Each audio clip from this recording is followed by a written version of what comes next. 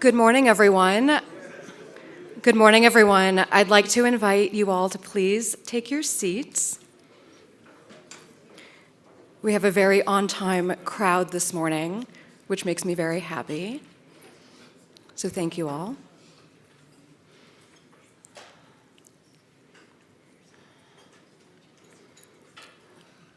Well, good morning, and welcome to beautiful Park City, Utah, and welcome as well to our global audience that is joining us on the live stream. My name is Jennifer Gordon, and I'm the director of the Atlantic Council's Nuclear Energy Policy Initiative. And I'm so delighted to be here this morning with our friends and our partners, especially Idaho National Laboratory and the University of Utah's Energy Futures Research Engine. And I am delighted as well to introduce our first keynote speaker, the Honorable John Curtis, who represents Utah's 3rd District. Congressman Curtis serves on the Energy and Commerce Committee and also on the Natural Resources Committee. And he is a champion for U.S. clean fuels, for American national security, and for American energy dominance. Congressman Curtis, I want to thank you for your leadership and welcome you to the podium.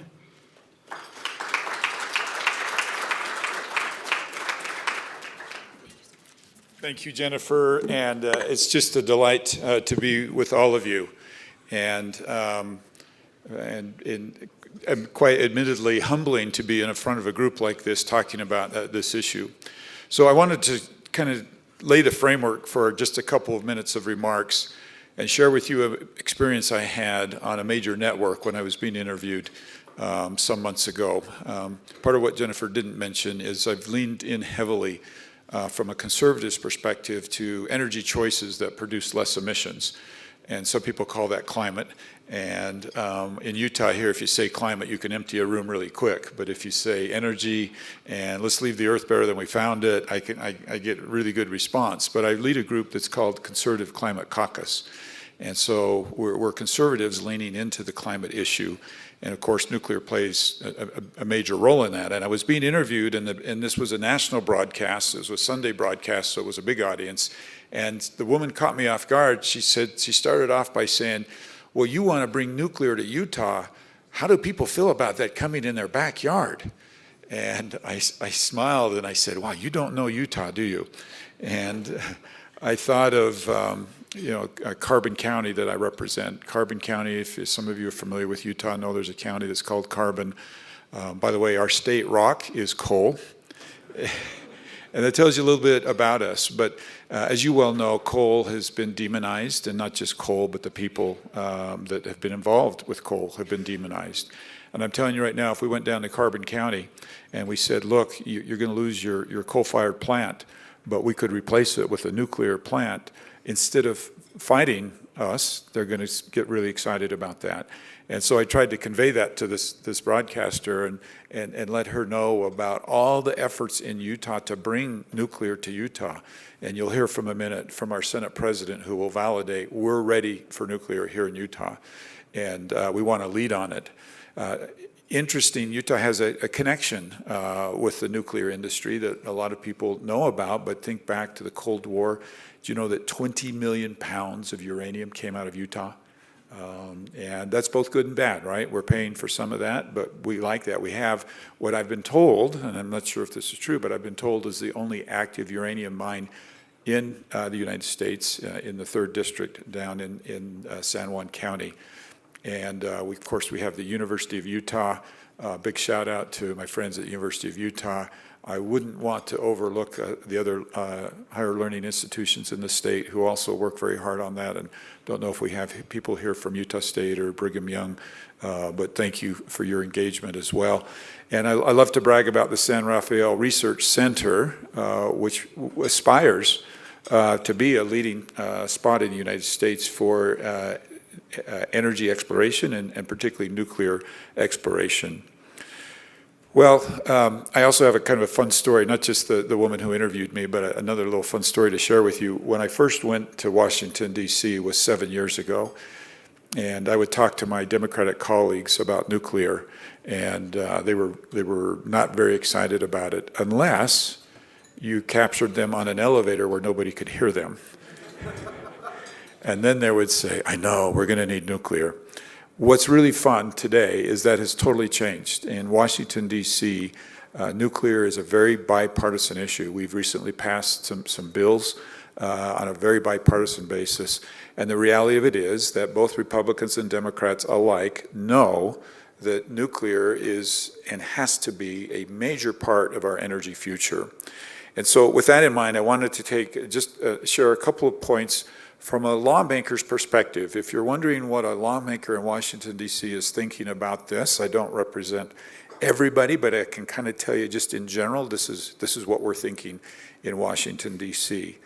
First of all, it feels to us like we took a generation off, that we got scared, and scared meaning as a country really and as a world by 3 Mile Island and some of these other things, and kind of ran from this. And as a new person coming into this, and of course I've had some tours of some nuclear facilities, it feels a little bit like you've walked into the 60s, right? And I think you all know what I mean, right? And just that we've not fully taken advantage of U.S. innovation during this period of time, which is unfortunate. And yet, I'm confident, and this room is a good example of it, that's changed, that perception has changed. I'm not asked anymore if Utahns want a nuclear facility in their backyard, and I think it's very different. And I think the message is getting out that this room knows is that nuclear is our safest form of energy. And yes, we've had these big incidences that can scare people, but if overall the course of this, nuclear has been and can be our safest form of energy. Number two, we need you to be not just successful, we need you to be wildly successful. You all have heard this, and lawmakers are starting to hear this loud and clear. I talked to a data center that wants to go into Eagle Mountain here in Utah, and they're talking about 1.5 gigawatt of electricity. Most crowds, I have to explain what that means. This room knows what that means. The way I explain it to them is, Idaho is 1 gig for the entire state, and now we want 150% of that for one facility. Where's that going to come from? And then if you go a little further south in the state, you'll find somebody who sits down and talks with me, and I guess I have to be a little cautious with details, but they're telling me they want 10 gigawatt for their data AI facility. Where is that going to come from? I have nothing against solar panels. I have nothing against wind. But you all know that the amount of solar panels it takes to get 10 gig of, and this is just Utah, right? And the reality of it is, even before these AI facilities started coming online and we started having these discussions, there is no way to get to our energy future of what this world needs without not just a little nuclear, without a lot of nuclear. We're not talking about dozens of nuclear facilities. We're talking about hundreds of nuclear facilities. Now add in the new AI need on top of that, and you can see where we're going. Oh, and guess what? It's clean, right? It's clean. And that is the second piece of that. If you talk about a 2050 with net zero emissions, I've never had anybody present a plan to me that is able to do that without nuclear. And here again, not just a little nuclear, a lot of nuclear. And so we need you to be not just successful, but wildly successful. Well, point number three, I had on here, we want this to come from the USA. I've scratched that out and said, we want this to come from Utah. So with all respect to my colleagues in the region, let's say we want this to come from the region, and we want Utah to be a big player, right, in that. And I'm just telling you, we're ready for that in the state of Utah. We want to be a big part of this. We're ready for nuclear facilities here in our state.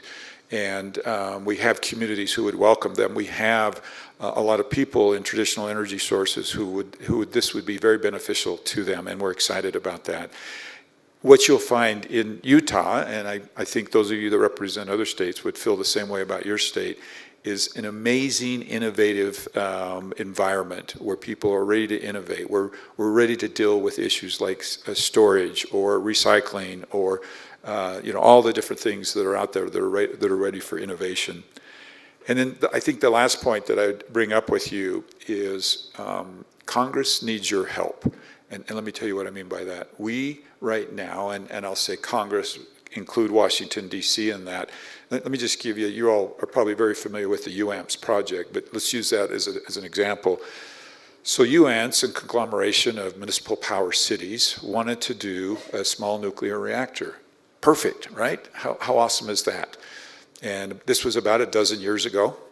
And so they invested, DOE was a big part of that investment as well. And about a dozen years later, $100 million into it, they said, we can't do this. The weight of it is just too big, and they pulled out. And the reality of it is we're struggling right now, not from an innovative standpoint, not from a research standpoint, but from a practicality standpoint of actually getting this done. And Washington needs your help. And the reason I say that is, I just gave you a really quick example. I was with a group of lawmakers, and we were talking about internet speeds. And we were going to regulate, we were going to put money into the market to incentivize companies to put internet into some of these hard-to-reach areas.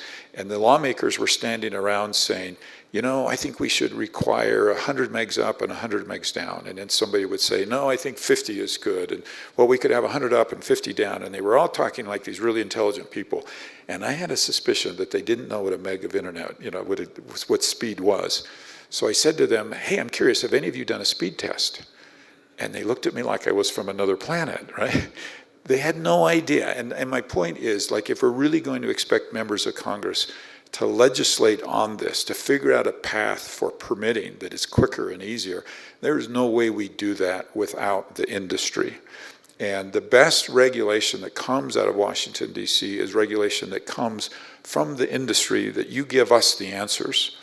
Right now, we don't know how to get a UAMPS permitted in less than 20 years or 15 years, right? You do. What needs to happen to change that paradigm? Because if it's going to take somebody a decade to permit, we're not going to make our 2050 goals. And how do we do that? How do we do this safely, right? But how do we do it in a way that frees the market to go do what it's kind of bursting out and wanting to do? And so I invite all of you to join us in that and bring your ideas to us in Washington, D.C. and figure out how we get this done, not just half as quick, but in 10% of the time, and do it safely. You know, that's implied, obviously, but how do we figure out how to do that so that we can really get not dozens, but literally hundreds of these? Let's make sure that technology comes locally, and let's make sure that we are providing the energy that this world needs to the future. And with that, I will just say it's a delight, Jennifer, to be with you. Thank you to our host, and hope to be involved with all of you as this progresses. Thanks so much.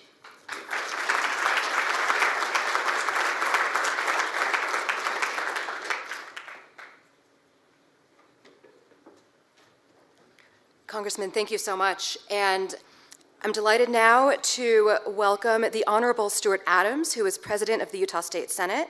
President Adams has served in the Utah State Legislature since 2002 and has been in the Senate since 2009. And he has championed affordable energy and clean air and transportation. Please welcome to the podium.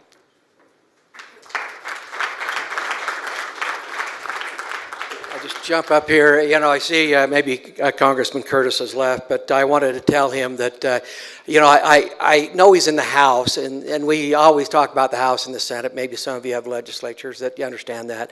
But I'm glad to see he's finally seen the light, and he's going to be our next senator from Utah. So I wanted to congratulate him. He can't hear us, but at least we're looking forward to him being, instead of Representative Curtis, Senator Curtis.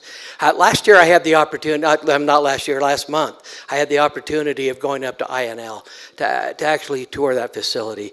It was a great, great opportunity. We visited lots of different things, the transient reactor test facility site, the materials fuel complex, and we got a good overview of what was there.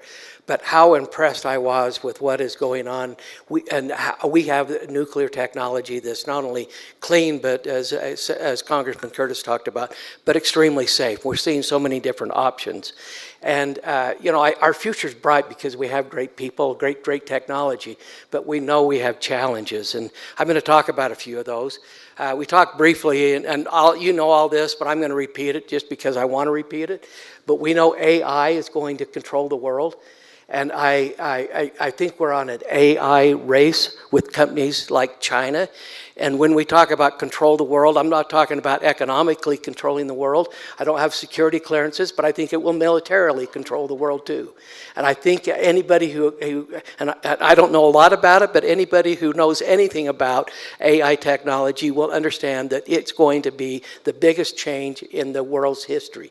And we know that the limiting force with data centers, I mean, we're very smart in America. We have some of the best scientists, best AI technology, and I see our engineering dean back there. We have people that are brilliant, more brilliant than China or anybody else in the world.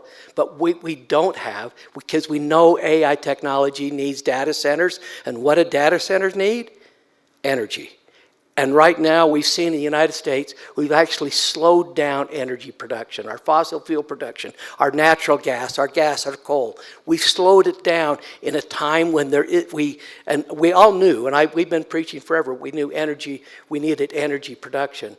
But right now, we've hit an exponential need, as we heard Congressman Curtis talk about. I mean, there must be 10 or 12 data centers that I've talked to in the last 3 or 4 months in Utah, all of them a gig plus, that want to locate in Utah. Now, they're looking around the entire United States, and we don't have the energy, even though we have coal plants and great energy production in Utah, we do not have the energy to supply them, nor does anywhere else in the United States have it. So we're in a race, and we want to try to help solve that. We want Utah to be, and I don't want any question about it. I don't want anybody to wonder about it. We want to establish Utah as the next frontier for energy innovation for not only the nation, but we want to be the world leader. And to do that, nuclear is going to be a big part of it. We need the federal government to help. These small nuclear reactors we're building one in Cameron, Wyoming, or at least Rocky Mountain Power is, taking them years to get it done, way too long. We need to shorten that process down. We all know that. Micro-reactors. When I was up at INL, they showed us micro-reactors. I'm way excited to try to locate micro-reactors. I want some of the first ones in Utah, and I think we can, and they aren't big, we know that, but they can be mass-produced in a very controlled environment, and they ought to be able to be permitted as they hit the ground. And my hope is that we can put, and I'm not very technical, you guys know more than I do, but I'd like to put 10 of them together. And maybe run 8 of them and leave 2 for maintenance or to be able to have backup power. And then you can have very consistent power for data centers that can't be produced in any other way. And I want them in Utah, and I want them next year. So let's get it going. I want Utah. Utah has some of the lowest energy prices in the nation. We used to have the second lowest energy rates. The Northwest, because of their hydro had, but they've kind of messed up their energy production. Utah has now the lowest energy rates in the entire nation. We're proud of that. We want to keep that going. And we want to welcome nuclear companies, and we see a lot of them want to come. We'll welcome all nuclear companies to come to Utah because we want to be the hub for nuclear production. Now, I'm going to talk a little about Utah, and I say this many times. Some of you in Utah maybe heard me brag, but I can't help it, so I'm going to go ahead. Utah, U.S. News and World Report, last year, for the second year in a row in April, they evaluated all 50 states. They looked at all 50 of them, I think 70 different metrics. They rated Utah the #1 state in the nation, both economically and many other ways. We're pretty proud of that. There's a publication called Rich States, Poor States. There's a couple of economists, Art Laffer, who helped President Reagan with his tax cut, helped President Trump with his tax cuts, and Steve Moore, who writes for the Wall Street Journal, and Jonathan Williams. They look at all 50 states, and they look not at their history, what they produce, but they look at their economic outlook, their future. And for the 17th year in a row, last April, they rated Utah the #1 best economic outlook of any of the 50 states. We're pretty proud of that. We're #1 for upward mobility, meaning that if you want to improve yourself, Utah is the spot to come. A couple of statistics I just learned a few days ago. We're the best state to live by Consumer Affairs. We're the most affordable, according to USA Today. And we're the best state for middle class, according to Smart Assets. We're the fastest growing state. The last census, we were the fastest growing per capita of all 50 states. We also are the happiest state and the most charitable state. And then the one that I thought you might be interested in, we're the fourth overall lowest state for energy production. And we have the lowest electric rates in the nation. We want to keep it that way. And one statistic some people don't know about is we actually have we're the second best state for education. Now, that doesn't happen by chance. It happened because we work hard and try to do things that are innovative. We want to continue to innovate with energy production. But there's a piece of data that I'm not very proud of. We used to export energy. We always produced more energy than we consumed. For the first time in the history of the state of Utah, much of it is because of the reduction in fossil fuel output, Utah actually consumes more power than we produce. That scares me to death. And we need to fix that, and we're going to go at it. We're working very hard at it. Nuclear is one option, but we believe in all the above approach, and we're doing a lot of different energy production efforts also. We've got a geothermal plant. Fervo is developing a groundbreaking geothermal project in Beaver County. It become one of the largest next-generation geothermal energy facilities in the nation. It's a great facility. It has 400 megawatts of production now, maybe up to 2 gigawatts. Still not enough for what these data centers need. We, again, have some of the lowest natural gas prices on the planet, and natural gas will be part of that, part of the solution as we look to try to find a solution to our energy needs. Coal has always been an option for Utah. You notice what Congressman Curtis talked about our state rock being coal. We've actually done a lot of research, and there's been a lot of great things done with fossil fuels to actually eliminate the pollution that comes from them. In fact, I think we've reduced it since 1970, 84% per kilowatt hour in the actual pollution that coal produces. R Plus Energies is a Utah-based company. It's a clean energy company. Gardner Group is actually working on it. They're in Emery County. They have a lithium battery storage site that they've increased it from 400 megawatts of battery storage to 16. 1,600 megawatts, but still not enough power to fund these, to fuel these data centers. So of course we need nuclear as part of the solution, and we're going to continue to try to work on nuclear. Now, I'm an old guy. I remember back in the 70s and 80s, maybe some of you do, maybe some of you don't, but I remember a term called oil embargo.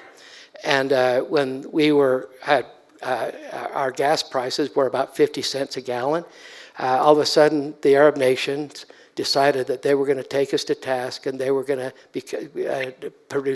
actually start an embargo on oil, limit the oil production. Our gas prices went from 50 cents to $1.50, a pretty big increase. It basically shut down our economy. That wasn't the problem, though, because when you increase gas prices from 50 cents to $1.50, what happens is you cause inflation. And what happens when inflation starts up? The only way to control inflation is higher interest rates. Sound familiar? And it actually crippled the economy. We had interest rates up in the 20% range, and probably the worst economy in the history of my lifetime. Happened again a little bit back in the 2007 and 8. We had another taste of it. Oil prices hit $85 a barrel, caused what we call the subprime lending crisis. We saw inflation come up, interest rates try to curb the inflationary effort, and a stagnant economy. We're seeing that happen again today. So energy is going to drive our economy. It drives what we do both economically and national security-wise. That's why in Utah, education used to be number one for me.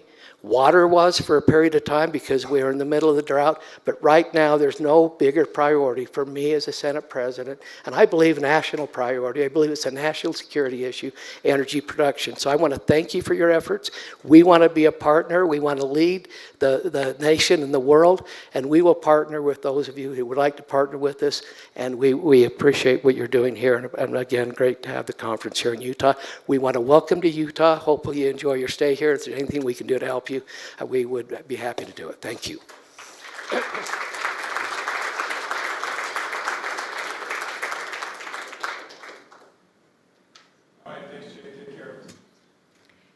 Thank you so much, President Adams. And now I'm delighted to welcome Dr. John Carmack to the stage. John is Deputy Assistant Secretary for the Nuclear Fuel Cycle at the Office of Nuclear Energy in the U.S. Department of Energy. And everyone here, I think, knows that John has had a long and illustrious career at INL, and he has also been a longtime friend of the Frontiers Project. So welcome, John.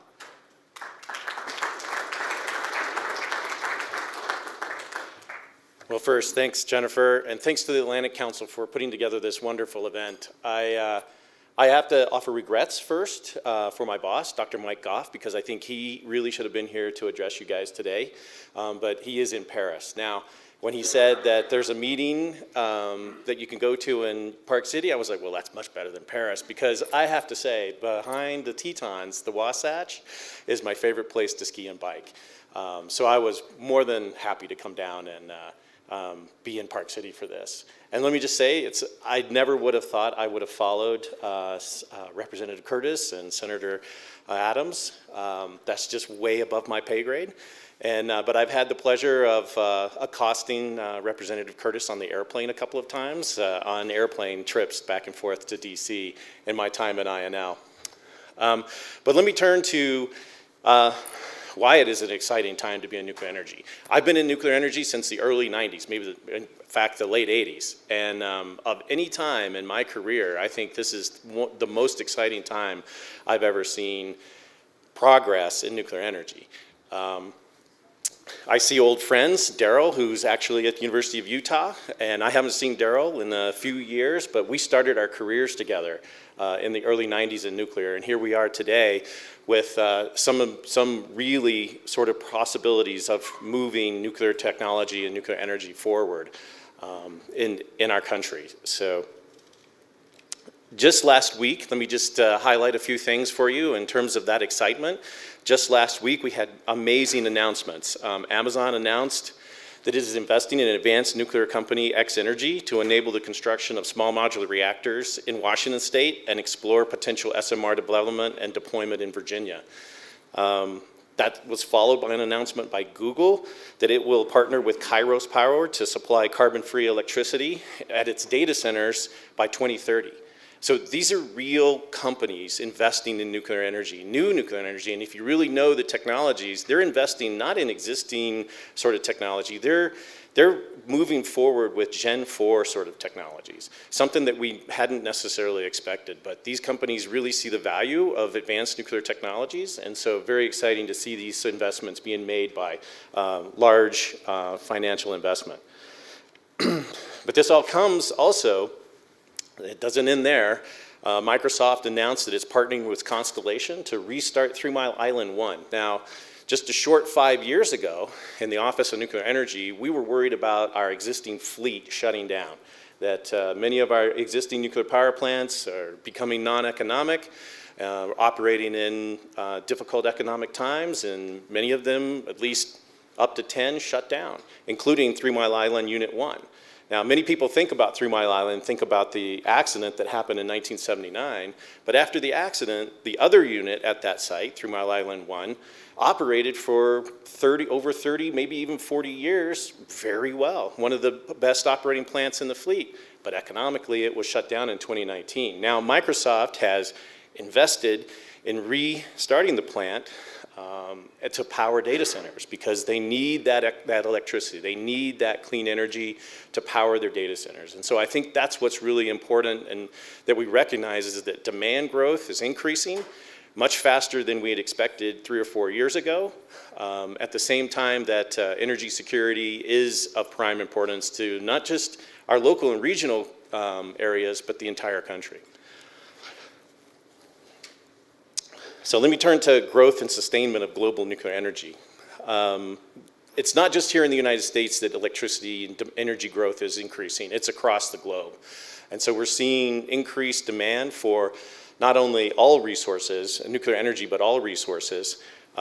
Here in the U.S., our domestic manufacturing is increasing, and as I think as Representative Curtis and Senator Adams mentioned, that our economics are definitively tied to energy. Energy production and energy growth is definitively tied to our economic growth. And so you've got to understand that you've got to build those energy supply chains, or else the domestic manufacturing or the manufacturing won't follow them. It'll go someplace else where there is energy. And so that's an important piece that you have to understand. But nuclear energy provides that clean, firm, dispatchable energy in a meaningful manner that can supply that to that expanding demand. So let me talk about a little bit in the Office of Nuclear Energy, because it's moving very fast, and so we do have to try to stay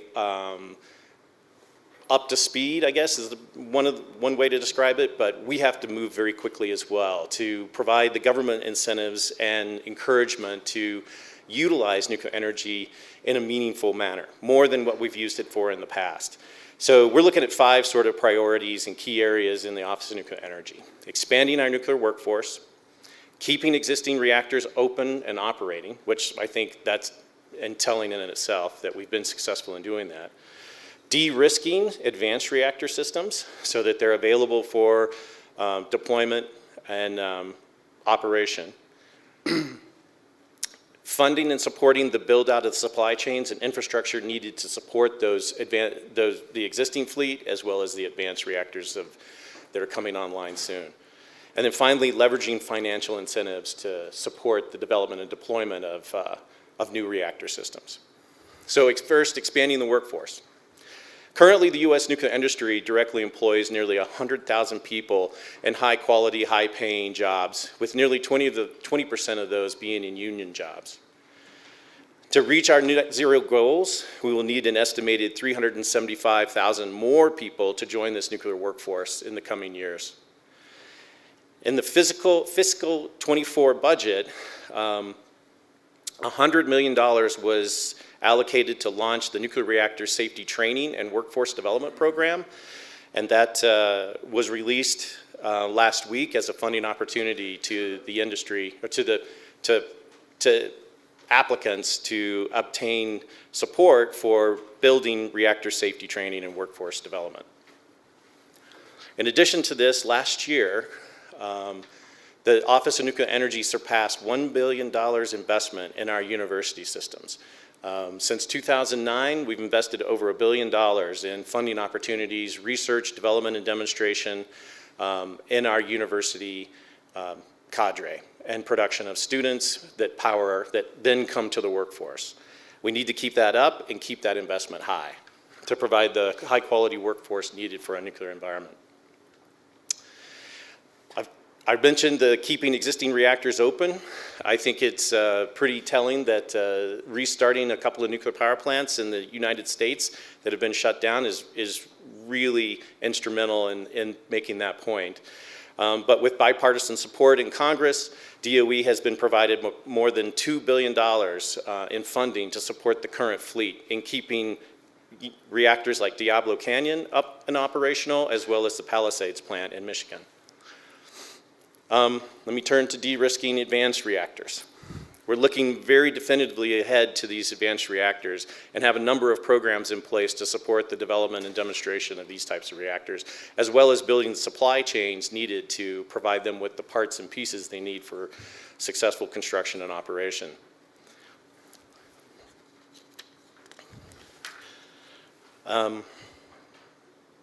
These new advanced reactors can provide more than just electricity. I see Richard sitting in the audience.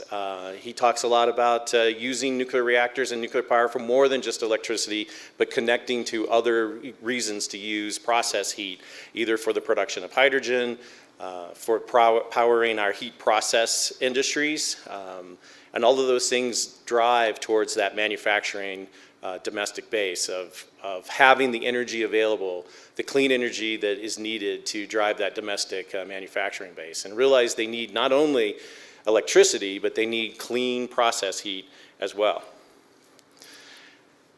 SMRs may be a very good match for coal communities. As Representative Smith referred to, we're looking at a number of communities around the nation that are dependent and reliant upon coal energy. That coal energy is in the process of possibly shutting down because those plants are reaching the end of their lives. Those sites are very well positioned to possibly host a small modular reactor, keeping those communities with energy and the economic driver to keep them economically viable over the long term. These applications are not only in the domestic sector, but we have a number of people in the audience today that come from the defense side. And so I think we're talking about the potential applications that some of these advanced reactors have when deployed to our military bases and to the defense-related opportunities. All of these things are coming together kind of all at the same time. Just last week, DOE, in support of this, released a notice of funding opportunity for $900 million to a Gen 3 Plus SMR program. So very exciting to see what additional support to the advanced reactor community this can provide. It includes $800 million to support up to 2 first mover teams committed to deploying a first plant while facilitating a multi-reactor Gen 3 Plus SMR order book. So not just one plant, but multiple plants, which I think we all know that you need to establish that supply chain of not only the incoming parts to the reactor plant, but have an order book of plants that are then being produced and utilized in a broad set of opportunities. It also includes up to $100 million to spur additional Gen 3 Plus small modular reactor developments by addressing key gaps that have hindered the domestic nuclear industry. So we're excited to see what the prospective applicants say about that particular pot of money. In addition, our advanced reactor demonstration program is continually focused on demonstrating the advanced reactors that we've supported to date, specifically TerraPower's Natrium reactor that is targeted to deploy at Kemmerer, Wyoming, just north of here, and the X-Energy and Dow team that are demonstrating a first-of-a-kind SMR using process heat for a Dow facility in Texas. Both of these reactor systems are Gen 4 reactors and will clearly demonstrate the ability of advanced reactors to supply energy in a meaningful manner. Turning to our supply chains and infrastructure, my specific job in my office is really dedicated to making sure that we have a reliable fuel supply chain. If you've been watching the news recently, you'll know that our current fleet is highly dependent upon the continued import of enriched uranium from Russia. Congress passed a law prohibiting the continued import of uranium from Russia, with the prohibition really taking place at the end of 2027. So no additional uranium will be allowed to be imported to the United States from Russia after December 31st of 2027. So we are in a tight race to increase production of enriched uranium here in the United States, both low enriched uranium for our current fleet, plus high assay LEU for advanced reactors coming online in the future, including microreactors and SMRs.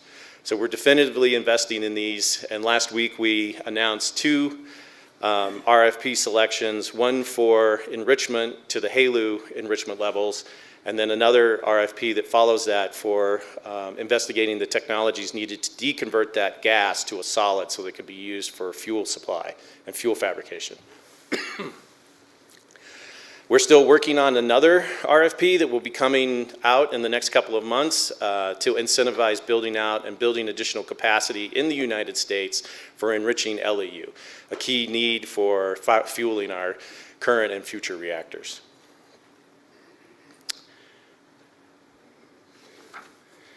And I'll just mention the number. That total number for investments in the front end of the fuel cycle is in the neighborhood of $3.5 billion. So I want to thank our congressional leadership has recognized this as a key part of our energy security and investing that much money in the front end of the fuel cycle for us. And so we're very hopeful and excited about putting these plans in action.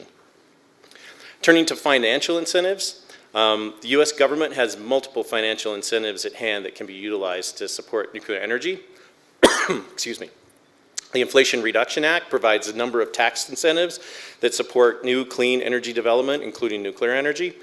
That includes technology-neutral production tax credits for new zero carbon power plants placed in operation in 2025 or after.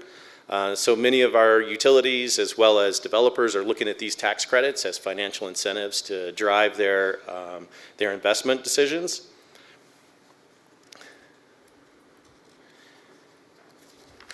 And then let me mention the DOE's Loan Programs Office, which has a large amount of money that can provide backing and loan guarantees for new nuclear projects. As of September 30th of this year, almost $65 billion in advanced nuclear projects have been submitted to the Loan Programs Office, and hopefully are expected, many more are expected in the next 120 days. So we're excited to see projects actually submitting for this funding, indicating that they are moving forward with facilities and energy centers. But there's over $1 billion that remains available. Just saying, so take a look at that. Regarding the export potential, I know that the Frontiers organization is exploring regional to global opportunities.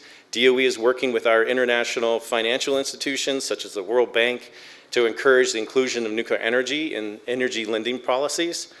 And during COP28, the United States, along with 24 other countries, took a huge leap forward towards the expansion of nuclear energy globally and launched a declaration to triple nuclear by 2050. Now, that's a huge number. That's a huge goal. And from my perspective, that includes a tripling of fuel availability globally. So that'll be a challenge for us, is to pull the supply chain along with that tripling of nuclear globally.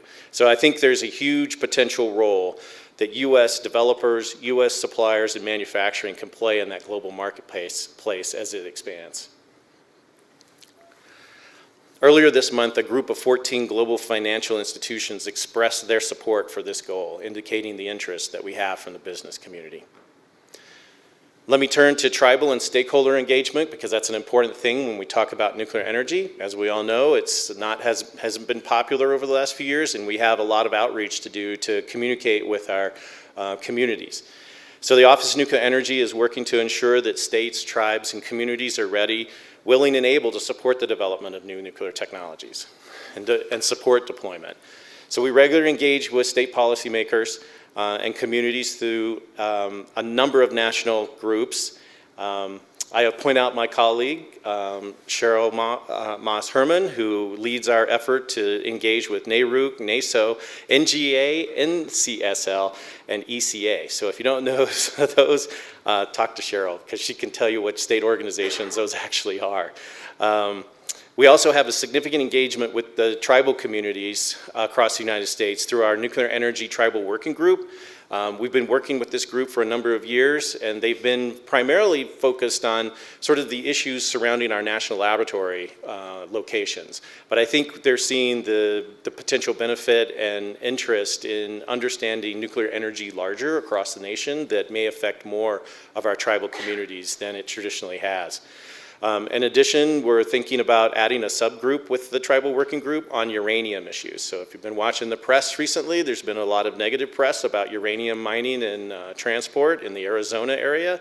And so it's going to be important that we have good communications with our community groups, tribal nations, and communities around the U.S. And of course, the Frontiers Project provides a great opportunity to do this with the co-location and the joining of Utah, Wyoming, Idaho, Alaska, and Louisiana together for the Frontiers. I think it provides a great opportunity to have good communication in those regional locations. So let me close with, there's been a lot of progress. We have a lot to do, and we have to do it quickly over the next few years. So I hope I've helped set the stage for this discussion here in Utah and the frontier states to explore opportunities for nuclear energy, especially for first movers. And thank you for having me. Thank you, Jennifer, for organizing, and look forward to today's discussions.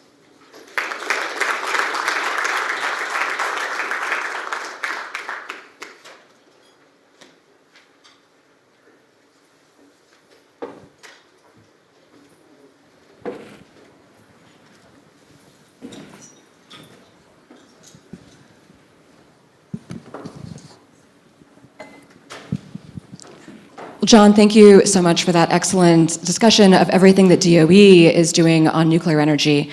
And to dive a little bit deeper into the roles of some of our stakeholders and the pieces of this puzzle that we're all trying to put together, I am so delighted to be moderating this fireside chat on the role of research and policy leaders in forging a new frontier.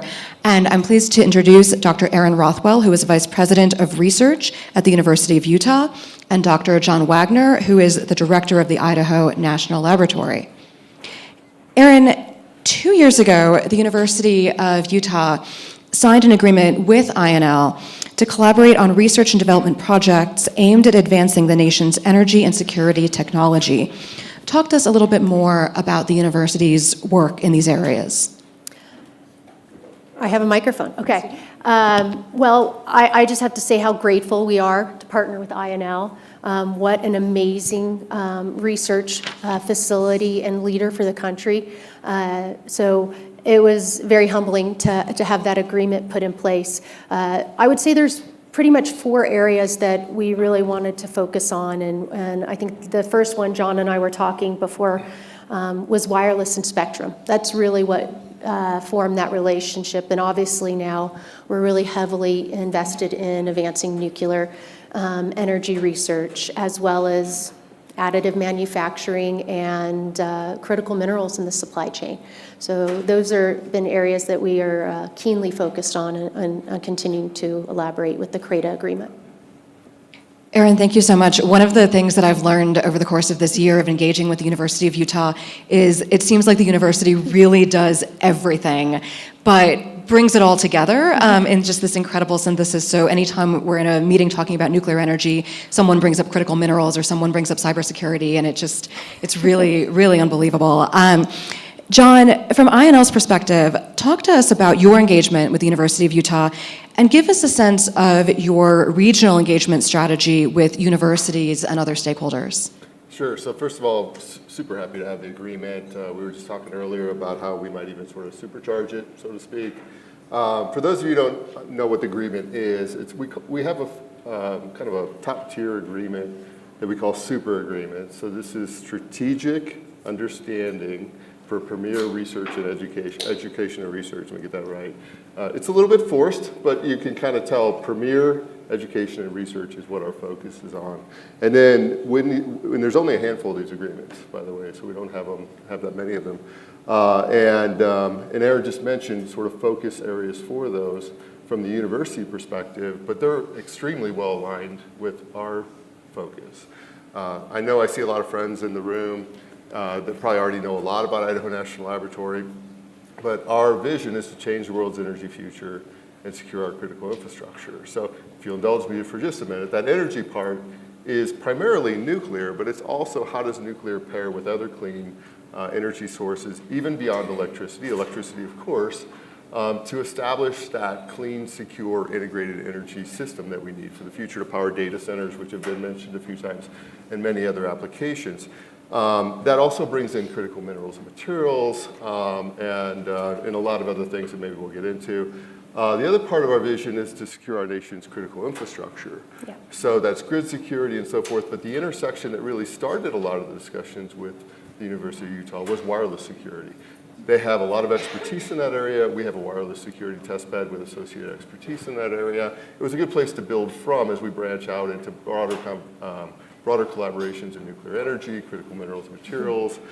She didn't mention, but I know it's on her mind, is AI, yes. Also an important area of collaboration. And then we can go off, we can go on from there. I don't want to try to do everything, but that's a big part of it. So then broader collaboration regionally, I know you know a lot, Jennifer, but as a national laboratory with a federal sponsor, primarily the Department of Energy, we tend to think nationally and even globally in terms of the research that we do. And we think about our communities a lot in terms of are we a good community member, community giving, so on and so forth. In the last several years, we've really been thinking more regionally. Frontiers project is a perfect example, or signature example, so kudos to Steve and all the folks that have established this, of there's a lot of interest regionally in what we do. You heard the congressman talking about nuclear energy, you heard the senator talking about nuclear energy, critical minerals and materials, cybersecurity. These are all areas that are of interest in Wyoming. Utah, Montana, North Dakota, Alaska, you sort of name it. And so as a laboratory, we serve taxpayers. We serve the nation, which includes the region. And so we look at that as how can we help? I better stop there, I guess. Well, I have to ask you one follow-up question, which I think I ask you wherever we are outside of Idaho. In your opinion, John, what is the driving distance between where we are today and Idaho Falls? About 3 hours. Okay, so... Maybe it's actually a little, we're south of Salt Lake, so a little more than 3 hours. All right, so with that, I would highly recommend that everyone here take the time, if you're able, and visit Idaho National Laboratory. It's phenomenal. So, thank you. You all have an open invitation to visit the laboratory. If you'd like to, just shoot me an email, john.wagner@inl.gov. And the reason I say this is just what, I was visiting with the congressman right before. You might have some ideas of what it is, what nuclear looks like, and so forth, but I think really, to understand it and get a sense of it, you have to see it. Absolutely, couldn't agree more. Aaron, the Frontiers Project is so thrilled to be here in Utah, which of course is our third state in our series of convenings around how advanced nuclear reactors can help meet the demand for resilient and abundant energy. Talk to us a little bit about how the University of Utah is working to address energy policy in the state. That's a great question. First, when I became the vice president for research, I think 2.5 years ago, we launched the Energy Futures engine, led by Marion Rice. I take full credit for her success. I hired her. But I would say the way that we're looking at this is we can't approach policy, we can't approach research as well as education and workforce development in a bubble.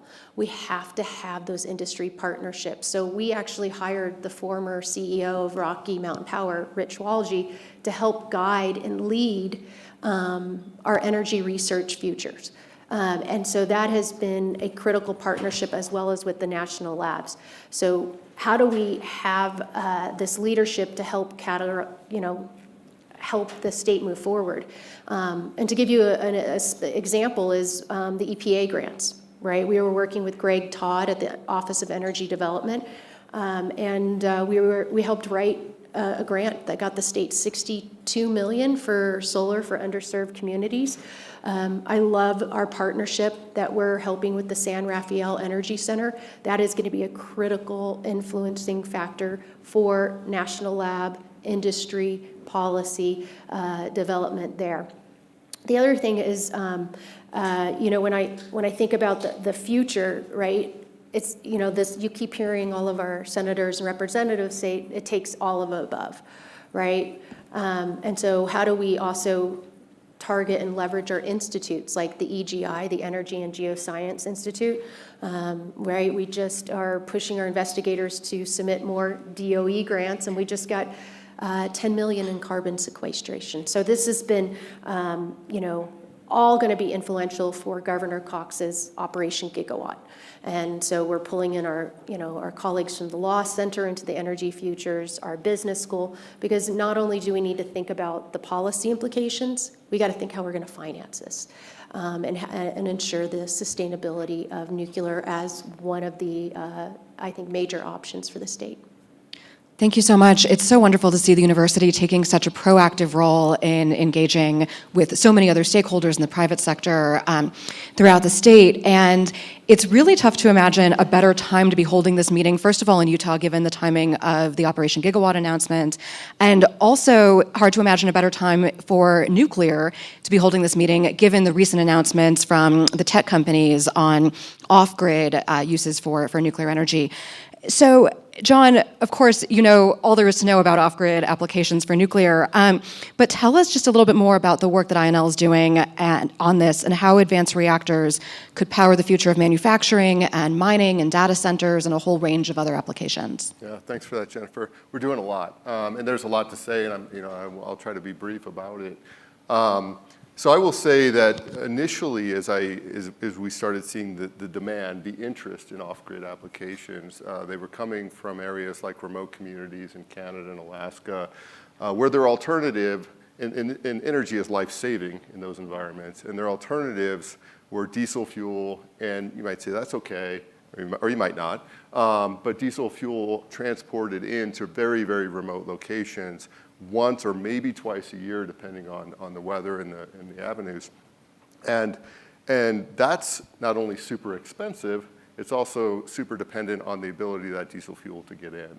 And so in those applications, small, what we call micro reactors, make a perfect use case where you might be able to have a system that definitely can power the community. Actually, typically these systems have more power than the community needs, so you can start thinking about how additional energy can help that community, but also a system that may not need to be refueled for 10 years. That's sort of life-changing for a community like that and can be cost-effective. And so a number of companies came into the market into that space. Well, as we were working with companies and working with investors and other even federal agencies, start looking at the potential benefits of that for remote bases. Start looking at the potential. Eielson Air Force Base, for example, in Alaska, had put out a request for proposal and worked through that.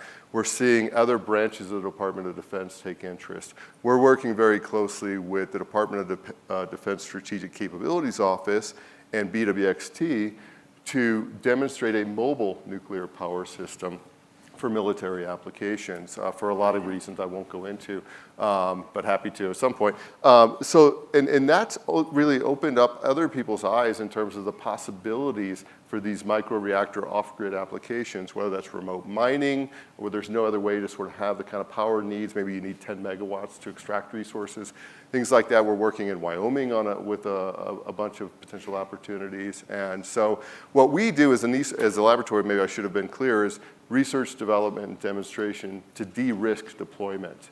And so we work with the department on high SALEU allocations. We work on reactor technology development.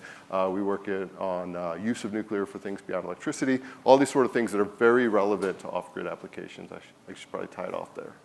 John, thank you so much for that really fascinating overview. And Aaron, kind of following on this theme, we always say that the opportunities that we're talking about, especially with off-grid applications for nuclear, are really more economic than they are technological. And it seems, again, like the University of Utah is well positioned to help innovate an ecosystem in business and entrepreneurialism and innovation. Share your thoughts on this, please. Well, just like we need these partnerships with national labs, with industry, what is the future of an R1 institution, right, for a university? And it is finding better pathways for innovation discoveries to get to deployment, like John was saying. And so under President Randall's vision, he was the dean of the business school. He really pushed us to say, we've got to be doing a better job. So we have completely revamped our tech transfer office under Bruce Hunter. We launched a new commercialization office under Jim Holtailing, and we have a $200 million venture fund that we just released with Epic Ventures. The whole purpose, and we also have an energy accelerator in our office where we have almost $1 million that we're trying to help de-risk technology that can move to the next stage, right, for maybe even Series A funding or working with the Office of the Economic Development Office with the governor. So when you think about the university, we want to be that bridge, right? How can we bridge innovation, discovery, partnering with the national lab or with industry so that we could have more opportunities to use this outside the walls of the institution. So it's been very exciting past 2 years. And special thanks also, I'm seeing Patty Ross here in the audience, who's really helping us form better industry partnerships, because we also need them to bring us ideas. Right? Like, hey, we're struggling with this. Can you put a team together and see if we can try to work on this together? And we will have the funding to help pay for that team, right? We've got to come together to help address this, I think, energy crisis. Absolutely, Erin. Thank you so much. And John Carmack a moment ago brought up this idea of the regional to global narrative and understanding that what we do here in the state and in this region really has implications for the United States and our presence internationally. So, and of course, you are extremely engaged internationally as well. I think the last time I saw you was at COP28 when we saw the tripling nuclear pledge. Give us a sense of your regional to global strategy at INL and how you're engaging with your international partners. So sure, and that's what the whole idea of the Frontier Project was. So I'm very supportive of that. We are a Department of Energy laboratory, so we support the priorities of the nation. I get some of those priorities from my sponsor, John Carmack, and Assistant Secretary Mike Goff, and so forth. But it makes just perfect sense. When we go out, whether it's at COP, whether we're in Romania, you sort of pick your country that's interested in nuclear. Whether we're supporting the Department of Energy in Africa, as emerging countries are very interested in the opportunity for nuclear for their economic prosperity and their environment. We serve a couple roles. One is just helping them understand what does this opportunity look like. We hear a lot of things, answering their questions. But also, a lot of those countries are interested in saying, well, have you deployed it in your country? We'd like to understand, we'd like to be able to see it, we'd like to understand what we're looking at. And so I think it's very important for us to actually deploy in the United States and show the way. And I think about that in line with the regional to global strategy. And there's a hunger across the world for nuclear unlike anything that I've seen in my career, and I think Mike and others spoke to that a little bit. And so that's something that, as a laboratory, we're trying to help support in a lot of different ways, whether we're actually engaging with the countries themselves or whether we're engaging international investment community, which we're seeing more and more interested in nuclear than we ever have. We hosted a meeting, just as an example, last week with more than 25 institutional investors representing well over $1 trillion of managed funds that are trying to understand the domestic and global opportunities for nuclear energy in particular.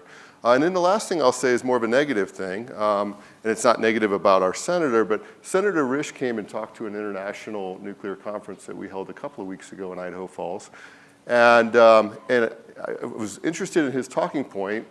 87% of new nuclear being deployed around the globe is being deployed in Russia or China. All right? We think that we want to see this economic opportunity and global leadership for the United States for a lot of different reasons. And so that's an imperative for us to address. I think that's a wonderful note for us to end this discussion on, and this was just a fascinating conversation with both of you. Please join me in thanking Aaron and John.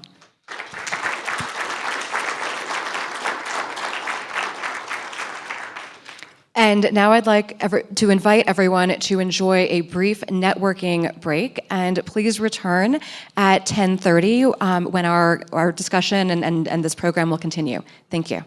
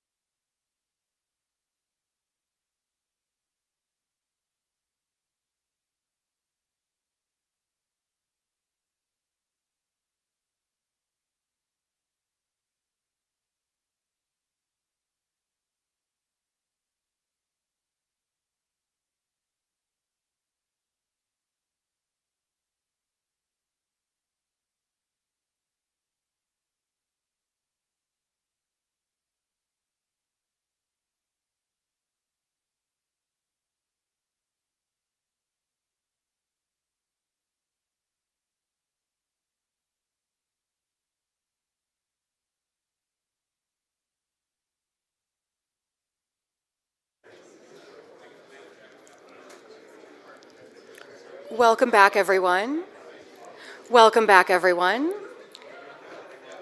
I would like to invite you all to please take your seats.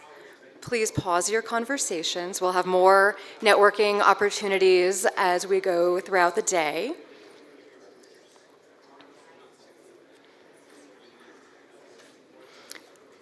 I'd like to invite everyone to please take your seats, especially everyone in the back.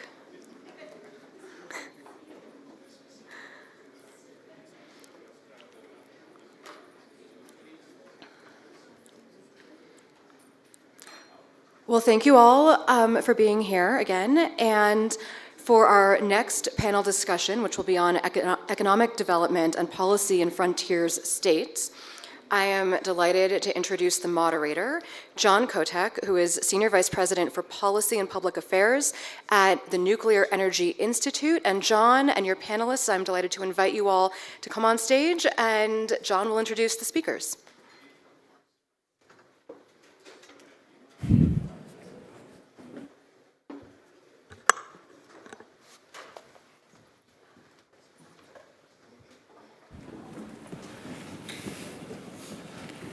Bright. That is bright. Good morning, everyone. Pleasure to be here. So again, I'm John Kotek. I'm going to be your moderator for this morning's panel. I have the distinct pleasure of welcoming to my immediate left, Laura Hansen, who's the Senior Advisor for Long-Range Planning for the Utah Governor's Office of Planning and Budget. Then I've got Sean Schaub, who is the Nuclear Industry Coordinator for the Wyoming Energy Authority. And then Rich Garman, who is the Director of Economic Development and Finance for the North Dakota Department of Commerce. So really great to get some regional perspectives here today on policy and on economic development and on the impact that those can have on the future of nuclear here in the state, in the region, and then ultimately in the country and around the world.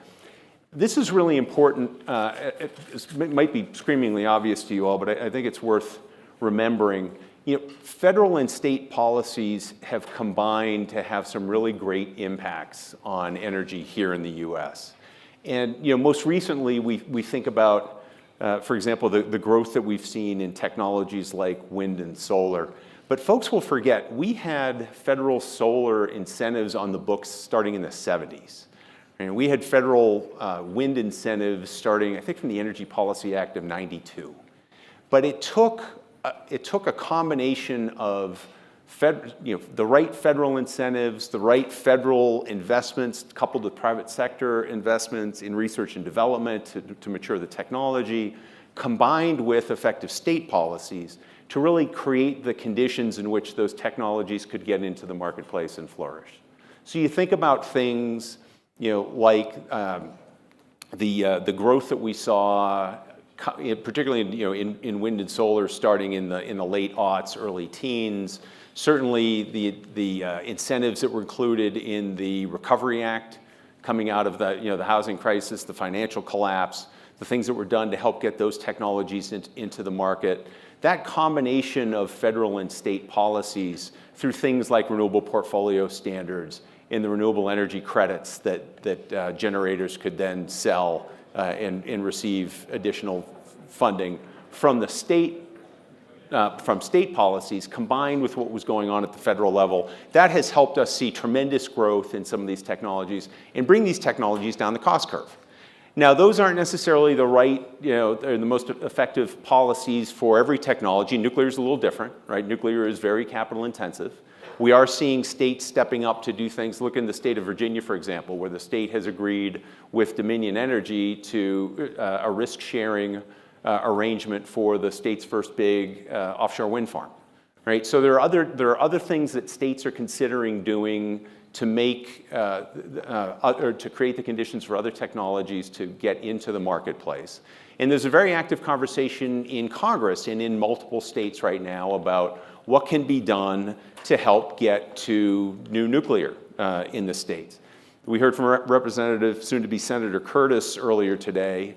I can say, we're in conversations with some of his soon-to-be Senate colleagues about policies that could address some of these, we call them early of a kind costs, right? The cost hurdle that comes with the first few deployments of a new nuclear technology as you seek to get down that learning curve, that cost curve, and make nuclear more cost effective.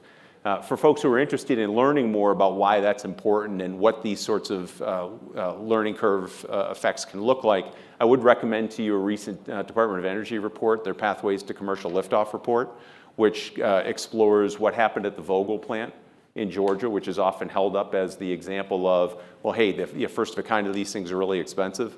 Well, they saw a 20% cost reduction from unit 1, from unit 3 to unit 4, right? And you would expect to see more of that as you continue going down the line, right? But it was a combination of federal policy, right, through things like the DOE Loan Program Office and the smaller production incentives that were included in the Energy Policy Act of 05, combined with state, they call CWIP, construction work in progress, that allowed that project to go forward. So a lot of examples of how state and federal policies can work together and how states have used those policies to really create economic opportunity for themselves through the development of nuclear technologies. And so with that, I want to turn to our panelists and start getting their thoughts on both the policy and the economic development opportunities associated with nuclear. And since we're in Utah, we're going to start with Laura and ask her. So we heard from Representative Adams in particular this morning about how Utah is consistently rated #1, how you've got really low energy costs, how you've got a diverse energy mix. So how all of you maintain that position, and then what do you think the future looks like? Thank you so much. I am really happy to be here and part of this event, and President Adams stole most of my talking points already, so I may reiterate a few things here, but you know, Utah is consistently #1 in lots of things. We're very proud of that.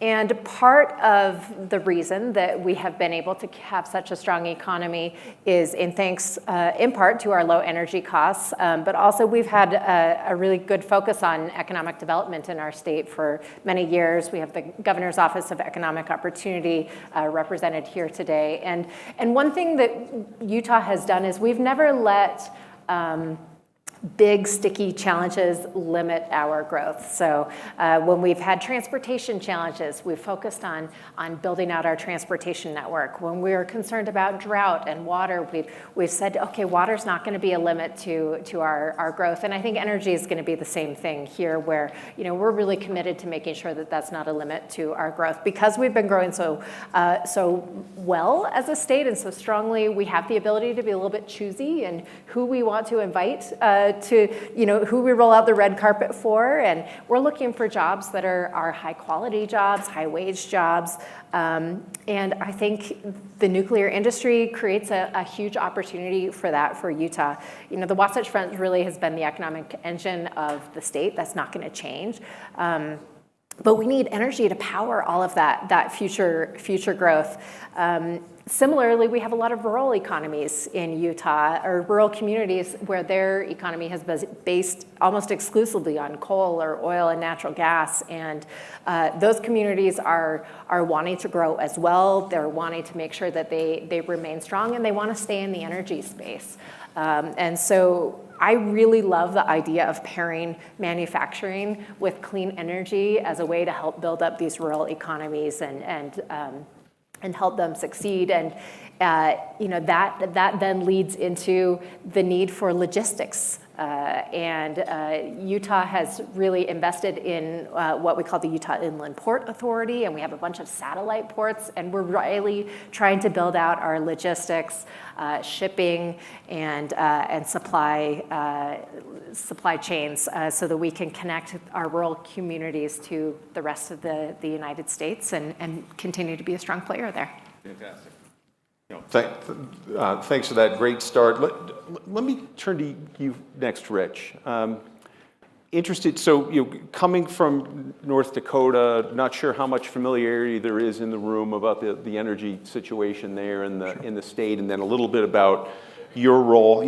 How do you all think about your energy future and how nuclear might play a role across this sort of broad portfolio of options you've got available to you. But maybe start a little bit by painting a picture for folks here about what the energy situation in the state looks like. Sure. Well, greetings from North Dakota. It's a heck of a drive, let me tell you. I did happen to I lived previously in Wyoming and Utah, so I knew where I was going, but it's still a long ways. How are we situated now in North Dakota? That's a great question. We've long been a state that has been driven by energy and agriculture. Those are our two main drivers. Energy's leading the way now probably by a bit, but most of our energy in the past has been oil and gas production and then coal-fired electric energy. In recent years, we've become a significant provider of wind power to the grid as well. So I think 30-ish% of our generation comes from renewables, almost exclusively wind. North Dakota doesn't have a lot of solar, especially this time of year. So that's where we're at right now. My perspective is I'm with I spent 30 years in the coal-fired power plant industry, so I know what's going on there. I know the feelings there. But where I'm coming from now, my current position in economic development, I have to realize that that's where that's my lane. That's where I need to be, and that's what I need to focus on is economic development. The sheer amount of, it's not megawatts anymore, it's gigawatts of power that are being requested. I was working in the power industry when, a dozen megawatts was a pretty big load. If you had a company come to town and want to build out a facility with 12, 15, 25 megawatts, that was a big load. They don't even talk about that anymore. Now they start at 100, 200, 500, and quickly exceed 1,000 and some several thousand. It doesn't take long to inventory what we have on the ground to understand that we have a massive need for power if we want to continue to grow economically in North Dakota. And truly, we're agnostic to what the source is, I believe. We're really good at coal-fired power. We're really good at lignite-fired power. We do that well, and we will continue to do that well. There's no mandate in North Dakota to decommission those facilities right now. They're moving out. They're becoming more and more efficient, more and more viable as years progress. But 100%, we're talking about energy addition, not transition. We want to add to the base that we have. We also have another unique situation coming up in North Dakota, and this is not nuclear-based, but it's definitely a transition discussion. We have more natural gas than we know what to do with in North Dakota. We are going to become pipeline constrained in the very near future, so we can't export any more natural gas after a year or 2 years down the road. What does that mean? Well, that means we have to start curtailing oil production because our wells are becoming more gas-heavy, less oil-heavy. So we have to work very hard to figure out how to deal with that extra natural gas because building interstate gas pipelines is one of the hardest things in the world to do. But that's what we're doing right now is understanding what that transition power is going to look like because we also understand that although the president of the Senate, I'm blanking on his last name right now, right, he wants nuclear power next year in Wyoming. I don't think I can do that in North Dakota quite in a year. If he can accomplish it, we'll take notes from him and watch. But we have to have a transition power, and that's probably going to be natural gas. And so we're working on an all-of-the-above policy in North Dakota. We're finally getting to the point where we're putting everything on the table and discussing everything. So. Fantastic. Yes, sir. Thanks. I'll come back to you later with another question on that. Sure. But Sean, let me think about. Maybe I'll ask you the same thing. Paint for the folks in the room a little bit of a picture of the energy journey that Wyoming's been on. Obviously, energy powerhouse, well known, but one that is, I think, taking a really forward-looking approach to what does the future look like for you all, and then maybe weave in a little bit about the state's investments in nuclear and the role that you play as a coordinator for those efforts. Yeah. No, I mean. Similar kind of situation to our friends in North Dakota, obviously. Major coal producer, major oil and gas producer, wind, a little bit of solar coming up. We're very much of this mindset of, we're seeing this demand, and our approach is more, right? And so certainly, with the TerraPower project in Kemmer, we're seeing sort of this application of nuclear to those communities, to that workforce. We're seeing a lot of really good early results from that as they've broken ground and are pursuing that project. So yeah, a lot of the same sentiment as Rich talked about there. But it's been really interesting. The legislature, we've got a couple of our great representatives here in the room who had some really great foresight into the potential of nuclear energy in Wyoming, and so my role was designed with that in mind. And I think it's really interesting, state energy offices and things like this. You've got a lot to deal with. There's a lot of complexity and pipelines and all of these things that it's hard to kind of pay attention to each of these. And nuclear is sort of as many of you know, kind of a special animal in that there's there's a lot of talk and a lot of excitement and interest in the power generation aspect, which is obvious, that's needed. But there's a whole lot in front of that needs to happen, particularly domestically now, as we're looking to build on this value chain in the United States that is sort of in short supply right now. So that's things from, obviously we have a long history of uranium mining in Wyoming, and that's kind of where my career started as a geologist. But you've got to produce yellowcake, you've got to convert it, you've got to enrich it, you've got to deconvert it, you've got to fabricate fuel out of it. And so having a role dedicated to understanding like all of these interesting pieces in the chain there, I think is really important, and it's different, right? I mean, we're dealing with a different sort of physics and energy production. So it's important, I think, to have somebody in a role like this, as states are looking to get into this, to be able to, educate their legislatures, educate their public, and all of those things. So. And this comes with some funding. I mean, the state isn't just saying, hey, we're open for business. You're actually putting your money where your mouth is. And I know we got Representative Don Burkhart here who might have had a little something to do with that. Yeah. Again, that's to that foresight. I mean, they developed, energy matching funds program in the state, which to date we've spent about $155 million.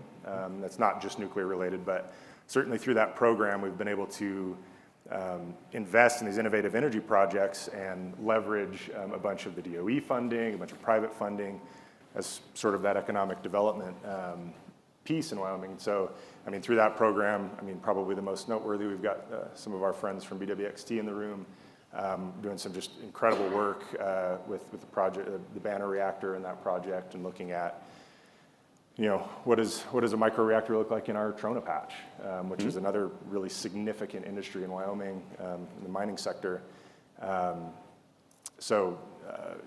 program and others have been really instrumental in kind of helping to build this momentum in nuclear in Wyoming. So, I can tell you, as somebody who works out of Washington, D.C., it's really put the state on the radar of folks in a way that it might not have been before. So.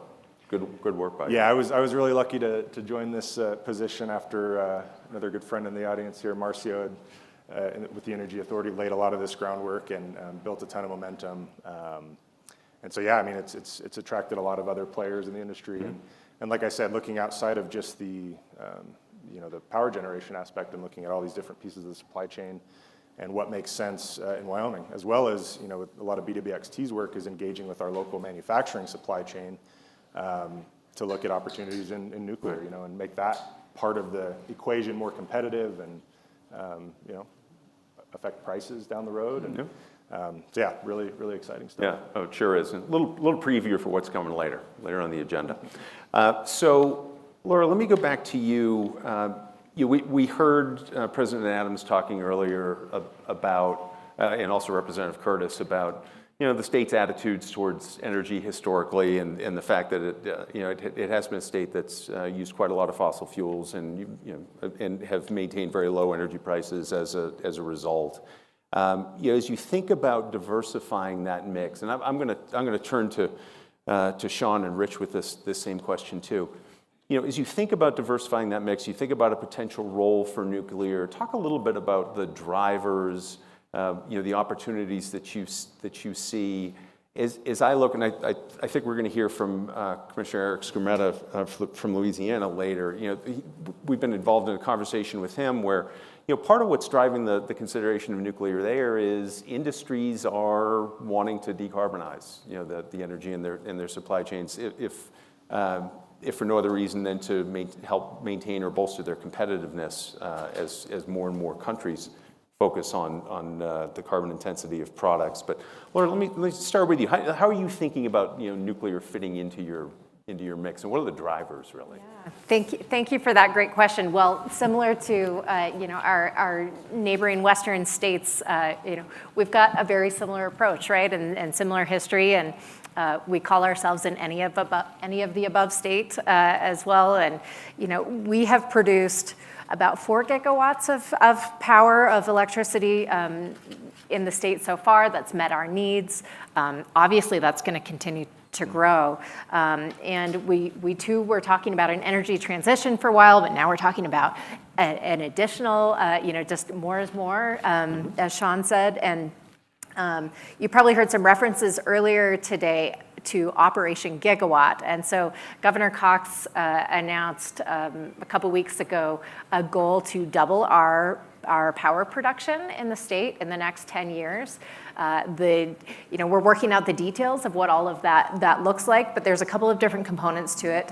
We're looking at growing our baseload power, and that's nuclear, but it's also geothermal, it's natural gas, similar to some of our other states.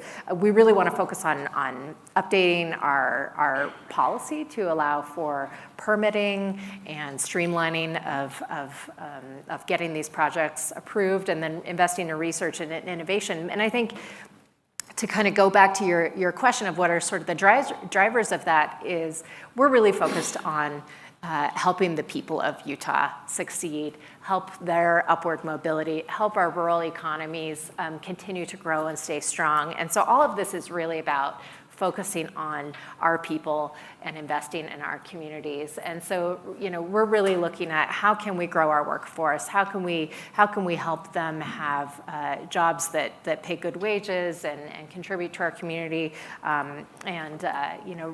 rely and partner with our research institutions so that we can strengthen our ability to compete. Well, maybe we'll turn to those partnerships a little bit later. Sean or Rich, anything more you want to say on that particular topic? You sort of touched on it a little bit earlier, but Yeah, I think a lot of it's similar from our standpoint. Wyoming's in a bit of an interesting situation where we actually produce, I think, 12 times the amount of energy that we consume in the state. We have a very small population, obviously, so we're, I think the approach in Wyoming is... As someone who lived in Idaho for almost 20 years, thank you for that, because Idaho's a big net energy electricity importer. Right, yeah. And I think, we're just trying to take a very pragmatic approach at what the markets are wanting, right? We want to continue to be a large energy supplier to the rest of the country. So whatever anyone's appetite is for, I think Wyoming has the resources and expertise to provide that. So we haven't had the nuclear generation piece in a big capacity, obviously, in our history, but building that out now in TerraPower, and so we'll continue to build upon that, I think. Fantastic. Rich, anything you want to add on that? Just a little bit, possibly. Percentage-wise, North Dakota just recently, in the last few years, exported about 60% of their baseload generation. We're down to 30%-ish now. Yeah. And it caught me by surprise. Yeah. I mean, I've been in the industry a while, and I didn't realize that we were doing that. And there's some explanation of that. There's been a few retirements of some small plants, but not enough to equate half of our export going away. It's growth. Yeah. It's growth in the state and growth in industry wanting that energy. So we need any and all energy in North Dakota because North Dakota is becoming the place to be. I'm sure it's like a lot of my friends here on the stage. We have a reasonable regulatory framework in North Dakota and a very accessible government agency opportunities for companies. It's easy for companies to do business in North Dakota. I'm sure Wyoming is the same and Utah is very similar as well. Companies are flocking to us. They want to come here. We've learned, finally, for once, cold is good in the data industry. They want cold. They really want cold. And that data is kind of where it's at. That's the big driver of the load now. So we're truly all of the above. And that's a hard conversation to have. And I won't name industries, but every industry has to accept all of the above. Yeah. We're looking seriously at the opportunities to build a coal plant of the future. Will it come to fruition? I hope so. I don't know. I'm not the scientist behind it, but we're looking at everything that's on the table. So okay. Well, and so dig into that a little bit more. Sure. We've all heard about these announcements where Microsoft is helping to turn on the 3 Mile Island plant, and you've got Amazon making the big investment in X Energy, right? And we've got Google investing in Kairos, and there's all of this investment that's coming from tech firms, but that's being driven by. And I give Google a ton of credit for this because they did a lot of original analytical work. They've said for those companies that are trying to get to zero carbon in their energy use, it's not enough to just match annual purchases of renewable energy credits with their annual energy consumption. They actually want to get to 24/7. And I'm starting to hear more and more of that kind of sentiment coming out of companies that are thinking about nuclear as a source of process heat, for example. But these are some big names, and this is high-profile stuff. As you folks engage with potential customers who might bring new load, are they as concerned about the carbon equation, or is it less? Is it more about, look, we need the power first, and we'll figure out the carbon part later? What are you all hearing? I keep going back to all of the above, but that's the right answer. We've dealt with, as everybody on the stage here, we've dealt with almost all of the big data companies in the world. They're knocking on our door, wanting to locate there. Their first request is sustainable energy, carbon-free or carbon-neutral energy, I should say, carbon-neutral energy.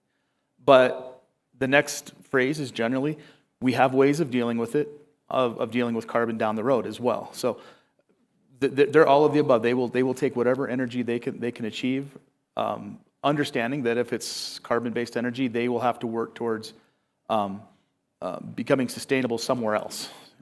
But they don't let that hold them up at the gate. They go through the gate and pursue whatever energy opportunities are there. So. John? Yeah, I don't want to steal Representative Conrad's thunder. He could speak in more depth to this, okay. But I think some of those our Trona companies and things like that are really moving in that direction and being urged to move in that direction. So that's kind of where we're really excited to see the potential of this BWXT project. Mm-hmm. So again, people with much more expertise can talk a little more in depth on that later. Perfect. But, yeah. Laura, anything you want to add on that? No, just that I think there's huge opportunities in all of this space. I guess I don't really have anything more to add. Okay. Well then let's turn next to this question. You raised partnerships earlier, and obviously what's going on with the INL and the Atlantic Council and the Frontiers Initiative, I think it's just a tremendous effort, and it's brought me here. It's also brought me to Wyoming. It hasn't taken me to North Dakota yet, but we got to work on that. You're welcome. Yeah. All right. Well, thank you. It's January's nice. Come on. My in-laws live in Bismarck, and I don't believe you. It's a definition of nice. Fair enough.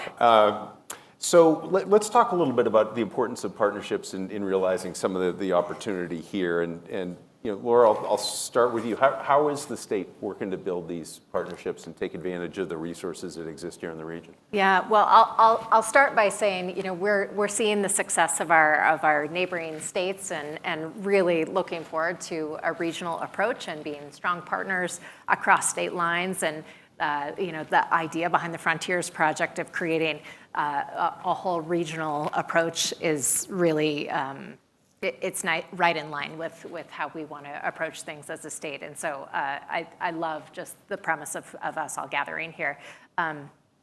My role is really interesting at the state in that I'm not an energy expert. I'm not the economic development entity. I'm not the, my role is to see those big picture connections between all of these different topics. Mm-hmm. So housing, energy, economic development, transportation, water, air quality, and there's interconnections between all of these topics. And so we really can't talk about each or any one of them in isolation. And in Utah, we often talk about the Utah way.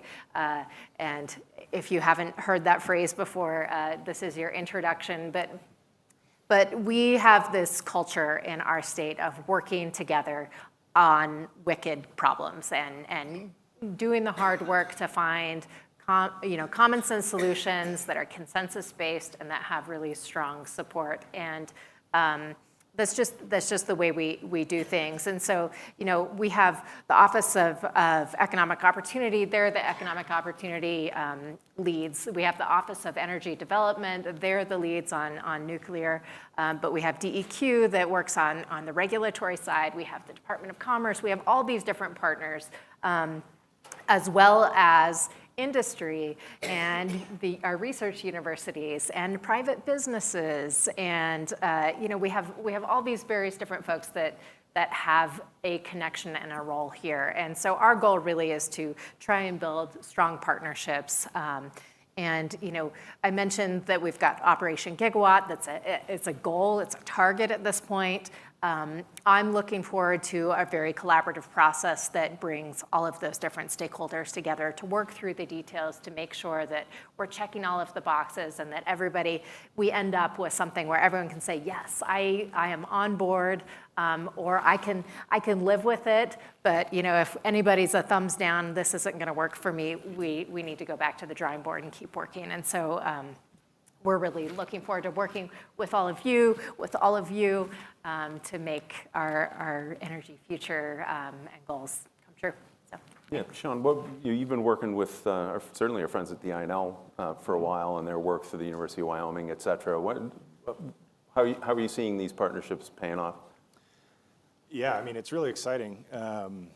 There's a lot of great resources, and what I found in the nuclear world is everybody is very eager and excited to share and help. We've had a rough couple decades. Right. It's pretty exciting for us. And it's interesting when I talk to folks that I worked with in the uranium industry who've been in the industry for a long time. They still seem kind of a little beat down.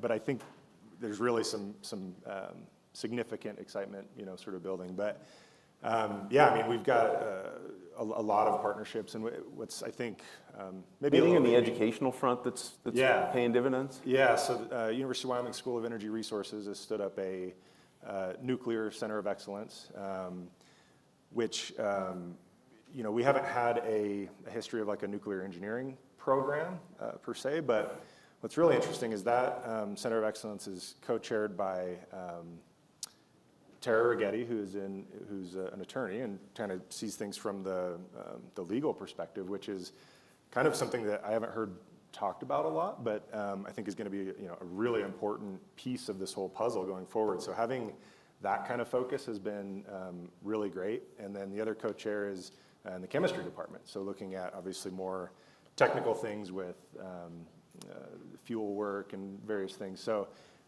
those are great. Obviously, INL is just incredible capabilities and facilities to be able to leverage, and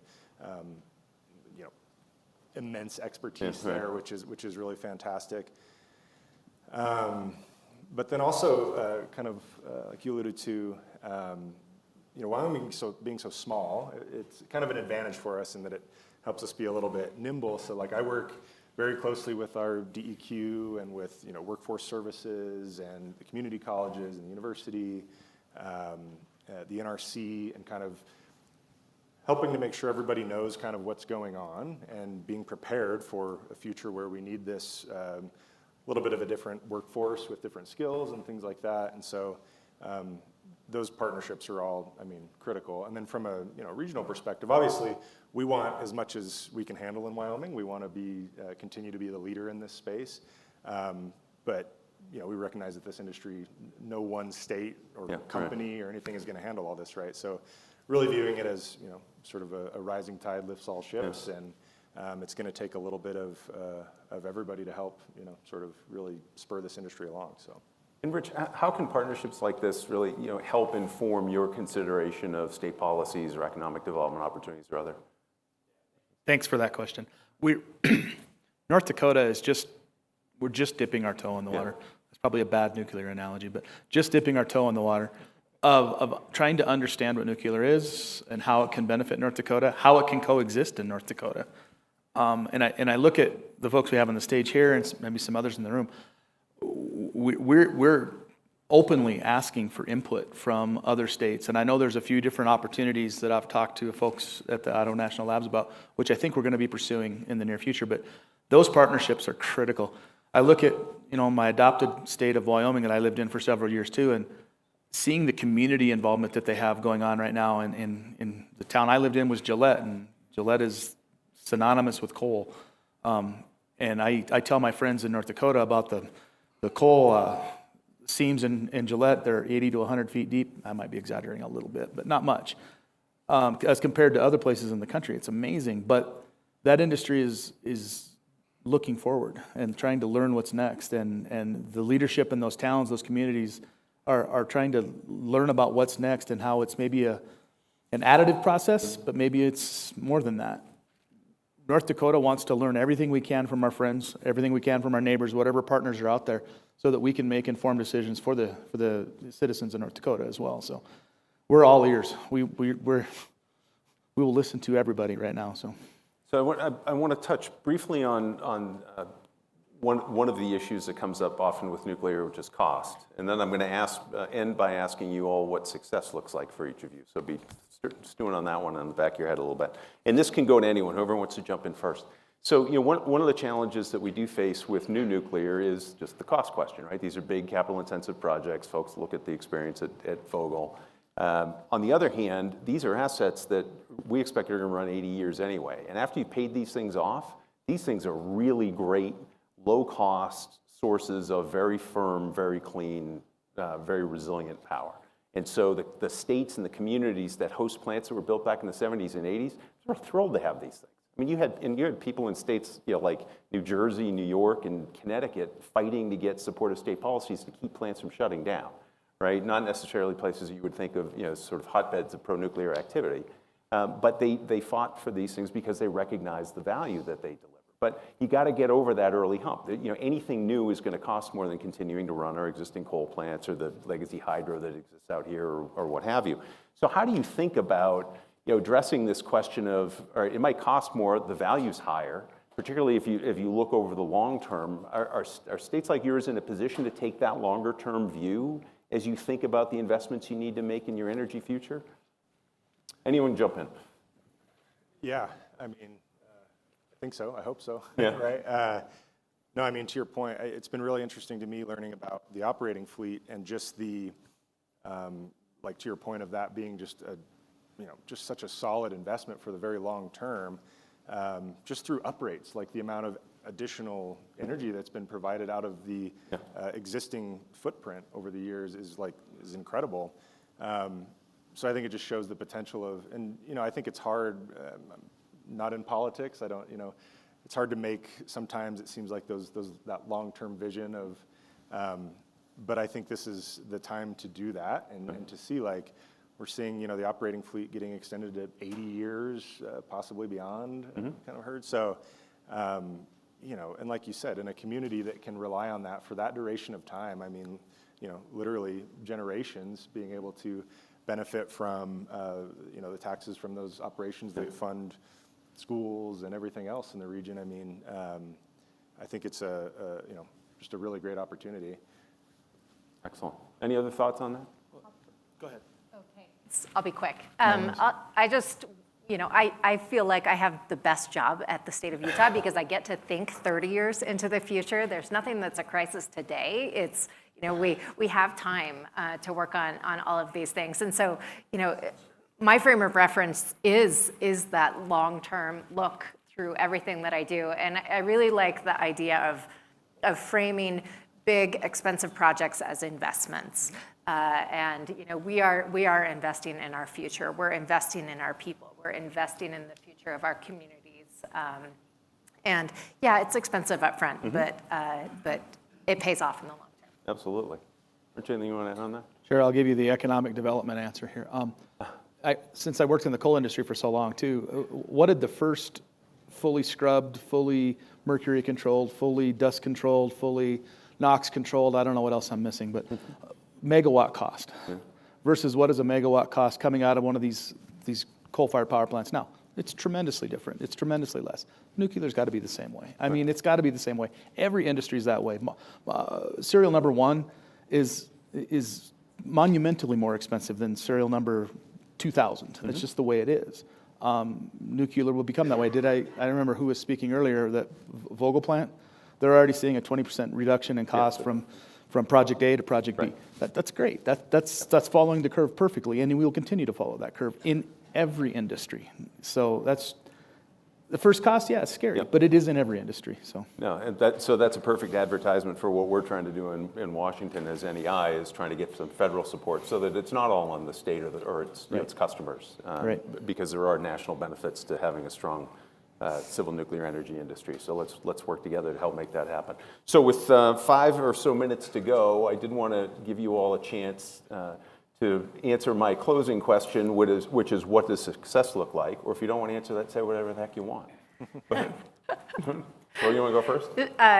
Sure. I guess I would think success is if we, as Western regions and as a country as a whole, can get to a point where we're no longer talking about scarcity, we're talking about abundance. And we have an abundance of power that gives us the flexibility and the resources to grow and to accomplish all of the needs that we have, and just better serve our communities. So short and sweet. Fantastic. John? Yeah, obviously, we want to see the TerraPower project get completed and be successful. There's a lot of eyes on that. It's really important in this landscape. In addition to seeing the work through with BWXT on the microreactor side, seeing those economics as it relates not only to the electricity production, but the heat production for these industries.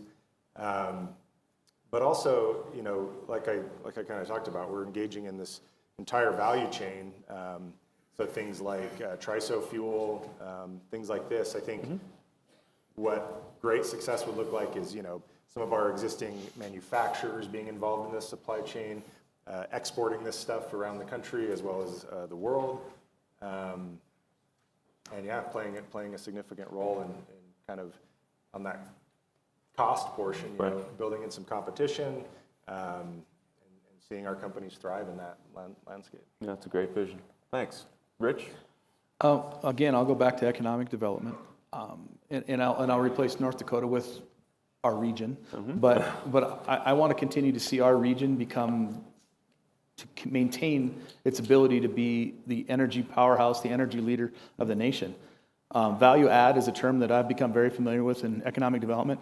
I want to continue to see value add, whether that's in wind, whether that's in coal, whether that's in nuclear. I don't care. I want to continue to be that value add energy provider to the nation and to the continent and to the world. And we've got that capability in our 4, 5, 6 state area. I don't know how much it's grown to, but in this upper Midwest, western part of the country, we've got the ability.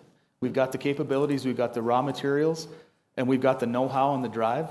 I just want to keep going, and I want to be the energy provider for the nation. So that's fantastic. So, well, thanks for that, Rich. And as you continue to explore what nuclear could mean to your state, you got a lot of folks in this room, and myself personally would be happy to be helpful to you all as you take this journey. So thanks very much. With that, everyone, please join me in thanking the panelists for an excellent discussion.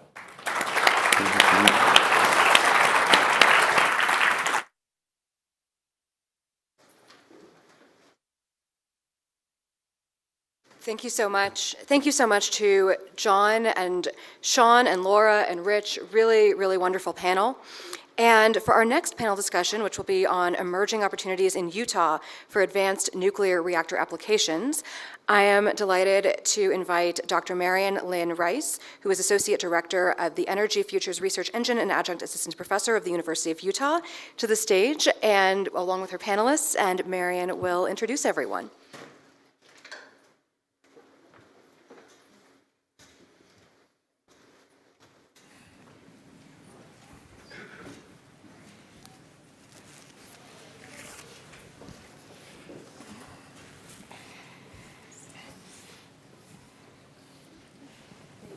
Much. I hope everybody can hear me. Right, great. Okay, great. Well, thank you everybody for attending our second panel today. They can't hear you. They cannot. I see some shaking heads. I think that was. All right. Now I hope everybody can hear me. All right, great. Thank you. I want to thank everybody for attending our second panel of the day, Emerging Opportunities in Utah for Advanced Nuclear Reactor Applications. And I also want to thank the Atlantic Council and INL for their amazing work to put this on and bring everybody together. It is incredibly timely because, again, the announcement of Operation Gigawatt here in Utah. And also thank you everybody for traveled here. I'd like to introduce our panelists today. First, we have Mr. Richard Garlish from Rocky Mountain Power. He is the the President and Chief Executive Officer. We also have Mr. Christopher Demore. He's the Garrison Manager of Dugway Proving Ground. We have Tori Shivanandan. I hope I got that right, my apologies. Chief Operating Officer of Radiant, and then Mr. Graham Cable, Vice President of X Energy. So thank you to our panelists today. First, we'd like to start out looking at some of the opportunities and barriers with advanced nuclear reactor, and I'd like to discuss some of the applications of advanced nuclear reactor, including some of the off-grid energy. So my first question is to Dick, here to our left. With PacifiCorp's 2023 Integrated Resource Plan, it identifies investments in advanced nuclear resources. What are the benefits of nuclear for utility, and how are utilities such as Rocky Mountain Power taking a leadership role in the deployment of advanced nuclear reactors? Yeah, so advanced nuclear is very exciting. You know, when we look at our portfolio of resources that we use to serve our customers, we have a mix of things that all have important jobs. We have traditional baseload resources like natural gas and coal, renewable resources, wind, solar, and those are all an important part of our portfolio. But what's exciting about advanced nuclear is that it brings forward a reliability, a tool for reliability that is dispatchable, an instantaneous response, but in certain configurations also has a storage element which allows us to integrate other types of resources into our mix. So, we're excited about the technology. We think it could have a place in our portfolio and benefit customers both from a reliability perspective and hopefully an affordability perspective. And in terms of leading out, as a regulated utility, we have to operate within the kind of the structures that we have, oversight from our public service commissions. And so, the challenge and the way we're trying to find ways to lead out is to make it easy and accessible for projects to come on our sites and help in that way and work with policymakers to remove barriers to advanced nuclear. So that's kind of our focus right now. And an example of that is where we're working with TerraPower in Wyoming at our Kimmerer plant, where we were able to find a way to give them access to some of our sites and help them with important infrastructure like water and interconnection to advance that project. So we're excited about it and kind of leading out in the way we can as a regulated utility. Thank you so much. I'm glad you're taking a role in not only the policy, but also looking at other infrastructure as well that is critical for advanced nuclear. Okay, the next question is for Chris. Chris from Dugway. What are some of the opportunities and possible barriers regarding the deployment of advanced nuclear with military installations, such as the Dugway Proving Ground? So, starting with the opportunities, if you look across the DoD enterprise, there are military installations in all 50 states, in the Commonwealth of Puerto Rico, and U.S. territories. So depending on the criteria of our partner and what they're looking for, if they need a site which is in a major metropolitan area on the Pacific Coast, that would be Naval Base San Diego. If you're looking for, you need a kind of a mid-sized urban area on the East Coast, that's probably Joint Base Langley Eustis, something like that.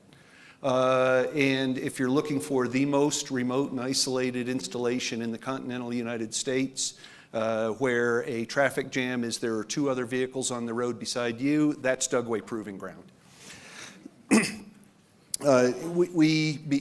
Because of the military mission, most of our installations have very good access to transportation infrastructure, multiple modes, which is another opportunity, I believe. We have a high demand for the utility, so the microreactor, the advanced nuclear reactor providing the electricity is something that we're looking for, and there's a desire by our leadership to take advantage of these options. From barriers, so at the local level, there's probably going to be a lack of understanding of the methodologies on how to tie into these partnerships. So that's something you're going to have to work through. Additionally, you're also, because we are a federal entity and we have very stringent requirements from a competition standpoint and the standpoint of avoiding from the standpoint of ensuring that we are not violating the code of ethics. We're going to that's going to be an issue. I will share an anecdote. When Dugway was approached by Idaho National Labs, I literally had to ask my lawyer, hey, I personally invested in TerraPower. Do I need to recuse myself from these discussions? So that's something that we think about. And then I would say the last barrier that I would address is the fact that because we're military, the leadership turns over very rapidly. The commander of Dugway Proving Ground serves for 2 years, and then that individual is gone and the next commander comes in. So from that perspective, you're in a continuous re-education loop. Those are some multiple barriers that I probably would not have thought of, especially that reintroducing the information, everything to someone every 2 years, that is pretty significant. So thank you. Okay, Tori, this one is for you. Last year, Radiant received an award from the Department of Defense, SBIR, for modeling simulation of energy resilience and microreactor integration scenarios at Hill Air Force Base in Utah. Could you tell us more about that? Yeah, absolutely. So for those who don't know Radiant, we're developing a 1 megawatt microreactor. And so, when you're looking for gigawatts, every megawatt counts. And that's definitely true within our military installations. And so our background, we're founded by former SpaceX engineers, and modeling and simulation happens to be one of our kind of special sauces. And so we've developed a digital twin of our reactor. Some may know that also as a hardware in the loop. And we created and actually demonstrated on October 3rd at Hill Air Force Base a microgrid resiliency simulation, various scenarios on what would happen if the installation needed to cut over to backup power, and that backup power was microreactors. It was a very exciting demonstration. We were very proud of what the team put together while also developing our technology. And I think one of the things that we were able to really show is that you have to be able to deliver. And there's a very big part, and as we were even discussing last night, the need for a few megawatts really quickly is really important. And for us as a developer to be able to simulate and to be able to make the conversation approachable, that's what modeling and simulation really is. The software that we used is actually very similar to the software that sent Falcon 9 and the Dragon space capsule to the ISS. It's well vetted and well understood, and it also allows military installations to engage with a microreactor to understand how it would impact the grid as you know it today. You can't take many risks. You can't bring a new system online and risk the other 9 megawatts going down, and there's a way to approach that. And what that also means is you have to make it tangible. I think that's really what our demonstration at Hill Air Force Base was about. And we were able to kind of bring some of our hardware from California and actually show that when the safety system needed to be triggered, our hardware responded. And we were really just overall grateful for that opportunity and what it could mean for other military installations. That is exciting, and I think also just represent the importance of digital twins, and I know that's some technology at the University of Utah and others were definitely keen on, so thank you. Okay, Graham. There. Traditionally, nuclear power has been used exclusively for on-grid electric power generation. What opportunities and barriers do you see to using advanced nuclear to provide power for other applications? Thank you, Marianne. You know, the advent of a lot of the technology that's being put forth today as advanced reactors really changes the game with respect to not only some of the traditional themes of nuclear power generation, which is how safe and reliable and so forth it is, but it also brings different operating approaches and temperatures and pressures and things like that than a lot of the conventional technologies which are used for power generation today. As a result, these new technologies are appropriate and can operate whether it's outside the fence or even inside the fence due to significant changes in siting requirements due to the fact that they can produce high temperature steam and process heat. And as a result, they're appropriate for whether it's petrochemical, steel making, mining, and many other applications. So we were fortunate as X-Energy to be one of the two awardees under the Advanced Reactor Demonstration Program. And our first project is a deployment on the Gulf Coast in Texas, where we're providing electricity as well as steam to an ethylene plant in partnership with the DOE and with Dow Chemical. And that is a game changer. That's the first time that we've seen a nuclear plant deployed to power an industrial facility. It will also be grid connected. However, the primary purpose of the plant is to provide that 24/7 baseload electricity and steam to operate a critical asset for Dow. Our second project, which was announced last week, is with Energy Northwest, and it's to provide 24/7 clean, sustainable, reliable energy to power data centers. Again, you say, well, okay, that's an on-grid application. It is. But the plants, and it's not just our technology, have the ability to be located behind the fence or behind the meter, as well as on-grid. And so that is a step change in the way we think about nuclear power and what it might do for not just the grid, but also powering industry in the country. In terms of challenges, obviously we've got to deliver, right? We have to demonstrate that this is possible. We have to energize, prime the pump in the supply chain such that the supply chain can come down the cost curve, much as we've seen with other forms of generation. You know, the first article is not going to be the least expensive, and it's not going to go as smoothly as the second, as the third. So. Thank you so much. And I think recognizing the importance of industry and as we look at mining and other applications, especially as we're looking for critical minerals, which is important for nuclear, as well as we decarbonize our economy. So thank you so much. Okay, the next question is I want to look at Operation Gigawatt. As we have heard, on October 8th, Governor Cox announced Operation Gigawatt, which is an initiative to double Utah's power production over the next 10 years. Operation Gigawatt has 4 key goals: increase transmission capacity, enhance and develop more energy production, enhance Utah's policies to enable clean, reliable energy like nuclear and geothermal, and invest in Utah innovation and research that aligns with our energy policies. So with that, this first one is for you, Dick. So nuclear energy is highlighted as promising new energy resource that the state is investigating, including enhancing Utah's policies to enable nuclear energy. What role do you envision utilities such as Rocky Mountain Power to achieve the goals of Operation Gigawatt in relation to nuclear? For example, will utilities play a role to inform the Utah policies to expand nuclear energy? Yeah, I think we're at the precipice of what could be the energy decade in not only in Utah, but in other states.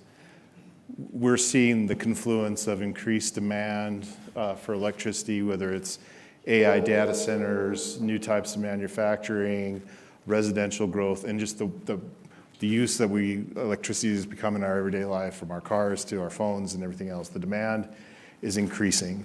And it's going to be a tremendous opportunity, I think, for all of us to expand investment in the system. We need to build the things, and all of the things all over. There's space for transmission is vital for all types of generation resources, including nuclear. But we need to build all of the transmission on all of the generation sources we can. There's space for all of them. Nuclear is exciting because as we look forward to the next 50 years of what we need as a society, as a state to meet our energy demands, we need those kind of technologies like advanced nuclear that can provide reliable, dispatchable energy, but also, as Graham said and Tori mentioned, different types of applications for different types of specific needs, whether that's industrial needs or commercial needs. So we need more, we need better, and we need different. And I think that's a tremendous opportunity for advanced nuclear. And in Utah in specific, and Wyoming as well, there is an openness, like the technology is understood, the promise of it is understood, and there's lots of key policymakers that are taking it quite seriously and looking for how their states can be positioned to have the right economic and commercial frameworks and regulatory frameworks in place to speed that development as we go from kind of where we are with some of the advanced nuclear stuff of design and demonstration to full-blown commercial and deployment, which is exciting. Thank you so much. Next, looking at Dugway as well, Mr. Demore, military installations are dependent on reliable electricity for national security. How do you feel Operation Gigawatt will benefit Dugway and military installations? And do you feel the state is investing in nuclear will further energy resiliency options to military installations? Or what attributes of a military installation would make for good reactor deployment or demonstration project opportunities? Well, so I obviously the investment is absolutely going to assist with the resilience. The comment that was made by one of the earlier speakers of the generation here in the state of Utah. Additionally, so the attributes that the military installations bring that are I believe will enhance. Number one, I'm thinking is from a security standpoint. Military installations are the ultimate gated community. I have guards with weapons at the access control point, and we limit who can come on the installation. So that's a consideration that our partners can take advantage of. Additionally, because of the military mission, we typically have a very robust contingency planning capability. All of DoD, the Army in specific, have been exercising contingencies where we do a black start exercise where we have a team come in and we shut off everything and then bring it back up to see what are the impacts, what are the concerns, what are the interconnected, and how do we support our communities. So that's from a contingency standpoint, again, I think that ties in very well with what's the requirements for an advanced nuclear reactor. And then the final point I wanted to talk about is, again, because of the military mission, typically we have an organic emergency response capability. I don't rely upon Tooele coming to respond if there is a fire. I've got my own law enforcement on the mission side. We have security guards because of our mission. So we bring that to the table as well for our partners. Thank you so much. And bringing in those other elements of security, that resiliency, not relying of Tooele and others, it's just really critical. So thank you. Okay, Tori. So, what are some state-level policies that you think would enable the deployment of advanced nuclear energy technologies? I mean, what is on your wish list, I guess? Okay, so I'm not in my home state of California, so I can say this. My wish list is really short. It's none. And it was said earlier that I think that there should be, none doesn't mean that states shouldn't hold reactor developers accountable. We absolutely must be held accountable to producing safe reactors. Look, we run a business, and so if I don't make safe reactors, I don't have customers, and it's very difficult to return my investors' money if I'm not thinking about this question very thoughtfully.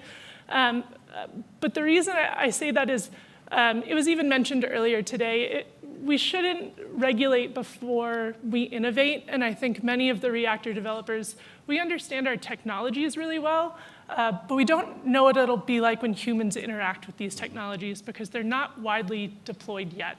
And that's really where reactor developers should be the ones partnering with states. I actually am very grateful for many of the states in the room because you are very different than our home state of California in that you're willing to have an open conversation.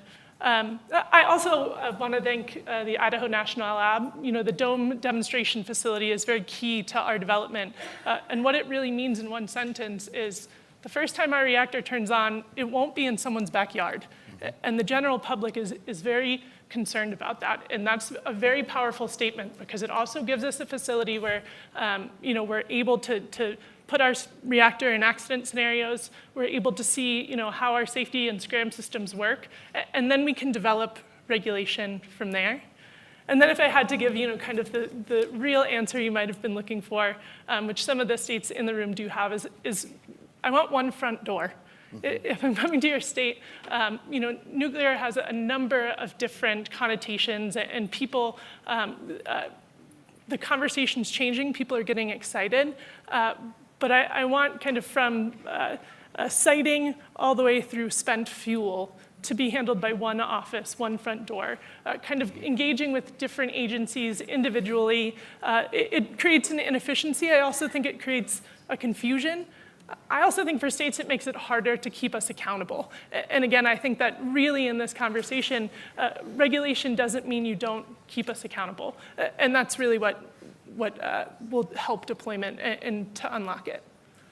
Great, thank you so much. You bring up some really good points. I think one on the risk, and I know, Dick, we were talking about that just earlier about the risk has already been, having INL and others be there so that the first time it's turned on is not in someone's backyard. And I think that's really important to demonstrate. And then also having that one front door, and I've heard that from many things, critical minerals and other, who do we go to? So, and it does, I think, reduce that burden too. So thank you. Okay, Graham.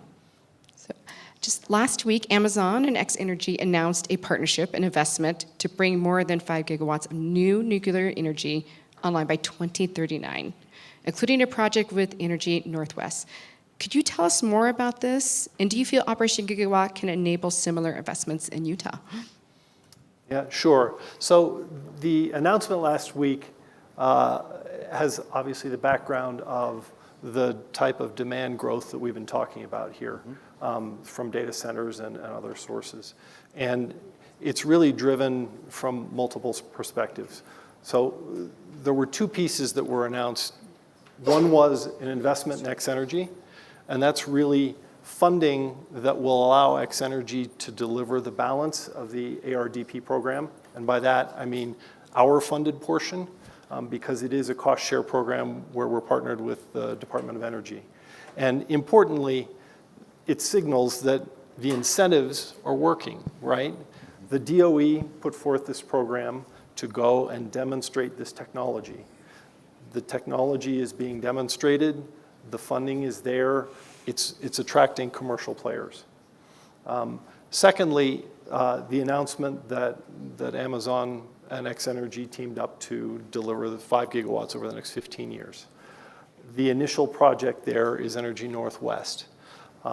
This is important because it's accelerating getting the technology into the market. And the signal of 5 gigawatts really says, we have a joint commitment here that we're going to go forth and develop a supply chain.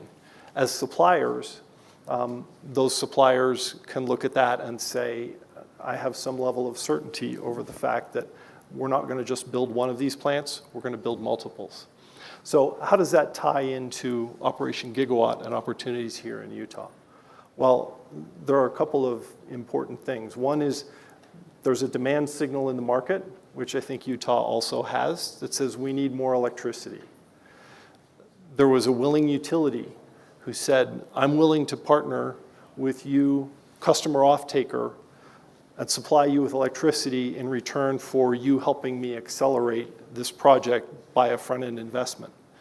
That's an opportunity here in Utah as well. Obviously, the signal here is Energy Northwest may be the first of many.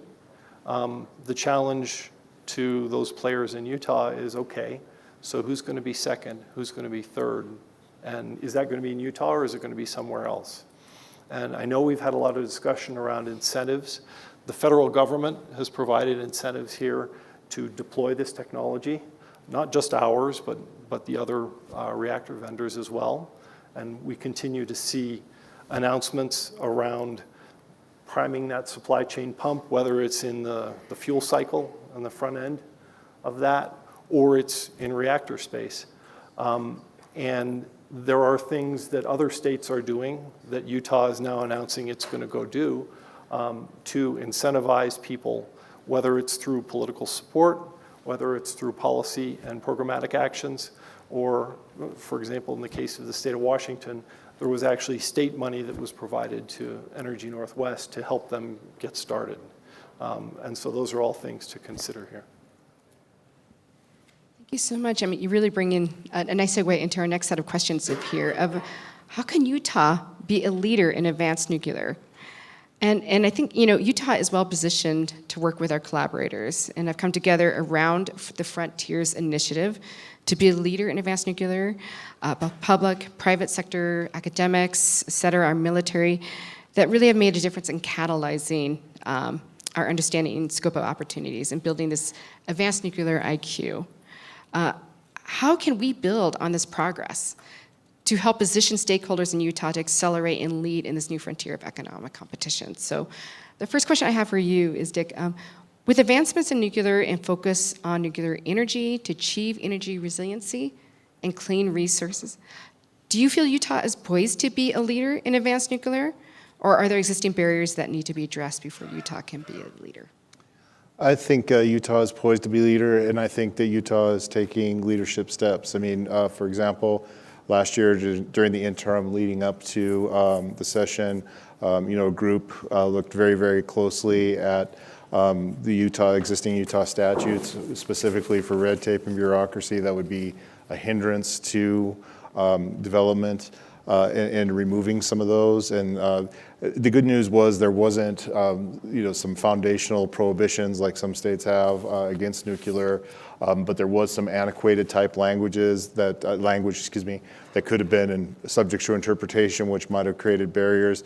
But I think the most significant example that came out of that effort was changing the definition of renewable energy in the energy policy to clean energy, to make it clear that advanced nuclear energy was a non-emitting resource and that could be part of the state's all of the above policy, and making it clear that advanced nuclear technologies was part of the fold, so to speak, for the energy policy of the state. So, that's a small example of what I think what Utah has in terms of an interest in the technology and a willingness to advance it. But there's still some challenges that remain, I think. As the utility, we're not always well-positioned, frankly, we're never well-positioned to mature new technologies. Our whole regulatory compact and structure is built on least cost, least risk, and affordability. And in some cases, we're disincentivized for making investments with customer money on new technologies or units that even have serial number 7, never mind number 1, 2, or 3. And so that creates a challenge, and that might be an area where clarity about recovery of those costs and making those kinds of investment, that might be an area where another area that we might consider going forward to remove a barrier. But for a utility to make the investment of customer money to close that gap between demonstration and commercialization is really, really hard, even though we're the most obvious off-taker of the power in most cases. Again, great point of that risk and not being able to take on that risk. And thinking importance of our military installations and others who can really maybe lead that before utilities using, again, ratepayer funds to do this. So my next question is for Chris. Talk to us a bit about partnerships with the private sector and how stakeholders can build a strategic path towards the deployment of advanced nuclear. So at the risk of talking about a blinding flash of the obvious, relationships matter. So the connectivity that you have with other federal agencies, with state agencies, with other private industries, leverage those existing connections to make contact with the appropriate folks at the action officer level and the decision maker level at places like Dugway Proving Ground, Tooele Army Depot, Hill Air Force Base, and all of the military installations out there.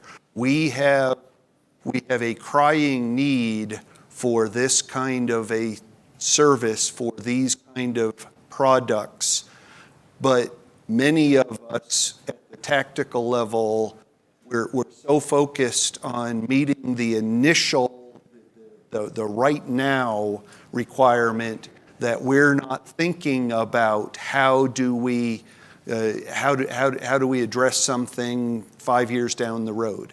And so we rely upon the subject matter experts and the policy leadership to give us the guidance to open those doors.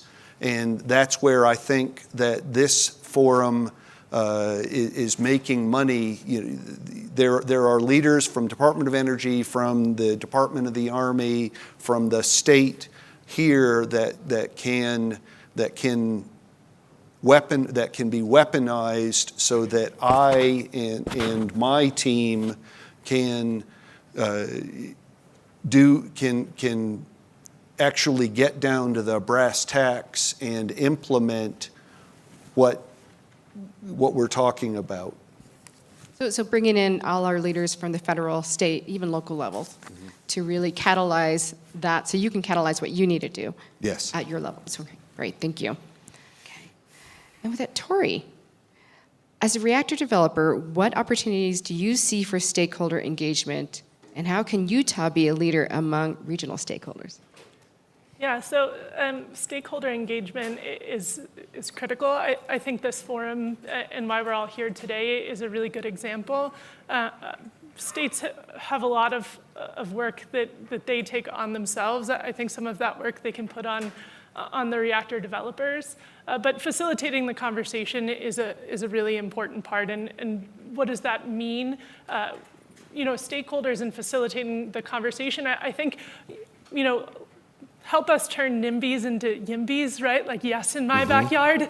And some of that comes from just getting, reactor developers engaged in the public, asking us to come, asking us to show our technology.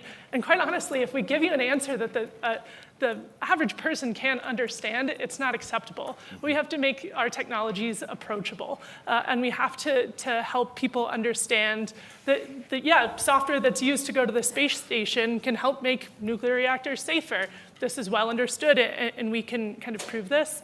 I also want to highlight, the great work from the University of Utah and all the universities in the room. We have a pretty young workforce at Radiant, and I'll say that this next generation, it's not a if nuclear or not nuclear, it's a how quickly can I be a part of getting nuclear out there. And that is, universities are really where we shape those minds and engage with that. And the university, Radiant made a donation to T3 Alaska. It's a group that works with the University of Alaska. And really, actually, they're working on getting kids engaged with in high school. And we sent some of our engineers up there in support with the University of Alaska to teach them how to use Geiger counters and to help them, kind of call BS on us when we say that the technology is safe. And I think that universities know how to help us craft this conversation because you really are, you hold the message of your state, you understand your state really, really well, and you can help us understand how to come to the table in a way that's appropriate. And I just want to highlight that, I don't think we accomplish what everyone in this room is trying to accomplish without kind of stakeholder engagement at a really, really large and broad scale. And I think the universities are a critical part of that. Thank you so much, and thank you for really bringing up, again, the engagement and then the workforce development. And I'm, as part of University of Utah, we definitely feel like we can support that in so many levels, especially workforce development at all levels of workforce, our talented engineers and others and our trades and everything. So, and we're thrilled to be part of that solution. And also, I would say other universities and institutions such as UNLV we're working with and others, and Maricopa County Community Colleges, so thank you. And again, public engagement is really key, so people have a better understanding and do not have that perception. So, great, thank you. And Graham, as a reactor vendor with ongoing projects, what opportunities do you see for Utah to differentiate itself from other states and accelerate new nuclear development? So I'm going to build off something that Dick said earlier, in that, when we look at initiating projects, a lot of times it's not the desire that gates the process, it's the barriers. And so identifying those barriers to moving forward and overcoming them are a critical part of this. And that is where broad stakeholder engagement is important, and where policy is important. Because if the barriers are around, well, for example, it's going to take you 3 years to go permit this project. That's a barrier, right? And so how do you overcome that? Because that's a very expensive process. It means you want to do something today, you've got to go spend a bunch of money with no certainty over what the outcome is going to be until you get to some point in the future. Well, recently there was a group that went to the US NRC and said, no, if you want commercial adoption of these technologies, you have to show us how you can do this in 6 months. Well, the old world logic was you might be able to shorten it maybe 3 or 6 months from that 3-year outlook. But the bold 6-month statement and specific ask, guess what? It's got the NRC looking at how they can do it in 6 months. Now, it's not done yet, but we need to think about this from a bold perspective.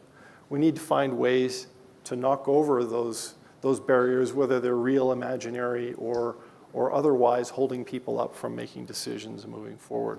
I think Utah has an opportunity here because it's got a supportive environment for this. And there are people out there, there is money out there, there's demand out there.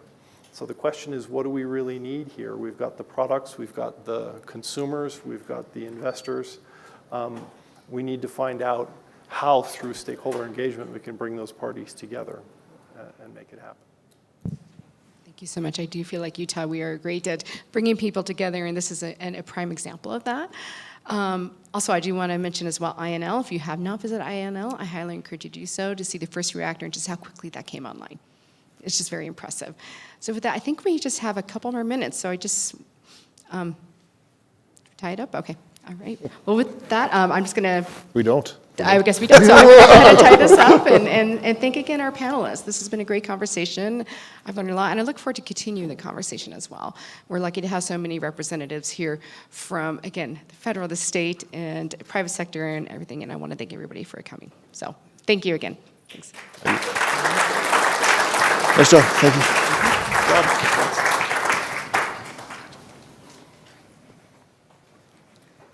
Well, thank you. Thank you so much, Marion, and thank you to our panelists. And now I'm delighted to invite everyone to please join us for lunch, which will be served just outside of this room. And if you'd like to bring your food back into this room to sit and eat at these tables, you're more than welcome to. But please come back promptly by 1 p.m. when we will resume our programming. Thank you.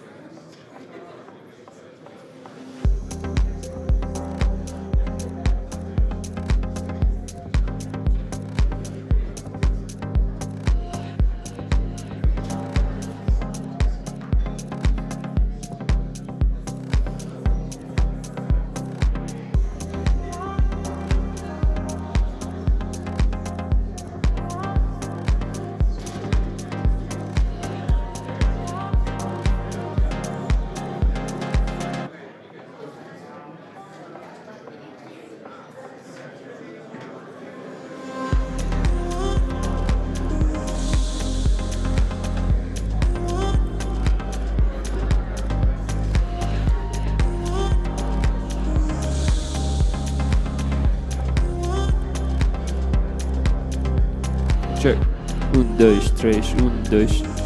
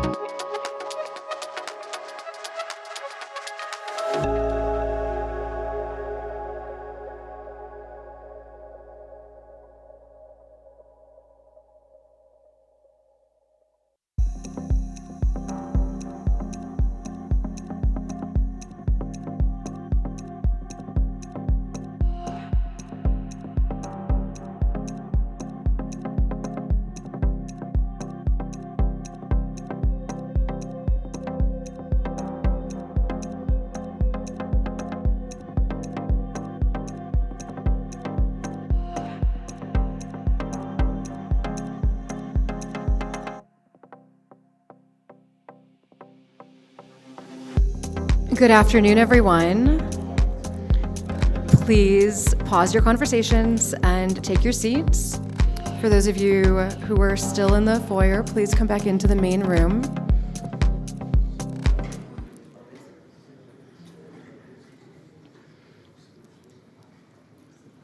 Thank you all again for joining us. And I'm delighted to kick off the afternoon portion of today's Frontiers Project meeting. For our fireside chat on industrial innovators, Christy Bell will be moderating, and Christy is the Associate Vice Chancellor at the Business Enterprise Institute at the University of Alaska Anchorage. And our speakers will be Joe Miller, who is president of BWXT Advanced Technologies, LLC, and Mike Wandler, who is president of L&H Industrial. Christy, over to you. Thank you, Jennifer, and thanks for another wonderful Frontiers event. From my seat, a lot of it, my mic's on? No. Is my mic on? Not yet. I can project. Can you hear me well enough? Yeah, if I project? Okay, there we go. So thank you, Jennifer. Thanks for another event, a fabulous Frontiers event. From my seat, my job is to encourage entrepreneurship and business development across Alaska. And the mindset I take is more private sector led, government enabled. And so I'm thrilled to be able to have this quick chat with Mike and Joe, just because I think that they're both model entrepreneurs and are doing amazing work to advance the sector. So the theme of this is, why do entrepreneurial leaders play such an important role in this advanced nuclear adoption? And I'm going to start with you, Mike, with what is the role of L&H Industrial and now your subsidiary, to call it that, Evercore, in this nuclear energy ecosystem? And I personally just love your story. So if you can give us a little bit of that. Great, thank you. Yeah, so L&H Industrial has been around for 60 years. We build parts for the biggest machines on Earth, mostly in mining. Mining is a majority of our work, and so you look at the big drag lines and shovels in the world, we build replacement parts and remanufacture those shovels. And we're 60 years old this year. We came from oil and gas, and then we got into coal in the 80s. So we're in Gillette, Wyoming is our main headquarters. And from there, we decided we wanted to diversify further, so now we're global and in all of the surface mining and work for NASA, and anywhere you find big machines on Earth, that's our spot. And I'm the end of the second generation of the company. It's fully family owned now for the first time at the beginning of this year, and I've got two nephews and one son in it. So there's about 250 of us in the U.S. and 250 overseas. Operations in Wyoming and Arizona and Chile and Mexico, and we sell up into Canada. We've sold globally and kind of retracted back to this hemisphere. So I've been building parts since I was 14 years old, and I love it, and I'm going to keep doing it. A few years ago, I decided that my massively transformational purpose was to innovate energy. And as I started looking at that, it was first to build parts, and grow my supply chain into nuclear. So I started looking at the SMRs and quickly came to microreactors as being the coolest thing that I could do. And while I was in a meeting with Josh, actually, and they started talking about the customer not wanting to own the reactors and BWXT not wanting to own the reactors, I'm like, hey, that sounds like a great spot for me to help innovate energy. And then I met Steve, and he said, yeah, the business model is the most innovative thing you can do in this. So I had my spot. So I created Evercore Energy, and Evercore Energy is made to buy those reactors from BWXT and lease them to end customers. And my customers are mining customers. Anybody using a lot of energy in a remote mine, that's the customers that I'm going to go after. So I think that's about it. All right, Joe, I'd love a little bit of a background on BWXT. I think that your history is pretty fascinating. And then what does a reactor developer need or is looking for in these types of industrial partnerships?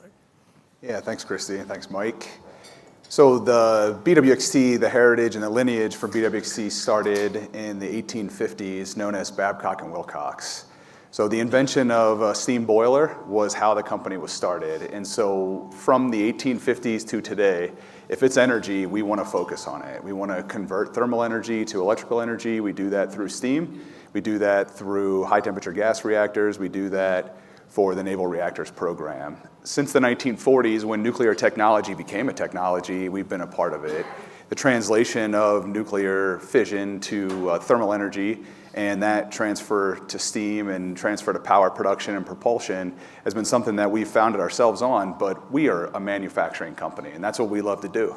We love to build nuclear products, nuclear fuel, reactors, steam generators, anything that's required for the industry is what we focused on. In 2015, we spun off as a company everything that was non-nuclear to focus on nuclear because we had a similar vision to many of the people in this room that nuclear energy was going to be absolutely crucial to meet the demand, the energy demand in the future, especially when carbon becomes a problem and when we translate from where we are today to where we want to be in the future, nuclear is part of that energy mix.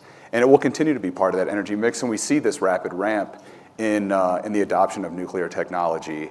And about 4 years ago, we started advanced technologies within the company to be more entrepreneurial, back to your point, and take that vision of how the government and how the commercial sector were going to be utilizing nuclear projects to put that technology into new use cases to meet the demand. So it started off with government contracts, with space contracts. We have a contract now to build a prototype for NASA and DARPA to build a multi-100 megawatt reactor that will allow for a spacecraft to traverse the cislunar volume for Department of Defense and ultimately civil purposes to travel to Mars.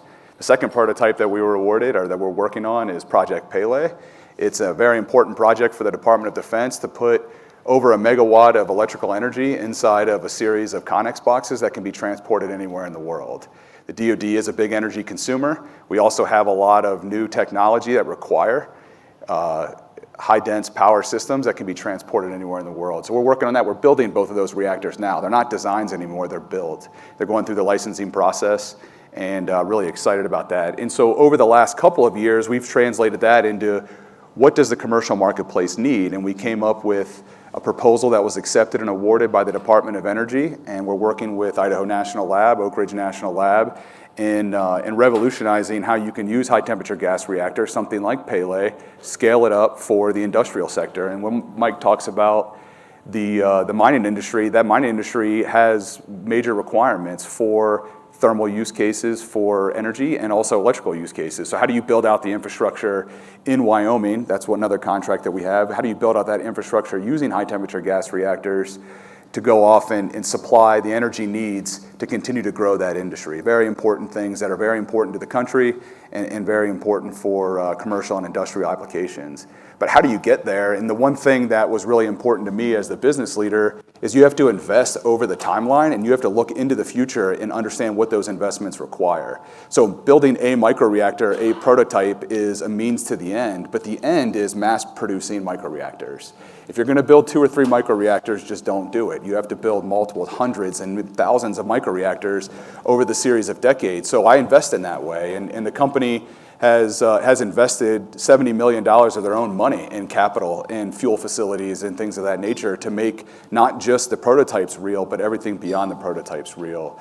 And so when we make investments, we build up all of our capabilities, whether they be material engineering capabilities, whether it be test facilities, new fuel facilities, those are all near term, but then we think about factory automation, something that I'm very familiar with. Before I joined BWXT, I worked in semiconductor manufacturing for 6 years. Before that, I was building Virginia-class submarines in a shipyard. Before that, I was on a submarine. So I understand operations, I understand manufacturing, I understand what is required to make high-consequence products real. And so we've been investing for the next 15, 20 years, and it's produced that prototype so we can prove as a country that we can put power on demand anywhere in the world, produce that prototype so we can explore space deeper than we ever have before with astronauts, and also how do we translate all that investment and capability into an ever-growing and even rapidly growing commercial marketplace. So I think it's about understanding what the vision needs to be and investing well before you need it. So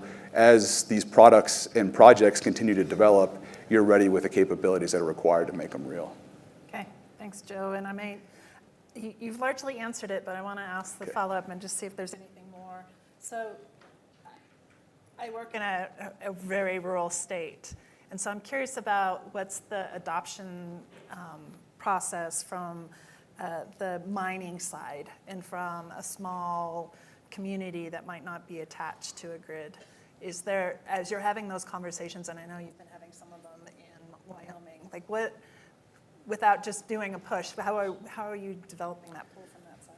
No, it's a good point. So the state of Wyoming has always taken energy very seriously, and nuclear is a new investment, but not the only investment that they're making in the future.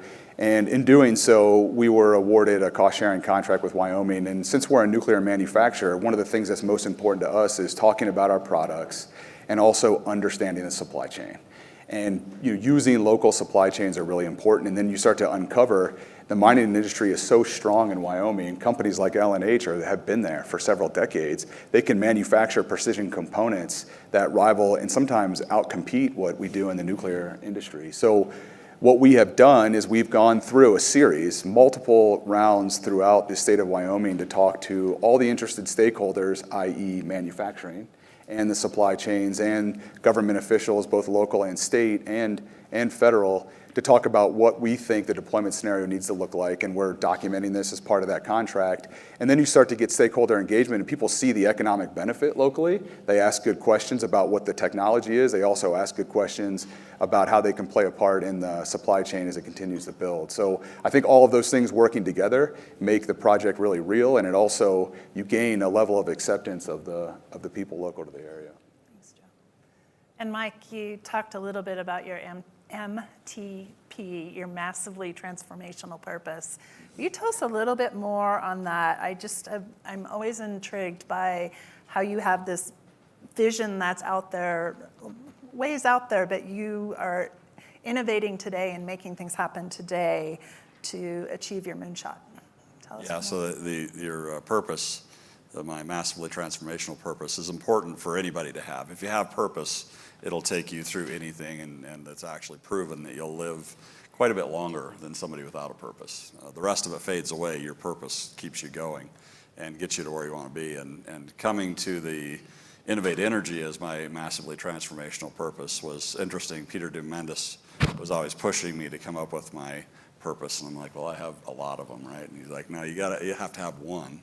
And it just hit me one day and probably hanging around people like him and just watching this energy problem, and it's becoming a serious problem. We really haven't had an energy problem in the U.S. in my lifetime. It's always been abundant. I remember the lights going off a few times, but it's always been abundant. It's been affordable. You don't really think about it. It's just there, right? Well, that's not normal in the rest of the world. When I bought a shop in South Africa and they started doing rolling brownouts, I found out how important energy is to a machine shop. I mean, you become unprofitable very quickly, and you can't function. So energy being important, and then seeing that what was happening and what we were doing with energy just didn't look right, and entering that and saying I could really spend the rest of my life doing this, and it would be very important for the human race. So for us in the U.S., it's important because we see energy prices going up. We see demand finally going up. It's important that we get ahead of that. For the rest of the world, and I spend quite a bit of time in mining towns in the rest of the world, they have serious problems. I mean, you can't believe how hard it is when you don't have reliable power, or you can't grow your business because you don't have power at all. So that's a problem worth solving for the world, because we've been very spoiled in the U.S. And the bonus is with the U.S. now starting to have a problem. Alaska has had a problem, right, with the remote areas and the cost of energy. So Alaska was a good prime target, but with the rest of the U.S. coming into this being a problem, it's a problem worth curing, and the voters will be in support of it. So it's a great time to be in energy, and I'm just lucky to have picked it as my MTP. Yeah, well, and I think we're all lucky to be able to know you and to have you working with some of our other entrepreneurs. I know we have a couple of Alaska entrepreneurs in the room, and the other states here, I encourage you to find an entrepreneur like Mike and tap his energy and expertise in this space. So on that, tell us a little bit about the Wyoming Innovative Entrepreneurs Group that you've launched and how you're not only making things happen in Wyoming, but you've reached across to other states. Yeah, so I took over L&H, bought it from my dad in '98. So by about 2000, we decided we wanted to be global. So we were about a $7 million local shop that was mainly servicing the coal mines and some oil. And in 20 years, we've taken that to a global $111 million company, and half of it's exports. So there's a lot of people that want to do that, right? And Wyoming wants to do that. In about 2012, I think it was, I joined the Wyoming Business Council, and I was working on economic development for 8 years, which is how long you can stay on that council.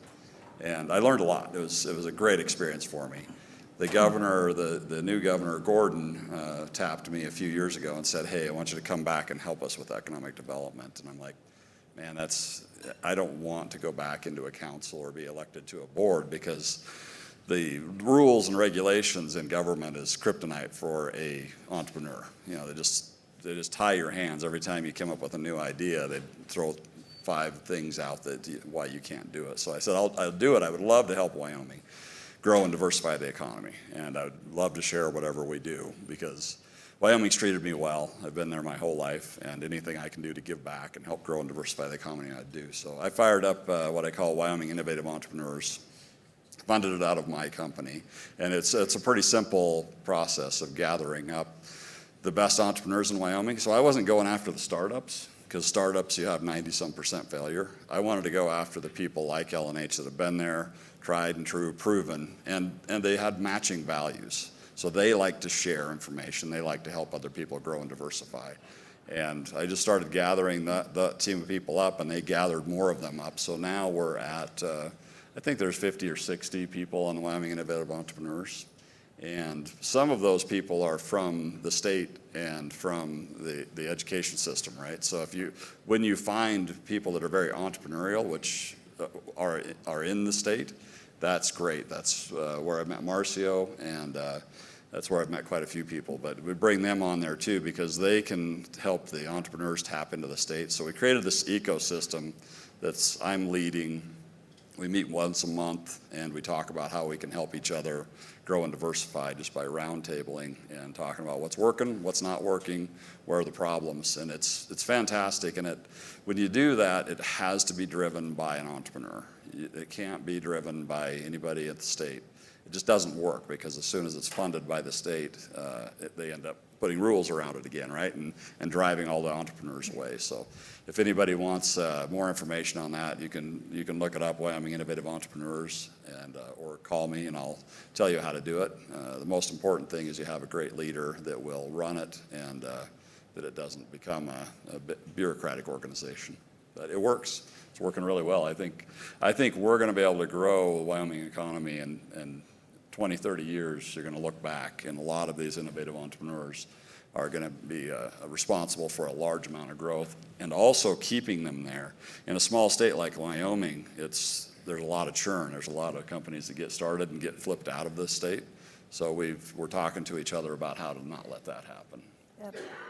Yep. No, as an economic development practitioner, I've loved being able to participate in the process from afar and see how you're really building the next generation of businesses, and thinking critically about what's the supply chain needs for entities like BWXT, and critically thinking about that. So on that note, yes, he's figuring out the supply chain, and one of the other big factors has been the fuel supply. So what can you tell us about how you envision those pieces coming together in order to achieve advanced nuclear deployments, and how the enriched fuel supply and the manufacturing investments that need to happen? Yeah, I'll start outside of the company. The Department of Energy is doing a really good job, especially recently, in focusing on ramping up our capability as a country to enrich to high-assay LEU, and then also go through the deconversion of that enriched material and prepare for the front end of the supply chain. In addition to that, we are manufacturing TRISO fuel at scale now. We manufacture a variety of fuels at laboratory scale for different projects, but we've scaled up our capability in TRISO for the Pele program, and I see, looking into the future, much like I discussed on the reactor programs, understanding exactly how much quantity you need for enriched material on what timelines is going to be a substantial investment. And over the last couple of months, really over the last couple of years, but even ramping quicker the last couple of months, you start to see those investments starting to take shape, both from the government to kickstart the investment, and then I expect that investment to continue from outside of the government and more commercial entities and investors to get involved. So it's going to be just in time, because that's typically how industry works.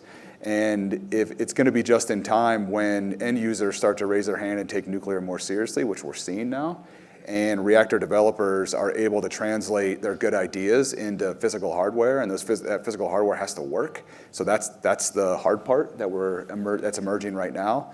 And then having enough fuel supply to meet this demand is going to be the next hardest thing to do. So there are investments that we've seen in that order that have happened over the last several years, and I expect more focused conversations to happen with developers, with operating companies, with end users, with miners and enrichers, and everybody as part of that supply chain. And you can see the pieces that are all out there now, but I expect those pieces to start come together, because industry is going to have to work together because the demand's so high. And that's exactly where I believe most people in industry want it to be, us working together to solve the problem, or solve the problems that are out there right now with energy security. And those conversations I see in my role as a business leader for BWXT, those conversations are just starting to mature. And that, to me, gives me a lot of optimism. Because once industry is working together, and there's going to be competition, there should be competition, but once the industry starts to work together, and the companies that really know how to get their ideas into practice, I think we'll start to see everything ramp up even quicker. And then the fuel supply will ramp accordingly. Because the fuel supply, especially from the enrichment and mining, that's something that we know how to do. We just have to do it, and we have to make the investments to make it real. Now, translating that fuel into some of the novel fuel forms that you're seeing in advanced reactors, whomever figures that out and is able to scale that up I think will have a large portion of that market. And I do see investment coming from multiple companies and multiple entities to make that real as well. Excellent, thanks. All right, we have about 8 minutes, so you have plenty of time. Okay. And I know you both come at this from an abundance mindset, but I'm also curious, both from the abundance mindset, but from the challenges, what are the key ingredients that both in Wyoming, a little bit, I know we're still getting going in Alaska, some of the, we're seeing great work here in Utah, we've heard about North Dakota, based on your experiences, and what are the lessons learned, both from an abundance mindset, but from a challenges mindset, would you offer this group as they're continuing to move forward? You want to start? Yeah. Sure, I'll start. So I am a huge believer in abundance mindset. And even going into this, you mentioned the Wyoming Innovative Entrepreneurs. I'm encouraging shops that compete directly with me to come into Wyoming Innovative Entrepreneurs, because I would love to see, the 3 bids that BWXT goes out for these microreactor parts, all coming from Wyoming. 3 different bids coming from Wyoming. Somebody in Wyoming wins it, and that would be excellent. So competition is good. It makes me better if somebody else is winning something, and there is plenty, especially in energy. There's plenty of room for everybody. So Evercore, we talked about Evercore being the OpCo and the leasing company, the buyer of the reactors. I plan on scaling that to buy $1 billion worth of reactors by 2030, and just do that every year. And that's because that's how many I think we can keep our arms around and do a good job of. I think there's going to need to be 70 other companies doing the same thing. So we can share we can share information, and working with cool people is what I do. I've got my money. I don't need more money. I want to spend the rest of my life working with people that I enjoy working with, people that are like-minded and want to share and want to grow and want to help show up and do a good job. And that's how we've met, and I'll continue gathering up people. So I have the luxury of not doing this because I have to. I do it because I want to. So I'm going to do it with people that I want to work with. Yeah, so from an abundance mindset, I have 5-year milestones that started in 2018. So we hit our first milestone in 2023. That was have a prototype contract. We have 2 prototype contracts, like I mentioned earlier. The next is put a shovel in the ground for high throughput manufacturing, and that will happen in 2028. And then by 2033, I want to deliver a microreactor every month. By 2038, I want to do 10 to 15 a month. That's the goal. So how do you track that back to investments? And I talked about the types of investments that are going to be required to get to high throughput manufacturing. It really starts with proving the technology and going through the whole suite of tests. I did probably 15 years of my career was in test engineering, from submarines, new construction submarines, Los Angeles class submarines, in semiconductors, and then in a small modular reactor program that we had within our company. Every test equals 3 more tests because you learn on the first test. It's not going to work the first time. Nothing does, nothing ever will. So that's why you have to run these tests. That's why prototypes are so important. That's why experiments are so important. That's why the interactions that we as an industry are having as an industry with national labs are so important. And what I expect to see is that institutional knowledge through testing will start to ramp up our confidence in being able to deliver. And so when I think about timelines on delivery, I do think about the results of tests and how you optimize and how you stop optimizing and build, and then you go to the next generation of products and the next generation of products. So from an abundance mindset, like Mike talked about, there's just going to be a ton of nuclear builds that are going to happen worldwide. And so understanding who can achieve the long-term vision, the long-term strategy, who those companies are, translating that back into a real strategy for each one of the products is absolutely crucial. But we do need to think about mass production. It's something that's not familiar with nuclear. I mean, we build 2 to 3 reactors every year. We've delivered over 400 reactors in our heritage, but that's not mass production, right? Even 100 of anything in a year isn't mass production, but it's getting there, and we need to think that way. And then there will be specialties that start to build, and capabilities will build, specialties will develop, and those specialties can probably be used across a broad range of nuclear products. And that's what we should be seeing. That's what a mature industry looks like. So when I focus on the business aspects of Banner, which is our 15 megawatt microreactor, or the business aspects of Pele, which is a 1 to 5 megawatt electric output reactor, I don't just think about the products and how to deliver the individual units. It's more about how can we create a stable industry to go through the next 20, 30, 50, 60 years. And that's something that's really familiar to our company. 60-year shipbuilding plans is how we forecast. And we want to do the same thing for microreactors. We also want to do the same thing for fuel, and not fuel just for our designs, but we want to make fuel for every TRISO-fueled reactor. And if there are other fuels out there that we can manufacture, we want to do that. And we want to use our unique capabilities to lift the market in the near term and then supply the market in the long term. Nice. I love it. We have endless opportunity, local, national, global. We just have to get it done. All right. I always appreciate talking to both of you. Thank you for letting me spend a little bit of time, and I encourage you to corner these guys and ask them questions. They're very approachable. So thank you, Jennifer. Thank you, Christy. Appreciate it.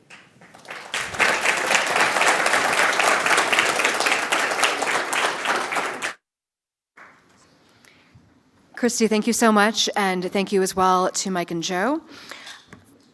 We've talked a lot today about the regional to global narrative, and I think it's great that we are going from this conversation, which I think is highly regional, that Christy just moderated with Mike and Joe, to now the next panel, which is called A New Global Competitive Landscape, Risks and Opportunities.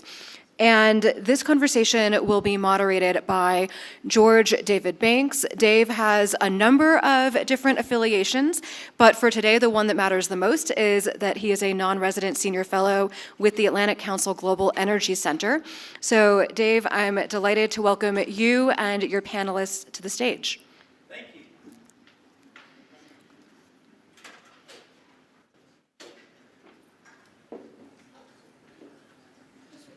Pressure's unbelievable.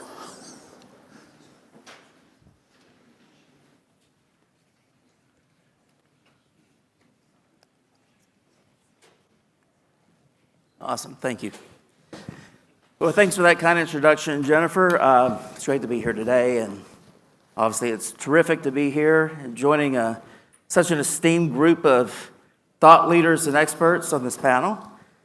Today, as Jennifer was saying, we're going to explore the global competitive landscape and the risks and opportunities that it poses to the United States, as well as its workers and industry. We'll be covering several topics today, pretty high level, but before I introduce the panel, let me just provide a really brief scene setter. Now, at least for the foreseeable future, U.S. economic and foreign policy making is going to be increasingly shaped by the geopolitical struggle with China, as well as preparation for a potential military conflict with that country. Now, in practice, this means that we're going to have to take a really hard look at our economic security, but particularly as it pertains to supply chain vulnerability vis-a-vis the Chinese Communist Party, as well as the weakness of America's industrial defense base, which has been in decline for decades.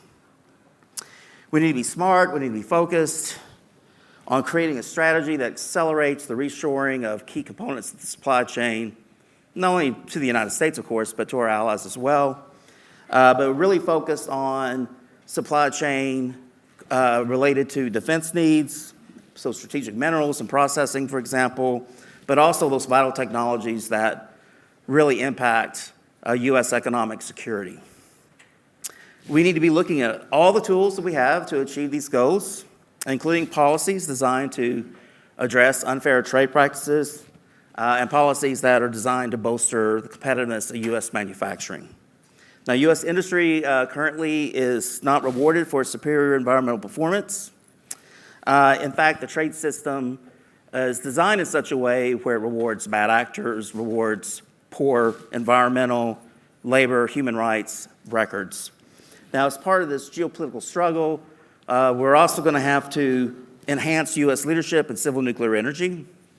The U.S. nuclear weapons program and defense, we kind of talked about this earlier, but relies on the vitality of our commercial nuclear sector, and not only just for supply chain reasons, but also, as was discussed earlier or alluded to, for recruitment for the U.S. Navy, for example. Now, we need to obviously strengthen our influence when it comes to shaping global safety and non-proliferation standards.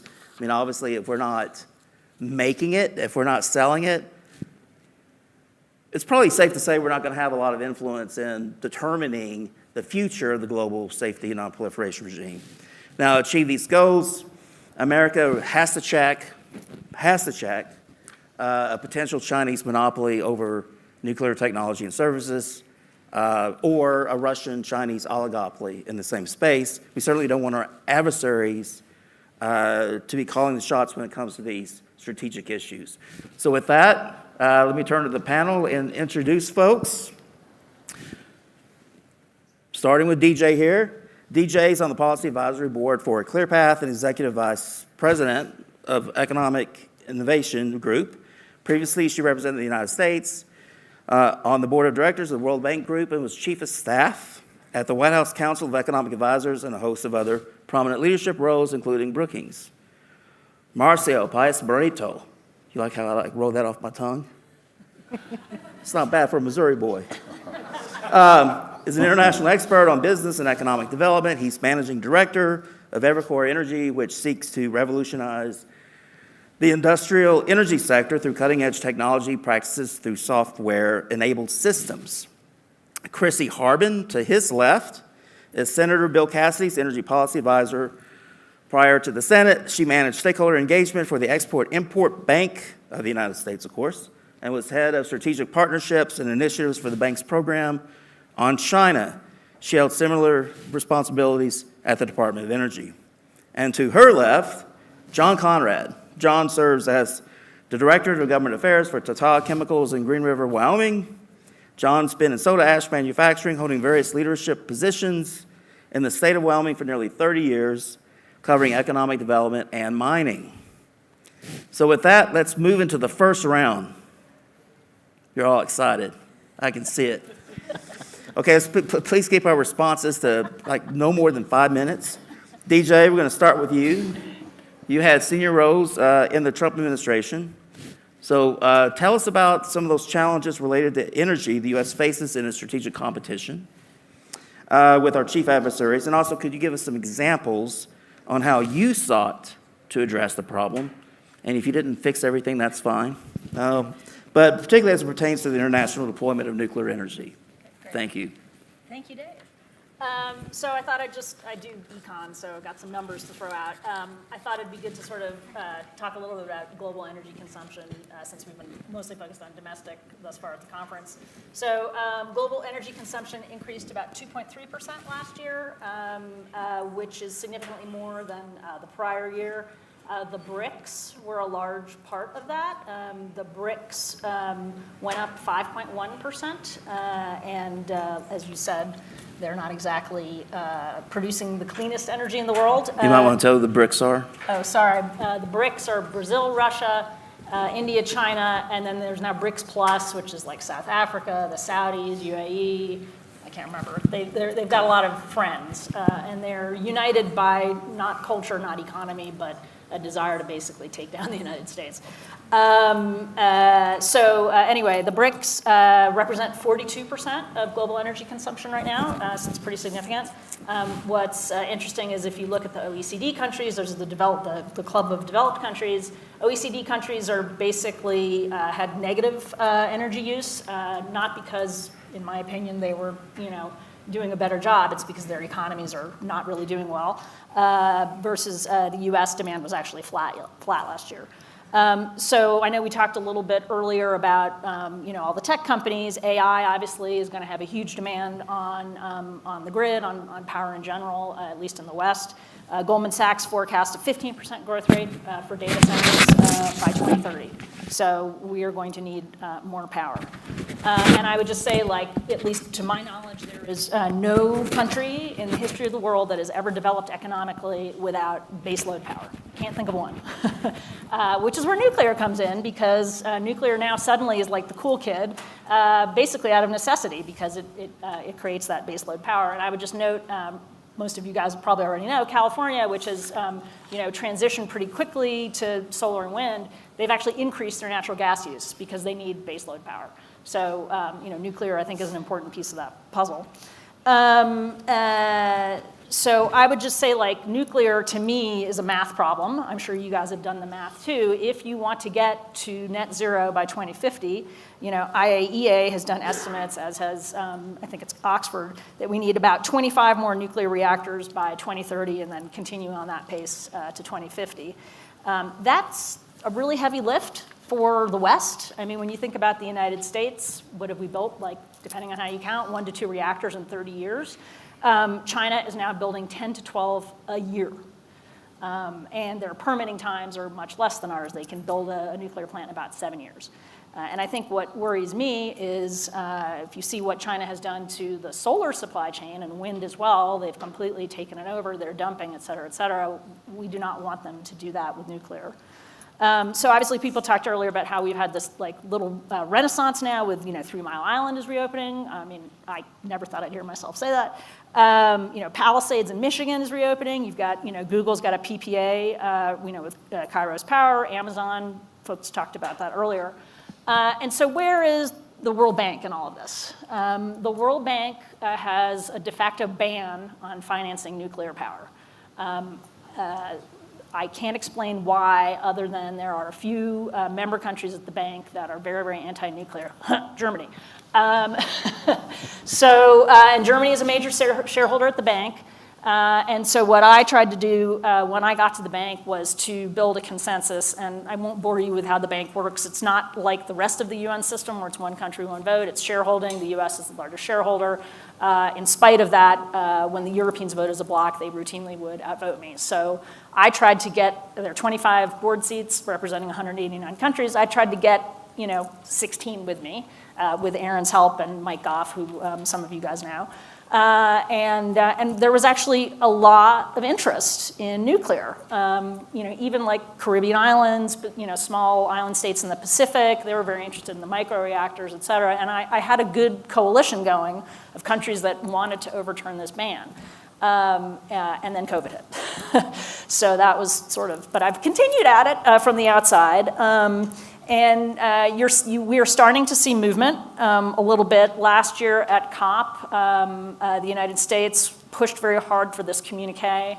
Where 25 countries signed, including the United States, but even developing countries signed it, recognizing that we needed to, I think it was triple nuclear power by 2050, and it directed the World Bank to sort of get its act together. So what's happened since then? Not much. Although IAEA Grossi did go speak to the bank board, and I just learned that INL and Mike Goff at DOE also addressed the bank, although I'm not sure what part of the bank they talked to. But that's good. I worry it's just the bank sort of checking a box saying, like, we tried. And the problem with the bank is it's consensus-based, and as I mentioned, depending on how they change how they define consensus, usually means unanimity. So the Germans are very, very opposed to this, and they even threatened, well, we're going to stop funding the bank. I was like, great, I'll buy your shares. So the World Bank ban, interestingly, the World Bank actually did fund a nuclear project in 1959. It was Italy's first nuclear reactor. But the bank now claims that it doesn't have the expertise, et cetera, et cetera. Well, the bank is part of it's part of the UN system. IAEA is a sister agency. The bank funds tons of projects where it doesn't have expertise and it brings in consultants. So that's just really an excuse. I think they are just afraid of upsetting the apple cart.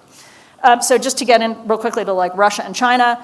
Rosatom, they recently announced nuclear cooperation agreements with Mali, Burkina Faso, Algeria. Again, these countries are very interested in nuclear power. They had an agreement in Egypt with the El Dabaa, if I'm saying that right, nuclear power plants. That's a $25 billion project, which is a loan at 3%, denominated in rubles, which is important. Because remember what I said, the BRICS are trying basically to upend the dollar as the world's reserve currency. I actually talked to an Egyptian member of parliament at COP 28. And he was like, we would have loved the United States to have given us that offer. We were just nowhere to be found. So Rosatom has hard MOUs with 45 countries right now. That's a quarter of the world. The US has 12. China has 13. So even China has more than we do. Obviously, Russia's the main exporter. But China is catching up. I think that's their goal. And they've set a goal for, doing these projects in BRI, Belt and Road Initiative countries. So basically, we need to catch up, and the World Bank, I think, is a problem. But hopefully, U.S. can create some bilateral agreements as well, and it seems like the tide is turning, and hopefully, we can get to become the export, of nuclear power that we used to be. Thank you, DJ. Marcel, you've been working closely with Frontiers Initiative since its inception. So please share your thoughts on the potential for microreactor deployment in addressing our supply chain vulnerabilities and how microreactors could help jumpstart the production of critical components, materials, and minerals, please. Great. I think the very compelling vision that the Frontiers Initiative lays in the ground is the best alternative we have to counter the influence that China and Russia have in the global landscape. Why? Because if we are building larger reactors, even SMR reactors, they are going to beat us to the finish line every day, every night. Why? Because the apparatus they put in behind all this. What is the third largest company in the world by revenue? Is the China State Grid. If you get the list of top 50 companies in the world by revenue, the China Commercial Bank is there, the China Infrastructure Bank is there, railroads, infrastructure. So in the big game, direct conflict, they have the upper hand. Why? Centralized, autocratic approach to this. Now, Frontiers is a counterpoint for all that. It's a more distributed, incremental approach to get where we need. Small reactors, specifically microreactors. I think a lot of times in the Frontiers we could do a better job to say, good luck with large water reactors. Good luck with SMRs. We are incrementally building again the industrial might that we used to have. If you're following you mentioned direct conflict, there are companies right now rebooting and rebuilding the arsenal of democracy with distributed weapon systems. We can do the same with energy systems. It's not a game for the large utilities. You learn direct from the CEO and president for Rocky Mountain Power. They are not in the business of innovation. They are moving numbers in spreadsheets. We need to start incrementally providing energy for extraction, processing of minerals, and fabrication. Small factories, small operations that can grow fast. Not large infrastructure projects, not large reactor projects. That's what Frontiers brings to the table. That's great. Thank you, Marcio.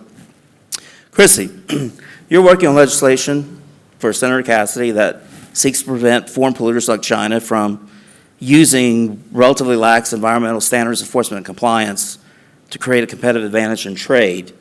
Could you explain how that bill would help solve at least some of the problems that have been discussed today, including those related to supply chain security, and how it also would improve U.S. competitiveness? Thank you. Happy to. Thank you, Dave. I also want to begin by thanking Jennifer Gordon and the Atlantic Council for their leadership in pulling this together, and Aaron Weston and Marcio. I think I've really, as a friend of the Frontiers Initiative, really enjoyed seeing all the good work that y'all are leading in Wyoming, Alaska, here in Utah, and I'm so delighted to hear that a lot of that work is underway in Louisiana, the state that I'm proud to represent. So very happy to learn from you all and all from the morning's program. Happy to talk about the bill. My boss, Bill Cassidy, senator from Louisiana, is really leading the charge in trying to craft a trade policy that helps our manufacturers compete, to really take on a leadership role like we've been discussing today. His perspective is really that our national and economic security depends on a balanced energy policy, one that awards U.S. producers for creating jobs, investing in low emissions technologies like nuclear, and also investing in good manufacturing jobs, not putting them at a disadvantage. His concern is that the trade regime over the past few decades has really allowed our foreign adversaries to eat our lunch. He's really concerned that it's come at the direct expense of good manufacturing jobs here in the U.S. It undercuts U.S. manufacturing domestically and abroad. And so that's why he's put forward the Foreign Pollution Fee Act. He brought me on in January to refine this legislation. When I got there, it was a big bill with a lot of moving parts.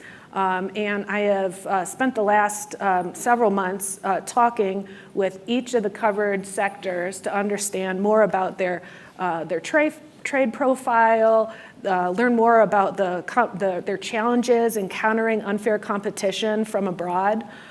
What this is, it's at its core, it's a CBAM bill, Carbon Border Adjustment Mechanism, and this is based on emissions intensity. So U.S. producers, as we all heard, we've heard about the great work that companies like X-Energy, for instance, are leading with data centers and industrial producers. They're at a disadvantage on the global stage because they're competing against foreign counterparts that are not producing to the standards that we do. So this bill gets at the heart of that program by charging a fee on the difference of emissions intensity at the border. I will talk for a second about what it's not, because there's a lot of other competing plans out there, and I enjoy good relationships at a staff level with my counterparts in other offices, both Republicans and Democrat, and my boss enjoys similarly collaborative conversations at the member level. This bill is not a domestic carbon tax. My boss is strongly opposed to it, but he's very focused on helping U.S. companies compete. And also, another mischaracterization that I often hear is that this is isolationist. That's far from the truth. The goal of this legislation is to harmonize trade with our trading partners and create a level playing field on which our manufacturers compete. So I'll pause there and look forward to engaging in the discussion.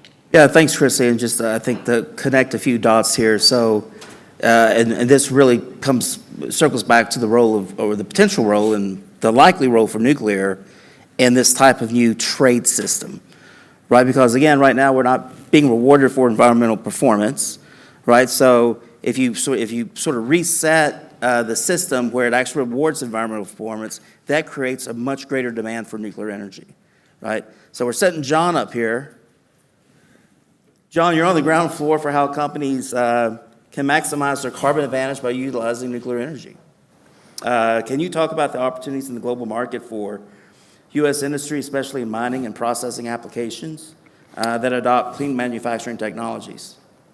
David, thank you, and want to reinforce the gratitude that was expressed earlier for the opportunity to be here. I want to share with you that I'm the Governmental Affairs Director for Tata Chemicals, one of the largest natural soda ash producers in the United States, let alone in the world. Your question probably comes on what's soda ash. So a brief explanation. We mine an ore approximately 1,500 feet under the ground called trona. So you've heard of trona. And then we'll take trona, then we'll refine that on the surface into soda ash. Now, thankfully, I see a lot of soda ash products here today. Soda ash, if you did not know, is a flux that's used in all of our glass manufacturing. Specifically, about 51% of our soda ash goes into glass manufacturing, whether that's flat, automotive, or the drinks you're using right now. So that's our market. We're a global company. About 52% of our product goes overseas. So with that global demand, our objective, more importantly our mission, is serving society through science. So as we talk about that, we're a little different in that regards because we recognize now that our overall demand is increasing, overall demand specifically for steam. We've already heard about the challenges related to coal. So we recognize that in order to meet our corporate objectives, our immediate corporate objectives of reducing greenhouse gases by 30% by the year 2030, a change in our operation had to occur. As I mentioned, we're almost fully funded or fully supported with coal. So a number of years ago, we began this effort and this search to find out what we can do to find an alternative to this product called coal. We then recognized there's really only one alternative because our demands in the processing components is primarily steam.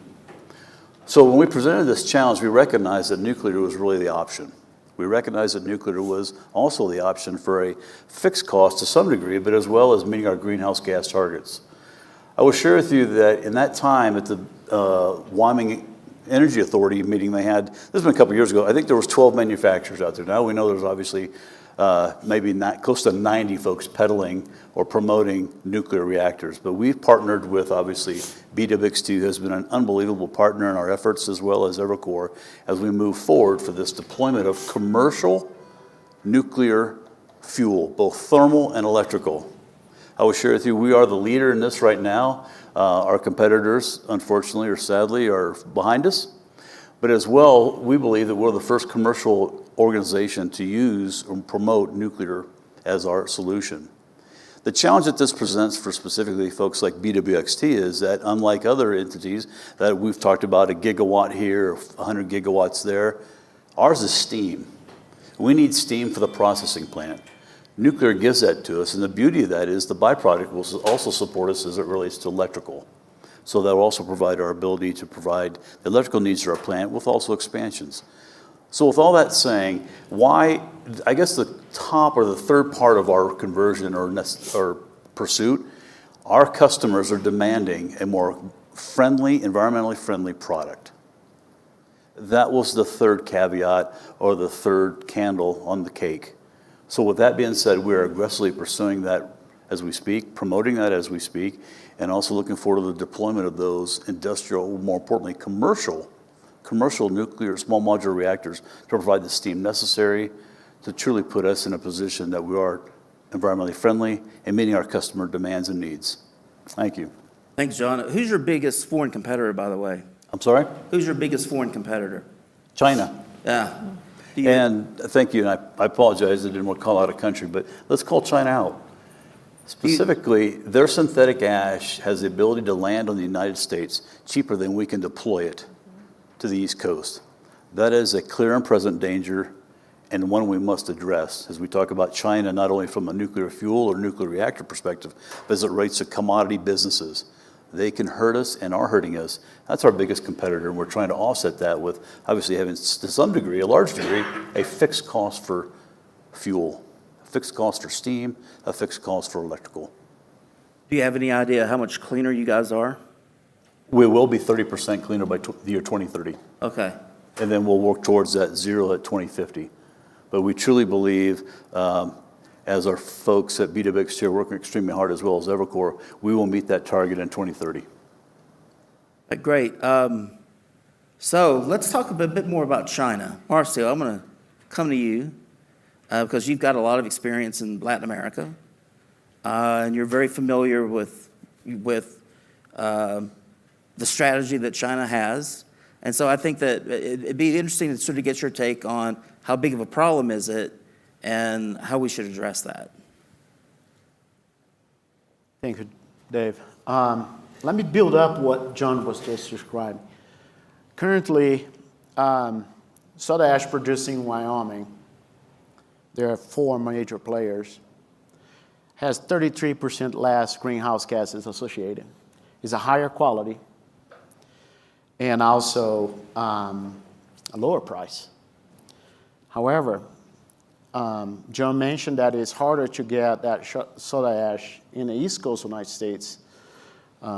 It's harder to get the East Coast than competitors from other places.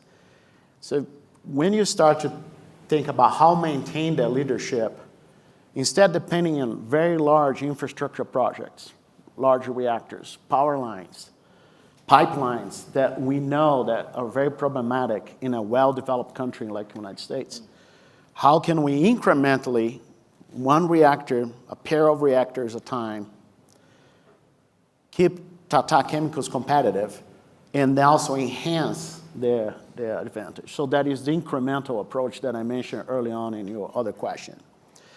That can be done in these Rocky Mountain states, Wyoming and surrounding states. Very good to see what Utah is doing.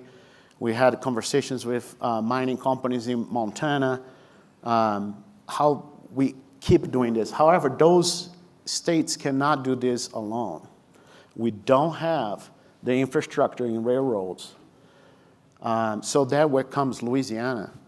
If you remember the original map of the Louisiana Territory, it was coming always here. Why? Because the infrastructure, natural infrastructure that Mississippi allow us to export goods. Vast majority of the agricultural products and other things can go out to the global south and all. Now, if we master this incremental approach to deploy microreactors, and we leverage this to power, this term is called power shoring, was invented in Brazil a while ago. How with low emissions energy, you can attract new business to where you can produce that. You start de facto creating the know-how that we need to go to Latin America, the Caribbean, and West Africa to say, here, we have done this power shoring. Now we are moving to near shoring, friend shoring, and using this incremental approach without building large infrastructure to grow their industries. Now you have a much more compelling offer to counterpoint what the Chinese offer is, which is a large project, centralized planning that requires lots of time and money. Probably carbon intensive. And more carbon intensive, and so I think that is the compelling vision that is starting frontiers. Some of us in the private sector got that is running. We're starting regionally to prove that concept, and then we can export that. Oh, so and I think this is a question for John, because this all makes sense to me, and I think for most folks, but the question is, what's the role of the federal government, right? So there's obviously, where we're talking about, and Christy brought this up too, we're not going to have a price on carbon anytime soon in the United States, or at least not an explicit price. And so then the question is, so the trade system and the stuff that Christy's working on would potentially create kind of a de facto international price on carbon, depending on what the international partnerships could look like. But John, to you, So when you're hearing the discussion, what role do you believe the federal government has in helping either reset the market or create the right set of conditions, the market base that allow the United States and its industry to be competitive? Without hesitation, permitting reform. I can expound on that, but if you don't understand that, the ability to receive a license, whether it's land, air, is critical to our ability to be competitive in a global market.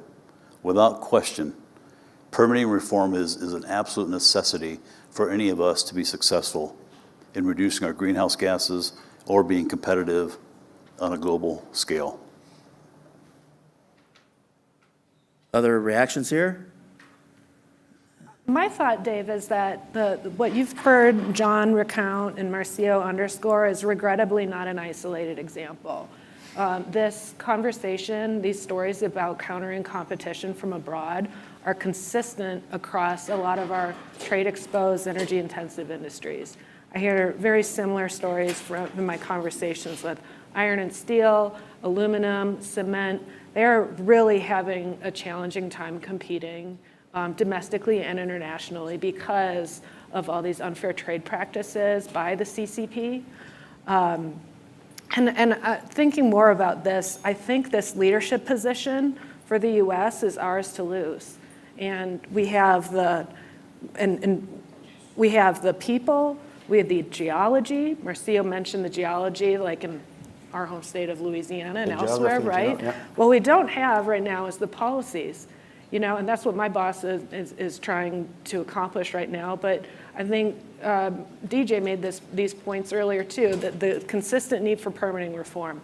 We can't get things built. Our trade policy allows our foreign competitors to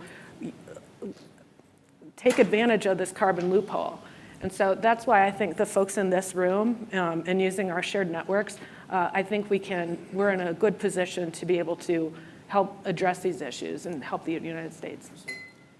David, I think that's the recognition that we are talking about, the intersection of industrial policy, energy policy, trade policy, and foreign policy is very important.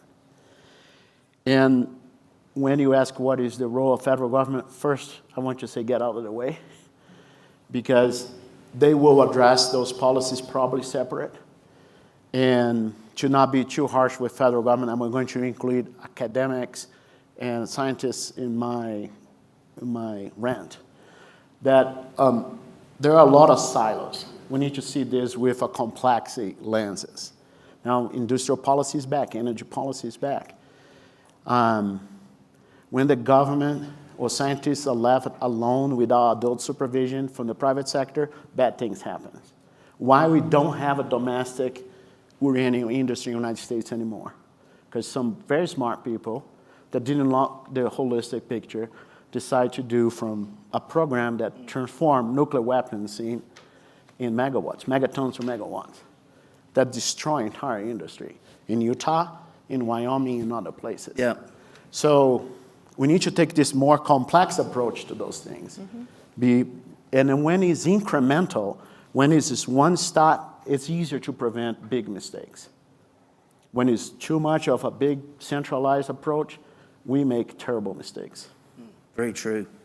DJ? I just wanted to add, 100% agree on permitting reform. I live in DC. I don't understand it. It seems like it's a win-win for both parties. I know this isn't necessarily nuclear, but a lot of critical rare earth minerals, those are in red areas, so that's GDP enhancing, and the Democrats get the green energy that they're focused on. So it just sort of blows my mind that we have not gotten there yet. But I think what's important is what you all are saying, we need to be able to have extractive industries in our country. We have everything that we need here, and we can't get it out of the ground. We can't process it, and it's energy security is national security, is economic security. Where we're going to continue to have trade war with China, and they control so many of these minerals, and we're putting ourselves at risk. I can't even remember what the retaliation was for, but China is now cutting off germanium and gallium, which is super important for chips. So, we're doing this to ourselves, and also, your comment about silos, having worked sort of in and out of the government most of my career, like the silos are bad. And, for instance, when I was talking about the World Bank, you have a split within the U.S. government between the Department of Energy, which is very, very pro-nuclear, and that's bipartisan, versus, the Department of Treasury, which owns the World Bank and all the multilaterals, is really afraid of this stuff because they only think of it in terms of like proliferation. And so you don't even have agreement within the United States government about what to do. Well, let's just face it. I mean, so much of our policy, including nuclear energy trade, has its roots when the United States had a monopoly over nuclear technology and services, right? So we have a lot of, and by the way, the way we operate within the multilateral organizations that we belong to, including the World Bank, I mean, all of this stuff, a lot of this is antiquated policy that we can't figure out how to fix politically, right? But I will say this, on the manufacturing side, there's a lot of conversation about AI and data center energy demand, and people kind of forget that if we're serious about resurrecting, rebuilding our industrial defense base, right? If we're serious about really attracting strategic manufacturing, we're gonna have to provide them cheap electrons that are also clean, right, as well. And this challenge is incredibly significant, and we still haven't sort of internalized what that's going to mean for our society, including what role should the federal government have. And Marcel, I agree with you. The government should stay out of the way, but keep in mind that the government created a lot of problems, right, that we're going to have to try to fix. A lot of problems over the past, several decades that we're going to have to try to fix. So we'll see how that goes. But so just advice. So let's go through like a quick round of advice. And Chrissy, you might want to touch on the prospects of your legislation. But as you're kind of, if you're thinking, through over the coming year or two, and if you're looking at the next administration and the different folks that are coming into town in policymaking roles, what advice would you give to them to fix some of these problems we've discussed today? I mean, we've already talked about permitting reform, but anything else that comes to mind? Yeah. I'll just talk about the World Bank, and I forgot the prior speaker was talking about, South Africa and the brownouts. I think, we in this room don't necessarily appreciate how good we've got it. When you think about it on a global level, Africa alone, suffers from, I believe it's like 40 to 50%, 40% energy poverty. So that's 600 million people that suffer from energy poverty, on that continent. And as I said earlier, they all, you can't develop without power. And so, these multilateral institutions definitely have a role to play. My hope is that we get a strong World Bank president who says, we're just doing this. There's no reason for this ban. It is much better to have the World Bank involved in nuclear projects than to just have the Chinese and the Russians going around the world, scooping up all these projects. I just sort of, again, how do you not see that this is? I might cut out. How do you not see that this is happening? And interestingly, there's now a new potential competitor organization to the World Bank called it's a nuclear infrastructure bank. They're trying to start it in Switzerland. And they basically want to get money from the U.S., from France, Japan, et cetera, and they're going to keep out the Chinese and the Russians. And so because the World Bank has been so intransigent on this, they're going to have hopefully some competition, or maybe hopefully that just the threat of the competition will get them to move past this. Thank you. I'm going to build up on this because let's imagine this work is progressing, going in the direction we want. What we can do here domestically when we are setting this financing system in the World Bank to go to places like South America and Africa. I think that in Louisiana, we learned that there is a lot of waste there that can be, it's a finite resource, but can be a gallium, to go to your point, can be extracted from that. We don't need to build a very large reactor to extract that gallium going from waste to product. We can start with an incremental approach. A microreactor there, we start producing gallium. Eventually, that waste is going to be depleted because it's a finite resource. But we demonstrate how to use this technology to move an industry forward. Now we have the World Bank figured out the situation that she just mentioned. Now we can go where the gallium comes from. And it's not from China, but they concentrate 90% of their world supply chain on gallium. That gallium is coming from minerals they are producing in West Africa and South America. Now you have the financial mechanism, the American technology know-how, and more important, the American values of freedom, American values of innovation, to provide a role model to these other underdeveloped countries. I think that will be the so-called advised. Thank you. I think policymakers at the federal level should have two objectives. The first one is in bolstering these sectors that are important to the U.S. interests, the ones that we discussed just now, the ones that we haven't had a large leadership role, but we're at risk of ceding that to the Chinese because of unfair trade practices. So that's the first objective. But I think the second one is to ensure that we can maintain a leadership role in what's next.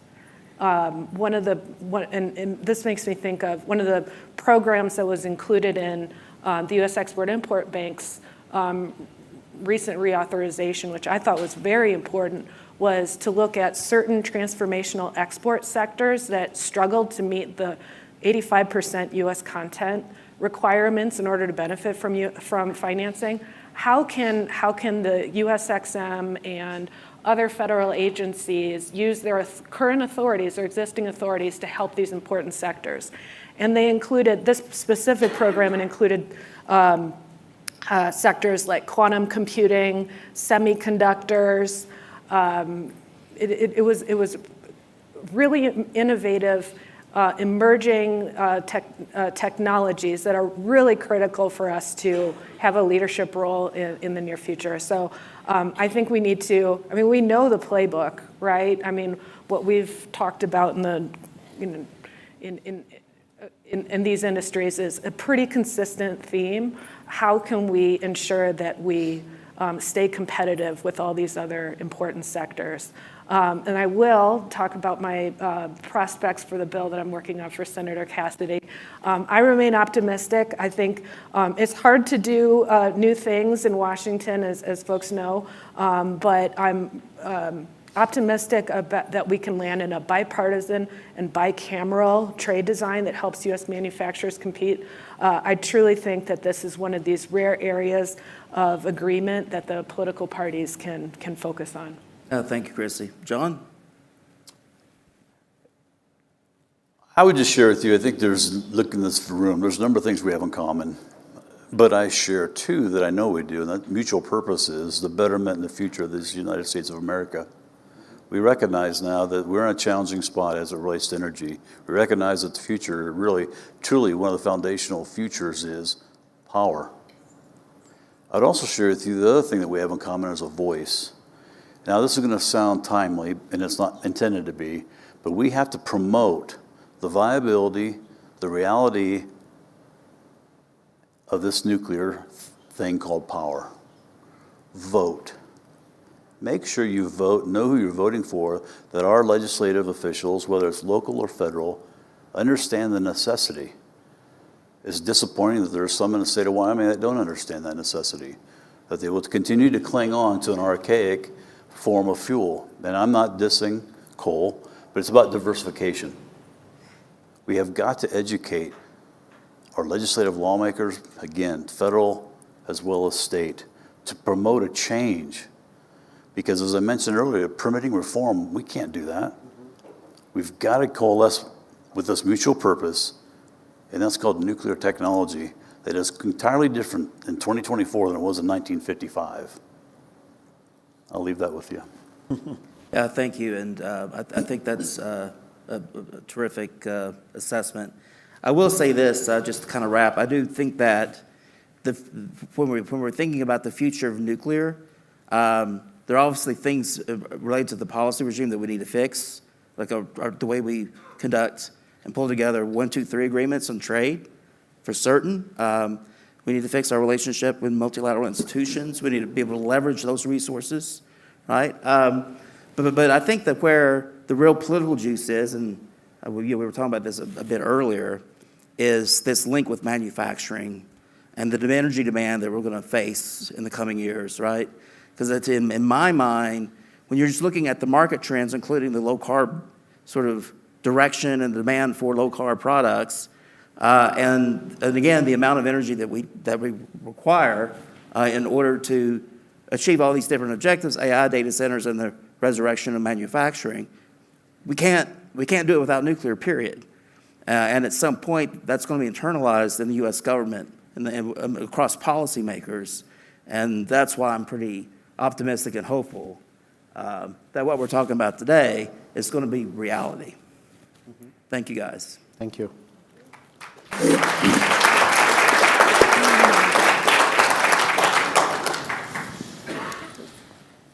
Thank you to Dave, and thank you to this wonderful panel.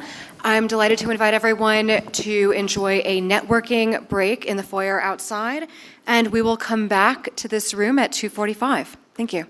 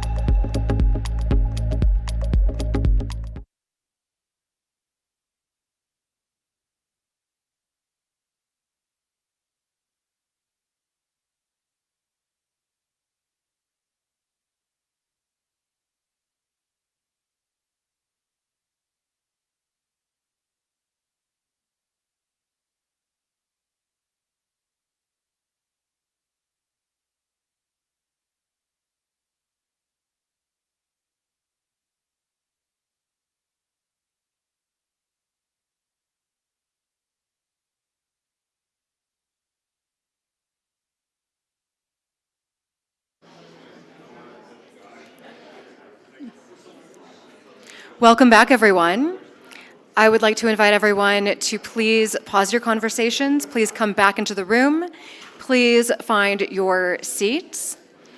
I know that we've just had a very brief networking break, but in just a little bit, we'll have a networking reception, and so we can continue to network and get to know each other. We're about to begin, so again, if I could ask everyone to pause their conversations and to come back into the room.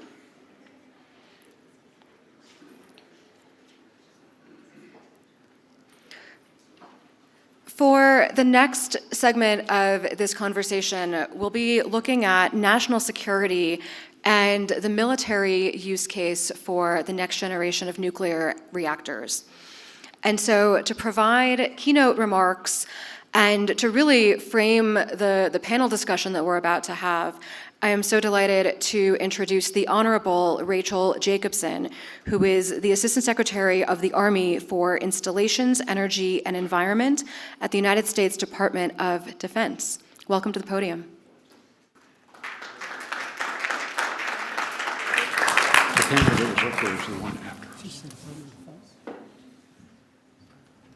Okay. Get myself situated here. Hi, everybody. I know it's been kind of a long day, but I promise you this is going to be part of the very exciting part of the program, so stay tuned. Thank you very much, Dr. Gordon, and thank you to the Atlantic Council for convening the Frontiers Project meeting here in Park City. This is just such an impressive group of participants and panelists, and I am learning so much from all of you, so thank you too for that. I always learn every day in this job, and that's what makes it so special. As the Army modernizes to prepare for the force of the future, secure, reliable, resilient energy is essential to train, mobilize, and deploy. As a multi-domain capable force faced with the likelihood of contested logistics, the need for assured energy has never been more critical. To provide such reliable energy when our installations face increasingly more power demand requirements and where we have known energy vulnerabilities, the Army is pursuing advanced nuclear power as an addition to the mix of our power sources. Why? Okay, first and foremost, this is about mission readiness. So full stop, mission readiness. There are other reasons, which I'm going to talk about, but must say that first.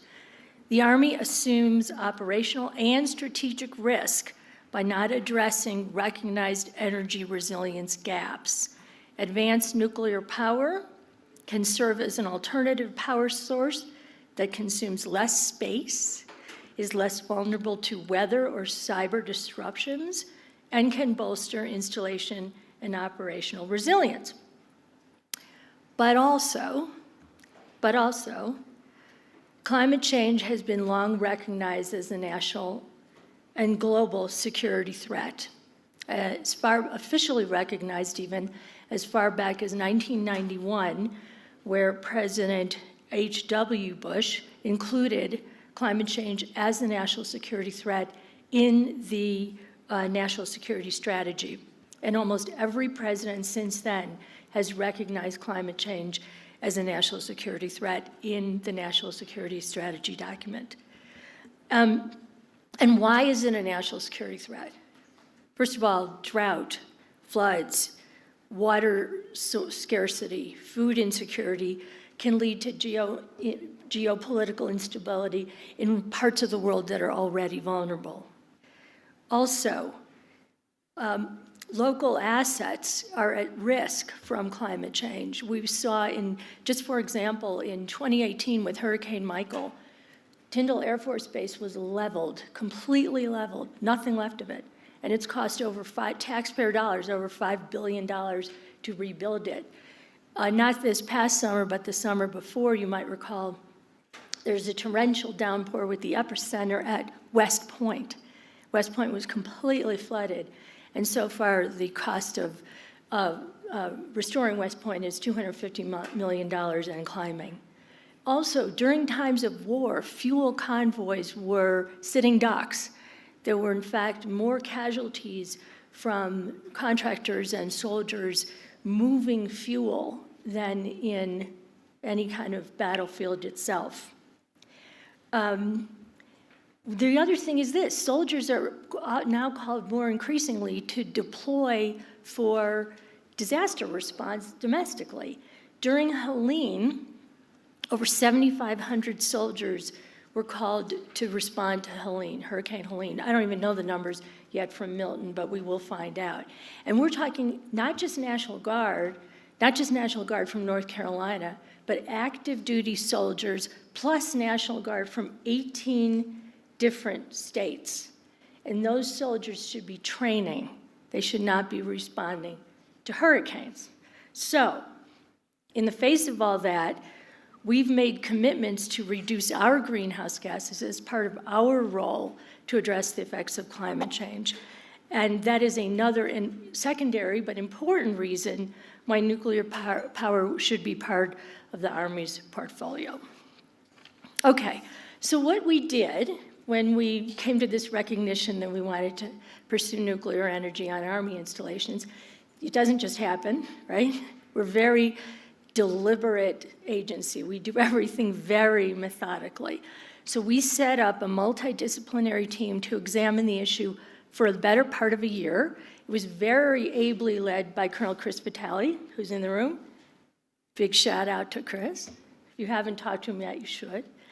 And then the team, this multidisciplinary team, kind of went through all of the same kind of process Army would whenever it starts a new program. Is there a need? Question number one. Yes, there's a need. The Army must, as I said, be capable of deploying to fight and win our nation's wars by providing ready, prompt, sustained land dominance. Inherent to that mission is the ability to project power from a potentially contested or resource-constrained homeland. The Army no longer has the luxury to assume future conflicts will occur exclusively in forward theaters. We must successfully project power from a contested homeland. The Army relies on the infrastructure and utilities provided by our local communities surrounding our installations. But that source of power is increasingly at risk as the electrical grid ages and faces additional demand from data centers, which we've heard about, but also building electrification and vehicle electrification, as well as the instability from extreme weather events and the risk of cyber and physical attacks. It's also a strategic imperative that we posture ourselves with the right mix of energy sources to bolster our installation resilience. As we heard from John Wagner, Director of INL, and the last panel, both China and Russia are working on technology improvements for alternative energy, and both countries are working on small mobile reactors to reduce fuel requirements for their armies. So for these reasons is also why we have to lean forward on this issue. You heard Congressman Curtis talk about the strong bipartisan support for nuclear energy. As evidence of this, I just wanted to point out that the senators who serve on the Select Committee on Intelligence, all of them, both sides of the aisle, the entire Select Committee, Republicans and Democrats, wrote a letter to Secretary of Defense Lloyd Austin and to my boss, Secretary of Army Christine Wormuth, noting that it is critical for the U.S. to lead in development of advanced nuclear energy, especially DoD and its critical missions, in part because Russia and China are very actively moving forward with nuclear energy. So now, next question, why now? Again, going through the methodical questions we have to answer to start a program. We want to be ahead of the curve, given the long lead time it is to deploy a microreactor on our Army installation. We want to be ahead of the curve. Personally, I want to make sure that the Army is fully well-positioned to do this after my tenure. I understand this isn't going to happen on my watch, but I want to make sure we are positioned to make sure it happens on my successors or even person after that's watch. Nuclear energy, as we all know, we talked about it, it's on the cusp of commercialization for data centers and industrial uses. However, we also recognize that the reactors are going to compete with the NRC for what the NRC has pending right now before it is 94 nuclear power plants, 4 fuel vendors, maintenance of 80 different reactor designs, 18,000 plus material licenses. So that's a lot. And to date, the NRC hasn't approved yet a micro-reactor design. So the current timeline was really too long. And that's, I think, in part why, by huge bipartisan support and overwhelming,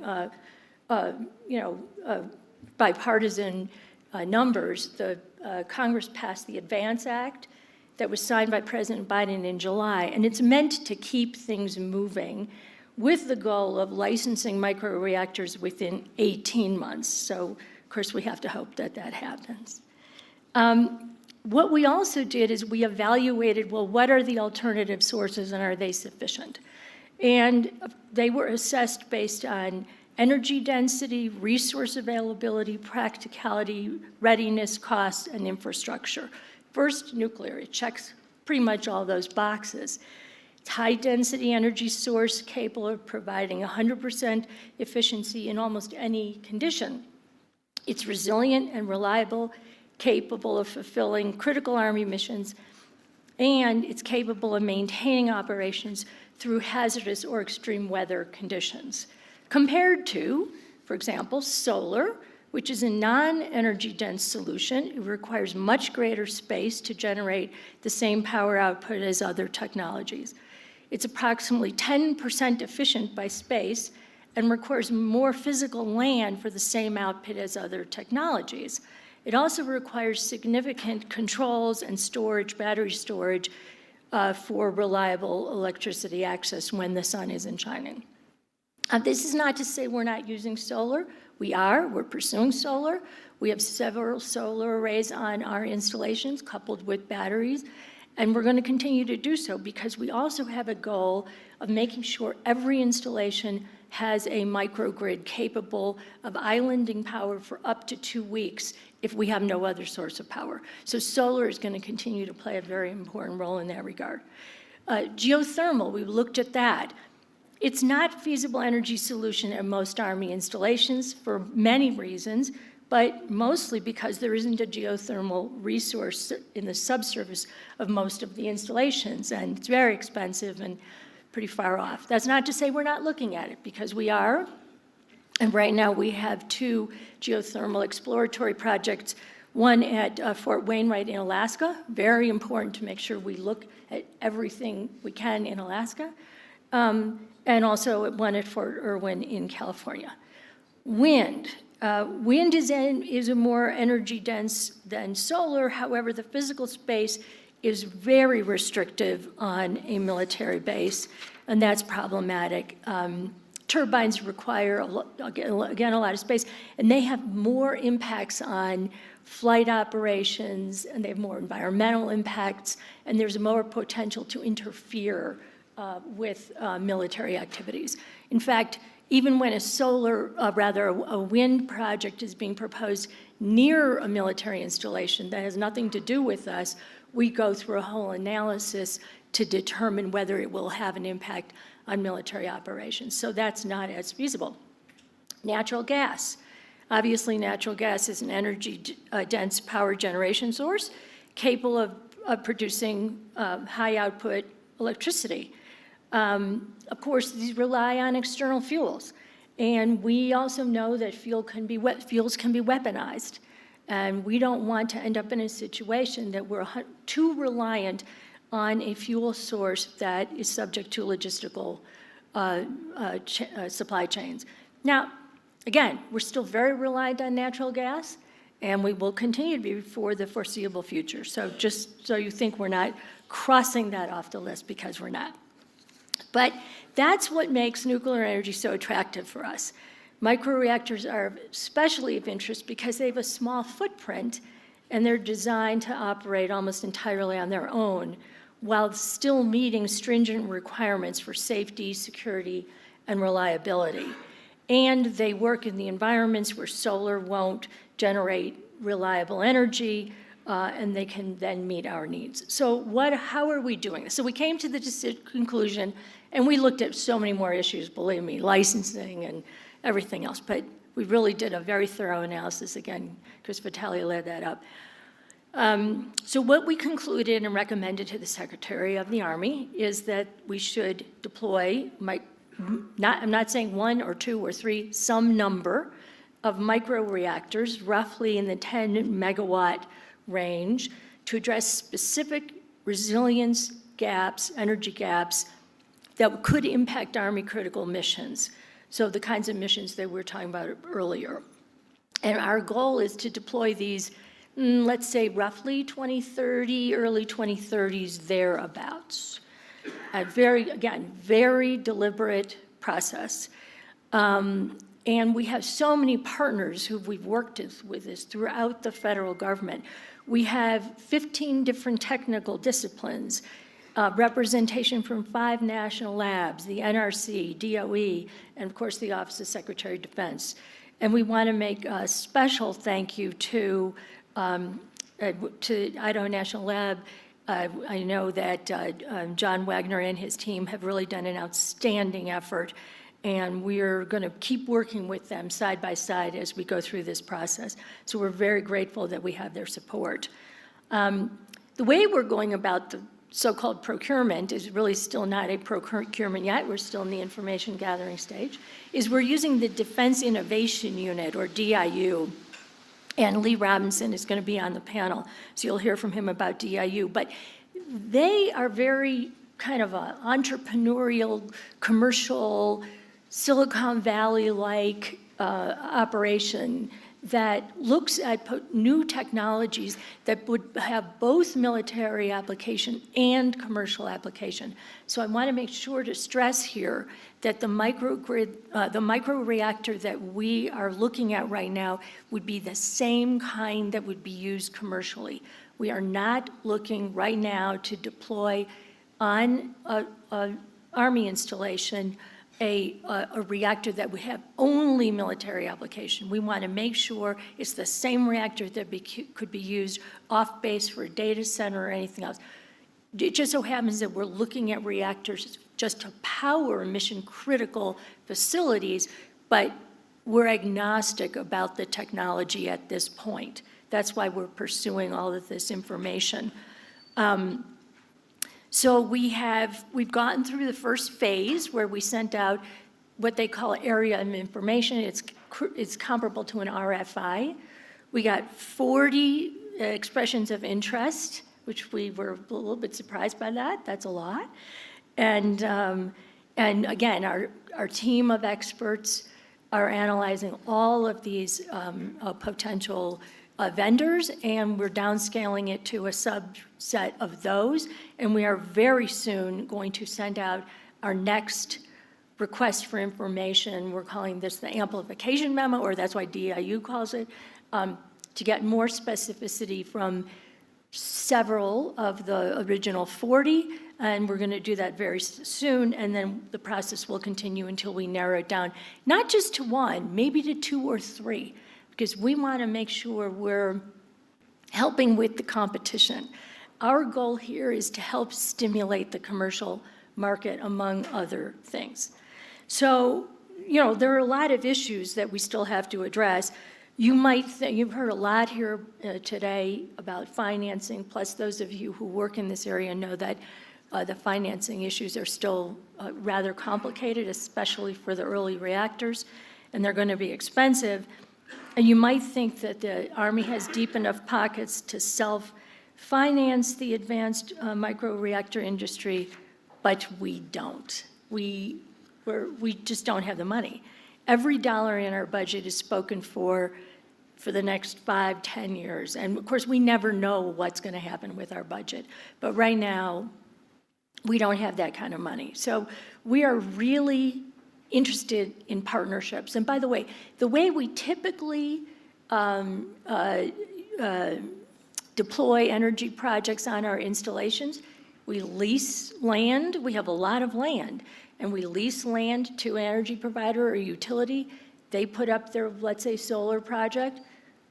They own it, they operate. We enter into a power purchase agreement. They can put the power out on the grid. That won't be so with our microreactor. It's going to be internal facing. But we expect that it would be a similar kind of situation. But it's going to take a lot of creative financing. And so we're also really excited to talk to so many of the states today, especially Utah. We've had some terrific conversations, and we're very excited by the opportunity to partner with states who are interested in looking at, let's just say, a suite of reactors that could include one or more on an Army installation. And that, of course, will help tremendously with the financing. So those conversations will continue, absolutely. But we have to look for creative solutions. You know, we want to send an unequivocal signal that nuclear energy is part of our energy solution as we look to strengthen resilience and enhance national security. By the way, it also has to be said, we're open to siting a small modular reactor, an SMR, on an Army installation. If a utility comes to us and says, we want to site an SMR on XYZ installation to power the data center just outside the fence, to power the community, again, we'll lease the land, we'll purchase the power from the reactor. So we're open. By having a micro reactor initiative that we're working on, that doesn't mean, that's not mutually exclusive from also being open for business for small modular reactors. So we want to make sure we know that. So to sum up, we're doing everything we can to really make a demonstrable investment, not necessarily in dollars, but in effort and resources and energy in microreactors that we think will pay dividends in the future for a vibrant and globally competitive U.S. advanced nuclear energy industry. And again, this is going to help us in the military achieve the highest standards of security as well as non-proliferation that we think is also extremely important. Thank you very much again to the Atlantic Council, and I look forward to the panel discussion.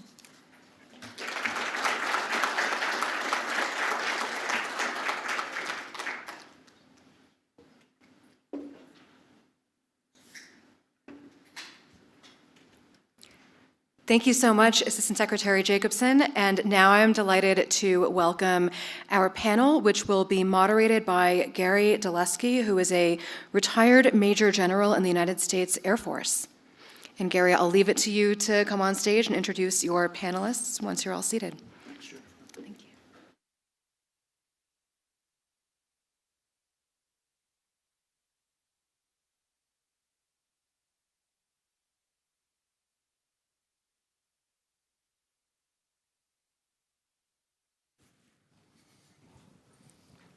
Are we on? Good. Well, thank you, Jennifer, and I'll add my thanks to several people earlier today for putting us on this event. Jennifer puts on a heck of a party, doesn't she? Yeah. Anyway, those remarks by the Secretary were an awesome introduction to what this panel is going to talk about, and we'll get into some of the more nitty-gritty things that are service-specific. But I would like to first start by allowing the panelists to introduce themselves and talk about where they fit in their organization and what their role is in this domain. And Lee, when you come up, if you would, talk a little bit about who DIU is. I think everybody in the room knows who the Air Force is, everybody knows who the Army is. Probably not everybody knows who DIU is. But we'll start with Corey.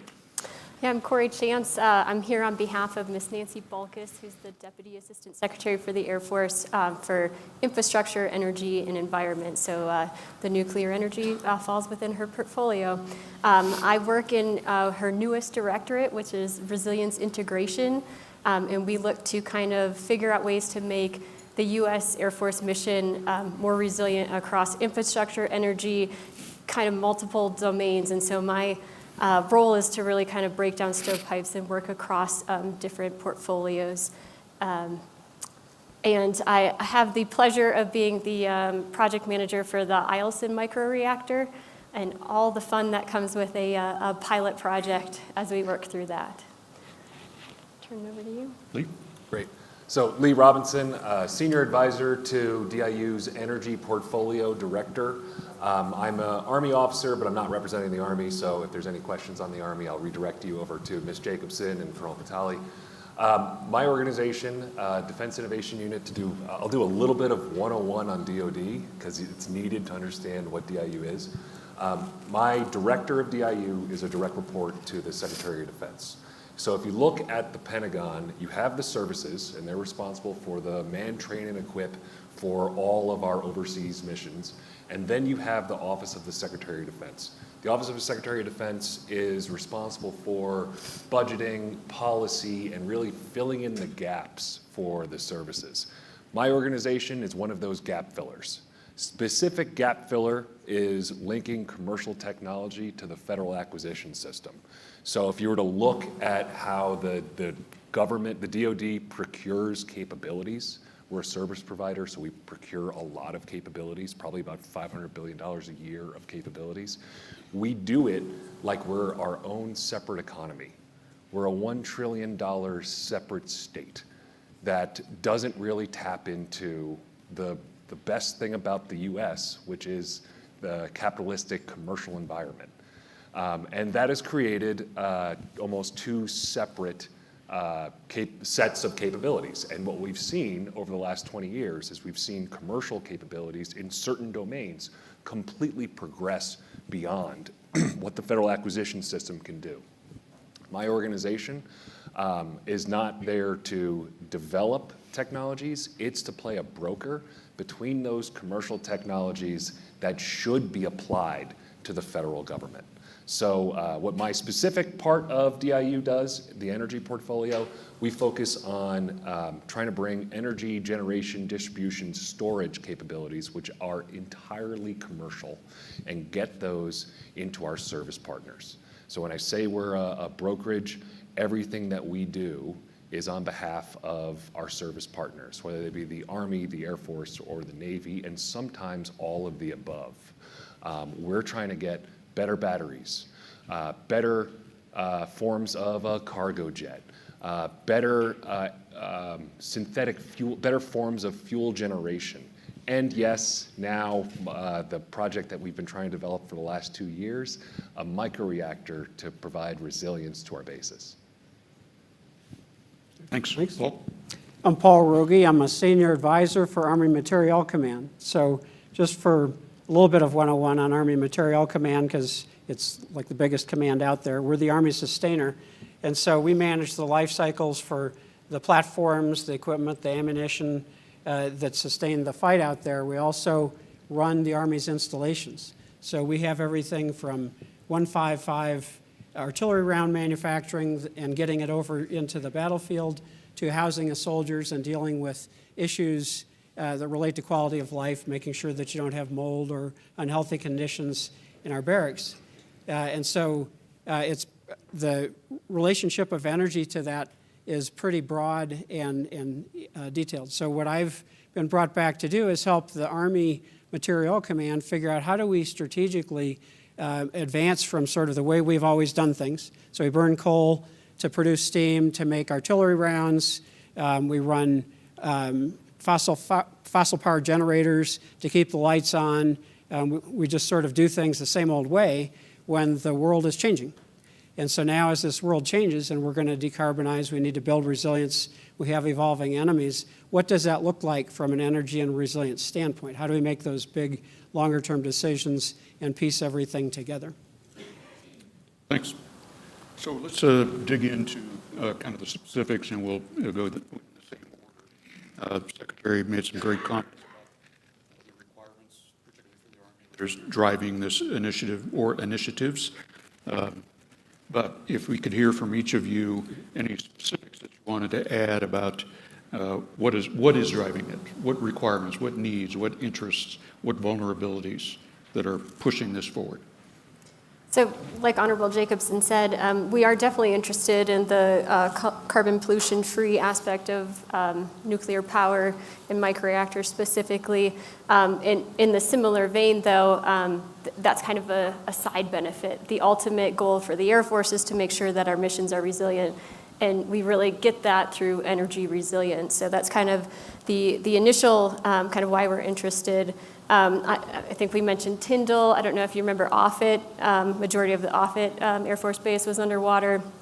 I think many of you remember the deep freeze in Texas. That took down quite a bit of the just energy and utility grids in general. And so that really pointed out some weaknesses that kind of can take away from our mission assurance.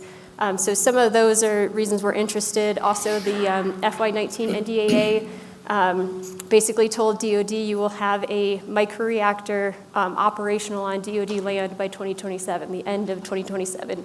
So Ms. Balkis's predecessor, kind of understanding some of the advantages to microreactors, basically raised his hand and said, yeah, the Air Force wants to pursue that microreactor. We'll take on the pilot project and we'll lead. And so that's kind of how we've come to the proposed Eielson microreactor right now. But yeah, ultimately, it's mission assurance through energy resilience for us. Okay, thank you. Pretty similar to that. There were two assumptions up until the last few years. For war fighting and missions overseas, energy was assured. When conducting the war on terror, energy was completely assured. Honorable Jacobson mentioned this earlier in her remarks. That is no longer the case when we're shifting to peer-to-peer threat. Energy is certainly not assured. And the home front is no longer safe. So if we were to go into some form of a conflict, our homes, where we conduct a lot of our own missions back in our installations, those are under threat. So if we look at a great example, in 2022, there was a small arms attack on Fort Liberty, or at a substation near Fort Liberty. It shut down the power around Fort Liberty. Now, it didn't have an impact on the critical infrastructure, at least I don't believe so, on the critical infrastructure on the base, but it had an enormous impact on the families that lived around that community. You better believe that degraded the combat effectiveness of our units there. So when we look at what we have to do moving forward, when we look into more of a peer-to-peer scenario, we have to make sure the home front is assured and energy resilient. So that's one, we can't take energy as an assured thing. The second thing is the commercial market on nuclear reactors specifically is just about there. Thanks to many of the folks that are in this room, you all have done about probably several decades of work to get to the point where now we need to deploy. We need to build infrastructure rather than focus entirely on R&D. We are now at that point, thanks to you, where we can bring commercial technology to solve the problem. So those two are the main driving forces to me on why nuclear now. Yeah, I'd like to, I have the opportunity because Honorable Jacobson did a very good job of sort of describing the things, the different aspects that are really driving the Army. I'd like to sort of highlight in a little different words two aspects. One is we have something we now call multi-domain operations, and she mentioned the different domains that we're operating in. But this is sort of a different view of the world than people have thought of the Army operating in the past. We're supposed to be ready to go and fight the war somewhere else and beat the enemy and come back. And so certainly we want to be able to do that. But multi-domain operations, our former Chief of Staff of the Army, General McConville, wrote a couple papers that describe this and cast it in terms of competition. And so the U.S. is in competition with other parts of the world and other ideologies. And so that competition not only manifests itself in being ready to go and fight and kill more enemies, or at least get them to give up before we do, but it means building coalitions, being interoperable with your allies, having those who want to be on our side, either be our friends or be our allies in some kind of an operation, having respect of the other people. And so this starts to, relate to things like being sustainable, having responsible stewardship of the planet, having the kind of lifestyles that people aspire to.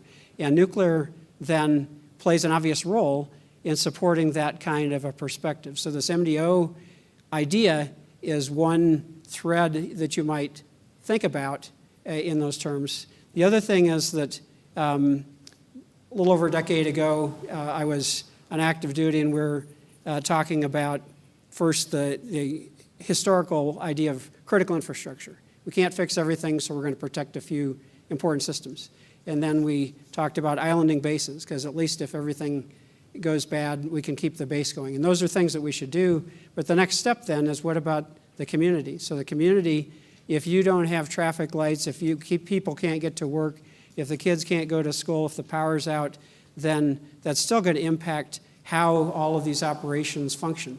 And so this idea of community resilience is another piece that really is driving, I think, our evolving thought process that relates to nuclear. And so Honorable Jacobson mentioned, well, we're looking at the microreactors that will support our key missions and so forth, but we're also looking at what can we do collaboratively to make sure that the community can continue to operate, and the AI analytics that are going on nearby, and the data and communications that are going on, and all of these other functions that are happening can continue to work, because we need those to do our job and to be a resilient community.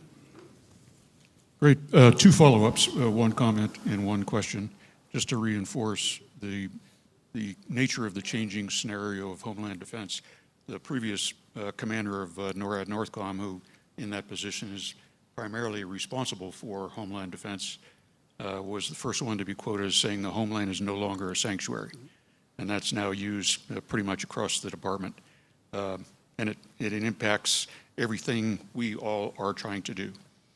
The question is, in addition to energy resiliency on bases, connection with the local community, and support of the local community, is there any effort within the services represented to provide the capability for industrial production on military bases for things like spare part creation, et cetera, using both the power and the heat that has been talked about several times today? Anybody? Well, I just would observe two little vignettes. One thing, the Army is really working on advanced manufacturing opportunities. And so AMC does a lot of manufacturing and so forth. And so we're doing things like additive manufacturing. Well, additive manufacturing, we think of a 3D printer that's run by electricity. We're actually ready to deploy a really big 3D printer that can print a whole tank hull. But additive manufacturing could use, for example, it uses heat to melt some material usually. And so if you had high temperature available, then you could 3D print something, let's say. So that's one thing. The other thing is that AMC has a number of manufacturing facilities. Some of them are the largest energy users in the Army, or at least on our installations. And so most of those processes, like most industrial processes, run off heat.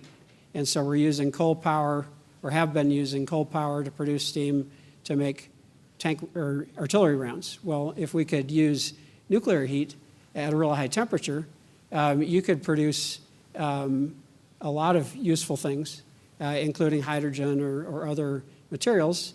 You could recycle plastics and do other processes that we're not doing today because fossil fuels are easy to get. And then you could produce the electricity, and you could still produce the steam to run some process. So that's an idea. And it's something that potentially could be looked at over the next few years in the context of a major effort that we have within AMC for modernization of the organic industrial base, we call it. So we're looking at ways that we can improve those things, also looking at ways to get rid of coal. And so there's a logical opportunity, but it's kind of out there. Okay. Lee, did you want to add to that? Sure. I'll talk from more of like a joint angle here. The military owns 5% of the country. We have about 500 bases all around the country. We have something like 10 to 15 megawatts of continuous electric demand on average at every one of those bases. So that's a lot of land, not actually that much demand. So if someone wanted to bring an attractive proposal alongside a Google or an Amazon data center where we could carve off a piece of that electricity and maybe 100 megawatts goes to a really large data center, there's probably going to be people that will listen to you. So I'd say I'll push that back to the commercial, to our commercial partners. Make a pitch, come up with something innovative, bring it to the defense partners that own the facilities. You're probably at the very least going to get a conversation. Great, thanks. Changing gears just a little bit here. We've got, the Air Force has programs going in the advanced nuclear world. The Army does as well. Now the Navy has recently jumped in the pool, so to speak. Is there a feeling amongst the services that perhaps we need a DoD central point of contact or some guidance, some coordination and integration, all the way to and including perhaps eventually a program like the F-35, which is a joint program that supports more than one service's requirements? So far, the services have done a pretty good job organically at speaking across to each other. So Colonel Vitelli and Mo from his office kind of invited the Air Force to take a look at their ANPI area of interest with DIU, and so the Air Force is interested in that. And then because we're a little bit further along with Eielson, we turn around and maybe share our MOU with NRC, between DAF and NRC. And then as far as the Navy goes, we don't leave them out just because they're not here. We still love the Navy. But they released their RFI for their shore nuclear power initiative as well recently. And so Air Force members have started attending their biweekly meetings as well. So I think we've done a pretty good job organically at making sure we're on the same page, because there's an interest in making sure that we're not sending industry in 6 different directions. I'm sure you guys would appreciate that as well. I do know, and it's very initial, but the services were asked if maybe a working group would be beneficial in the microreactor space. Right now, we again organically do a community of interest, which covers all things nuclear. Think space to just everything, you name it, but maybe at the DoD level, creating more of a working group that focuses on microreactors, or at least nuclear energy, and just how to make sure that we're all going through the process together, not having to reinvent the wheel or learn all the lessons each and every time. Thanks. Anyone else want to add to that? If you want to talk about Army, I'll do joint after. Okay. So obviously the Army mission, our activities are not all the same as the Air Force's or the Navy's, and so I think that's the reason that you have the separate services doing their things separately. That said, we talk to the other services even without OSD involvement, and so actually helped with a selection team for Eielson.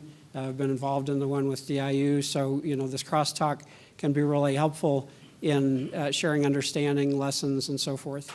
And so that collaboration is fundamentally useful whether or not anybody mandates some sort of a standard. But as things become more complicated, as technologies proliferate, as the tempo of any supporting activities increase, whether it's how you license, how do you do analysis, how do you do testing, it may make sense that DoD comes along and helps us with those activities. But at this point, there's not really anything that one could point to that I know of. Lee? So I'll say that for the installation purposes, I'm not going to talk about other uses for fission because there are some very service unique items for fission. But for installation purposes, this is inherently a commercial technology that's been developed at like our partners over at INL. For those needs, An electron generated from a microreactor that goes into an Army installation is the exact same as the one that goes into a Navy installation, is the exact same as the one that goes into an Air Force installation. This should be joint. And I'll even say, not only should it be joint, there's a whole nother acronym called JAM, and I have no idea what it stands for, but effectively it means interagency should be working together. This should be joint, this should be between the DOE, this should be with the NRC. We should be holding hands as one holistic federal and state governments together because we're looking for the exact same capabilities. So to me, there is no reason why after we get through the initial stages when people are kind of figuring their way out in the dark, because we are getting through those initial stages, there is no reason why we wouldn't come all together to have to share the vendors. The exact same vendors on contract, maybe even share the contract vehicles, because we're deploying them for the exact same use case. Love that answer, and it scratches a couple of itches that have come up earlier today. Tori's comments, if she's still here, about having, as a producer, a potential producer, having one entity to go to.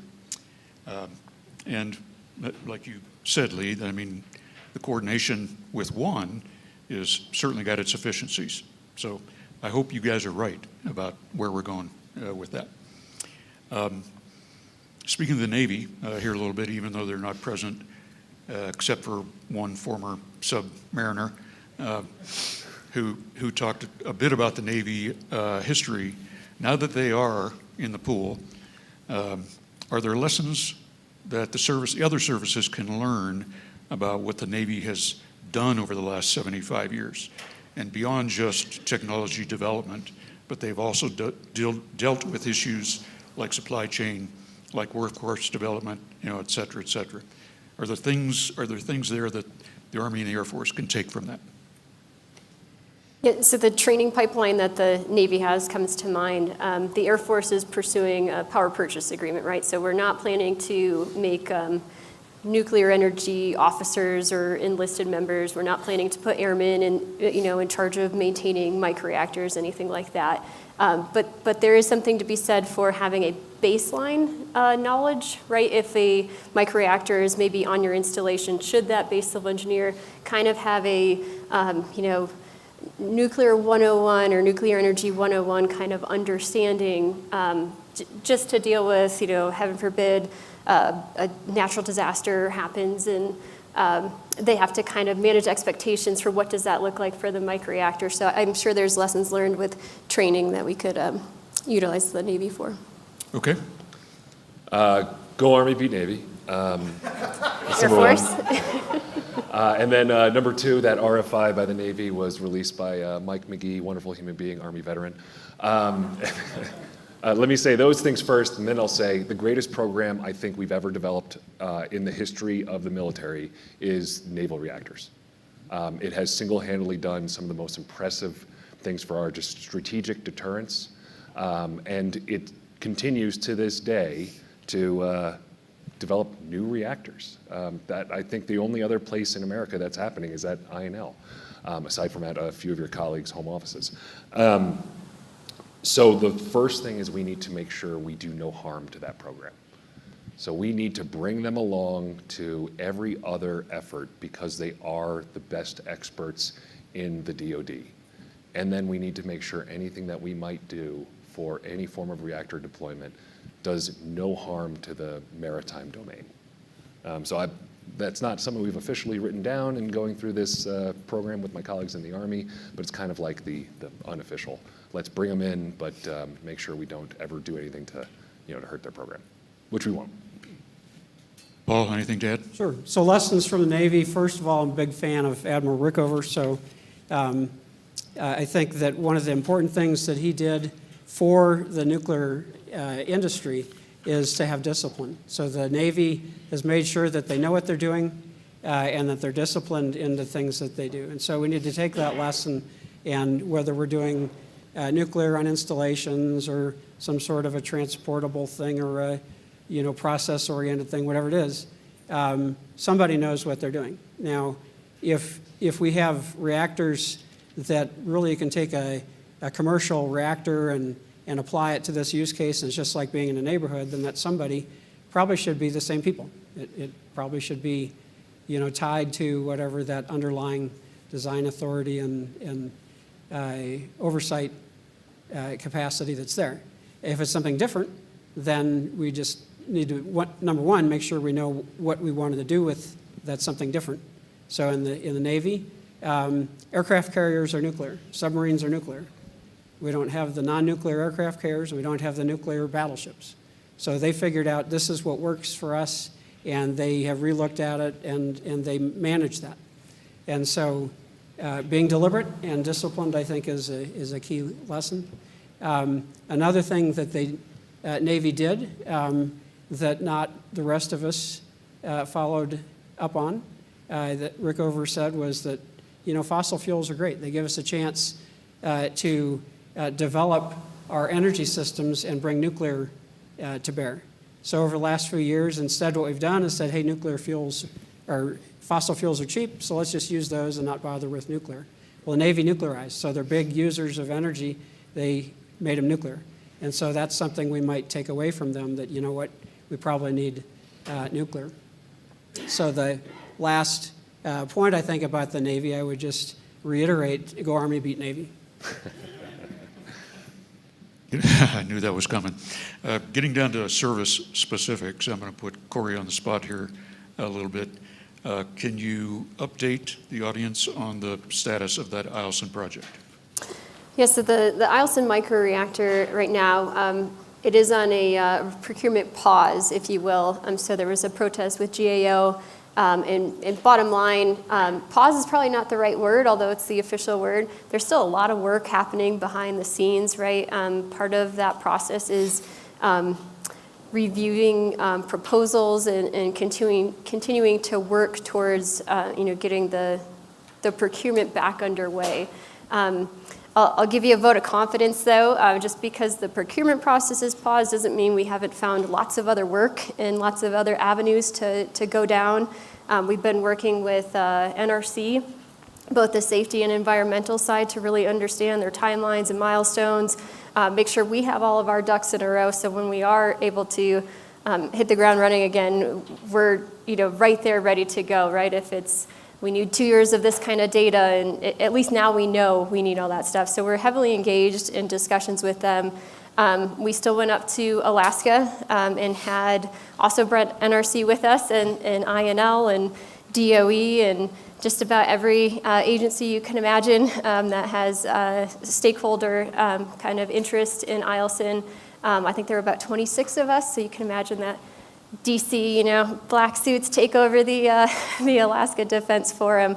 But really went up there to continue the community engagement. NRC did a great job at making sure that the local and state governments kind of understood the process that is coming forward, that they are a neutral kind of third-party entity, and some avenues to get in touch with that. We had the pleasure of having Dr. Jess Jean come with us to kind of help calm some of those questions about microreactors, because I'm sure working in the space you work, when you say nuclear, even if you add energy, some people's minds go to some very negative things, especially with the history of the federal government and the nuclear program in Alaska, dating back to the 60s. So just to kind of reassure Eielson and the local community there that we're committed to the project. There's so many reasons that Eielson was picked as the proposed location of the pilot, and that we're not giving up, we're not going anywhere. We'll continue to work through the challenges and utilize all those lessons learned for the next projects that the Air Force takes on. Thanks. Let's talk about contracting a little bit. Are there interests and activities within the Army and the Air Force in this case to take a look at using more flexible contracting methods rather than traditional cost plus or fixed price? OTAs obviously comes to mind. So Lee, I'll let you start on that, because I'm pretty sure you have a definitive opinion about that. So my organization only does, we're effectively a contracting shop. When I say we're a broker, we link people up with the commercial technologies in a formal way and put them on contract. And the contracts that we use are the transaction authority. We do not use federally, Federal Acquisition Regulations. OTs are are designed for flexibility and designed to be customized for the individual project, and then they're designed to scale in procurement. So if under an OT prototype, a validated capability is successful, that validated capability can then go get a 5-year non-compete to do procurement with any federal organization. So not just with the Army or the Air Force or the Navy, but also with the Border Patrol. And I think there's even some states that they've aligned their regulations to be able to adopt that as well. So I am a very biased person in this question, but OTs absolutely. We all watched what SpaceX did last week, landing a skyscraper on 2 chopsticks. They wouldn't exist if it wasn't for other transaction authority. NASA COTS got them literally off the ground. So we need to do the same thing for the nuclear industry. Great. Corey, we're just about out of time, but does the Air Force express an interest in using flexible contracting options? Yeah, well, I think we're interested in partnering with the Army and their ANPI with DIU, so I would say, yeah, that's something that we're pursuing. Yep. Okay, great. We got about 4 minutes left, as I see it. Is there anything that you guys would like to articulate to this crowd where you need specific help that maybe hasn't been discussed all that much today? Is it technology? Is it funding? Is it help with regulations and permitting, et cetera, et cetera? What's the one issue that's very problematic? Well, I think you just said them all. So, yeah, all of those things. I guess I'll just share, because I think we have covered quite a bit of that, fuel chain, the allocation process, supply quantities, regulations, how long permitting processes take. So all of those are challenges. The other thing I'll just share in a little vignette, I was checking into a hotel, and the gentleman asked what I was there for, and I said, I'm part of this nuclear energy discussion, and he went, oh, that's scary, right? Because people don't, I know this room understands it well. You work in this space, but the vast majority still hear nuclear, and their minds go to some very negative places and some very huge smokestacks and whatnot. So I kind of, whether they like it or not, take the opportunity to just kind of educate them on what a microreactor is, send them, hey, check out some of these video links. But I think the more public outreach and education that each and every one of us can do, and that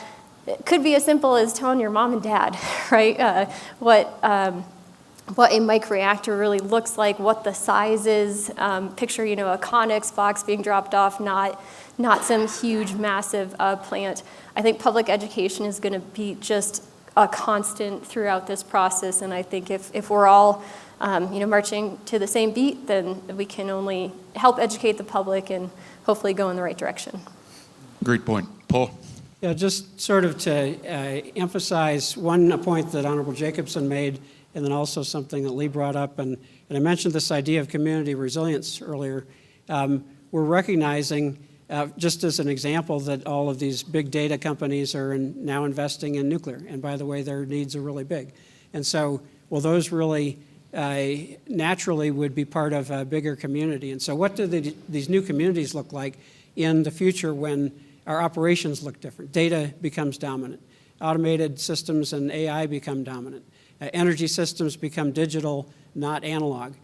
So as this whole milieu changes, what are the operational models, what are the value propositions, and ultimately, what kind of business models then can exist in these communities where you've got companies that are making money based on X, and it may depend on reliability, availability of energy, maybe not so much unit costs. Military has some needs in terms of readiness, ability to continue to operate. Kids need a chance to grow up and become educated and fill that workplace. So things that the Frontier Project and groups like this are doing, can help to expose those things and help us to envision the future and then bring the collaboratives together to help us, do all our respective pieces. Lee? I've got 2, one for my federal government colleagues and then one for my state government colleagues. For the federal government colleagues, we're going to have a lot of procurement programs. They're probably going to be consolidated into a few as we're getting started on this. We're trying to we're trying to build an industry. So there is no pie that exists right now for advanced reactors. We need to grow the pie, which means don't select the winners now. We need to build an industry. There should be 10 plus providers by 2035. So if we select one provider, that will cause problems for us down the line because no one can tell who's going to be the provider that wins out in 10 years. So that's one. Don't select don't narrow the field just yet. The second item for my state colleagues is help us with the site prep. The site prep is an enormous long lead item. And the site prep, for the most part, is agnostic to the underlying technology, agnostic to the developer. So it doesn't matter for product, doesn't matter for vendor. If we can do that site prep now, it'll shave years off down the road. Thanks, Lee. Great discussion. Thanks for all the information, folks, and the candor. Would you all please help me thank our panelists?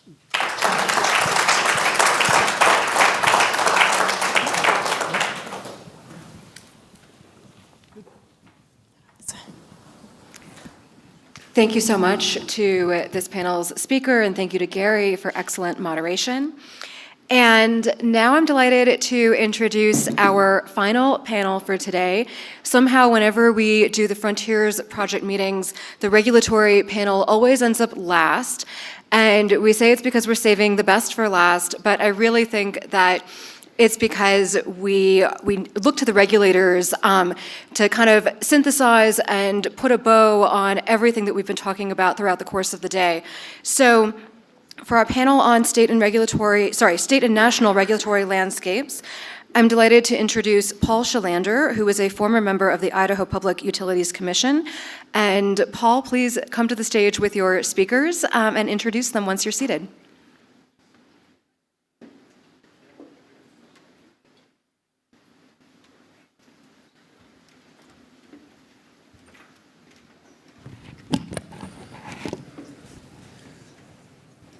So good afternoon, and as everybody is sort of taking their seat, I had a conversation with a couple of the other panel moderators, and we were trying to decide which was the worst panel to actually have to do, the one right after lunch or the one right before cocktails. And I think this is going to be the tougher one, as the room seems to have thinned out a bit. But that could hopefully open up opportunities for more open and honest dialogue, and that's always a good thing. So again, my name is Paul Shalander. I am a recovering state regulator. I was a state regulator for 20 plus years. Also served in an office of energy. So if you ever hear me say we, it's because I am a recovering regulator. A long time ago, I was a state legislator. I've long since recovered from that. And I'm looking forward to today's panel. Also want to thank the Atlantic Council for all the hard work that goes into this. One thing you may not be aware is that Jennifer conducted meetings for the last year and a half every other week, pulling people together to make this possible. So if it looks seamless, if it looks flawless, it's because there was a whole lot of work involved with it. And certainly want to thank Jennifer Gordon for everything she did to help pull that together with the tremendous number and caliber of panelists that we've had here today. So I guess if there's a central message in where we're headed with this next panel, it's that the energy transition is prompting all major stakeholders, including electric utilities and those impacted by state and national regulation, to rethink how they operate going forward. And pressure from large load customers, the investment community, the federal and state policies, they're all placing a much greater emphasis on the deployment of cleaner generation resources. But the realization that the intermittent renewable resources are only a part of the solution has really begun to sink in over the last couple of years. A lot of people were looking at renewables and battery storage as being a replacement for baseload resources. And what they're discovering is that by themselves, they actually could serve to destabilize the grid. So what's that push us towards? It pushes us towards the realization that advanced nuclear technologies have to be part of the solution. We've heard many people say that nuclear isn't the solution, but without it, there isn't one. So today, what we've done is brought together a panel of experts within their specific areas to help us get a greater understanding of how the national and state regulatory environment impacts what they're doing, and to hopefully tease out a few thoughts and ideas of some paths forward as we look to deploy more advanced nuclear and microreactors. So with us today, we have Amy Roma, who is a partner and global energy practice leader with Hogan Lovells. And next to her is Rich Walge, a former president of Rocky Mountain Power, and who currently serves as CEO of Raw Energy, which just sounds fun to say. And then we also have rounding out the panel, Louisiana Public Service Commissioner Eric Scrametta, who was first elected to his post in 2008. And when I say elected, that is a unique distinction. Most states have appointed commissions. In Louisiana, they're elected. And when we get to Eric, you can probably get a sense of the differences between being an elected commissioner who's a constitutional officer as opposed to an appointed commissioner who might more fit into an economic regulator. And he'll be able to help us get a sense of the differences there and some of the things that he's able to do and be a little more nimble in the area of looking at deployment for advanced nuclear. But we're going to start off our panel with Amy Roma.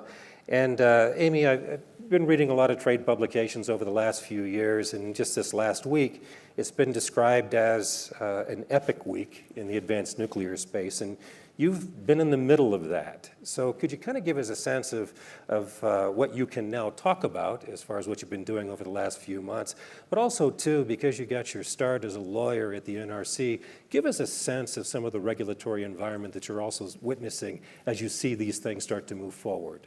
Sure. So by way of background, I'm a lawyer. I heard somebody earlier said that they appreciated lawyers, so I'd like to thank that one person for saying that. And we're going to try to bring some energy because I know we're at the end of the day. So last week, you guys have heard this. It was an epic week for nuclear. There was a lot of announcements that came out. So $500 million equity investment by Amazon. Also an order for 64 reactors, right? So the first planned set of that tranche will be at the Energy Northwest site, which was X-Energy's original ARDP site. So a lot of work had already been done there before they switched over to Dow. So really big announcement. There was the Kairos Google announcement. So the X-Energy was, 5 gigawatts of electricity. That's enough for 5 million homes.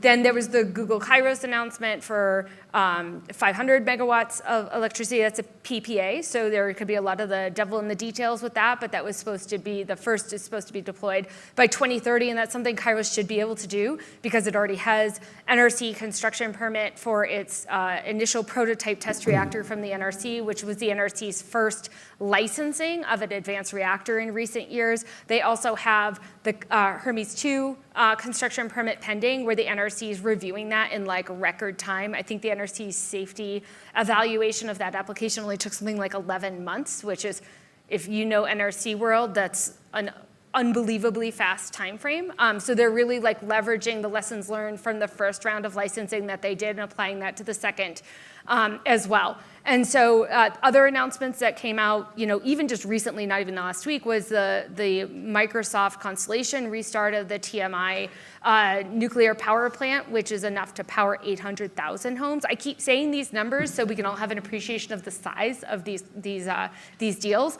And then there's rumors about other potential reactors restarting that are planning on restarting that were shut down because of investments potentially from data centers. So I think that's a watch this space. There was also the $900 million announcement that came out from the US government to help fund Gen 3 plus reactors. So those are light water reactor technologies. I believe it needs to use LEU fuel instead of HALEU.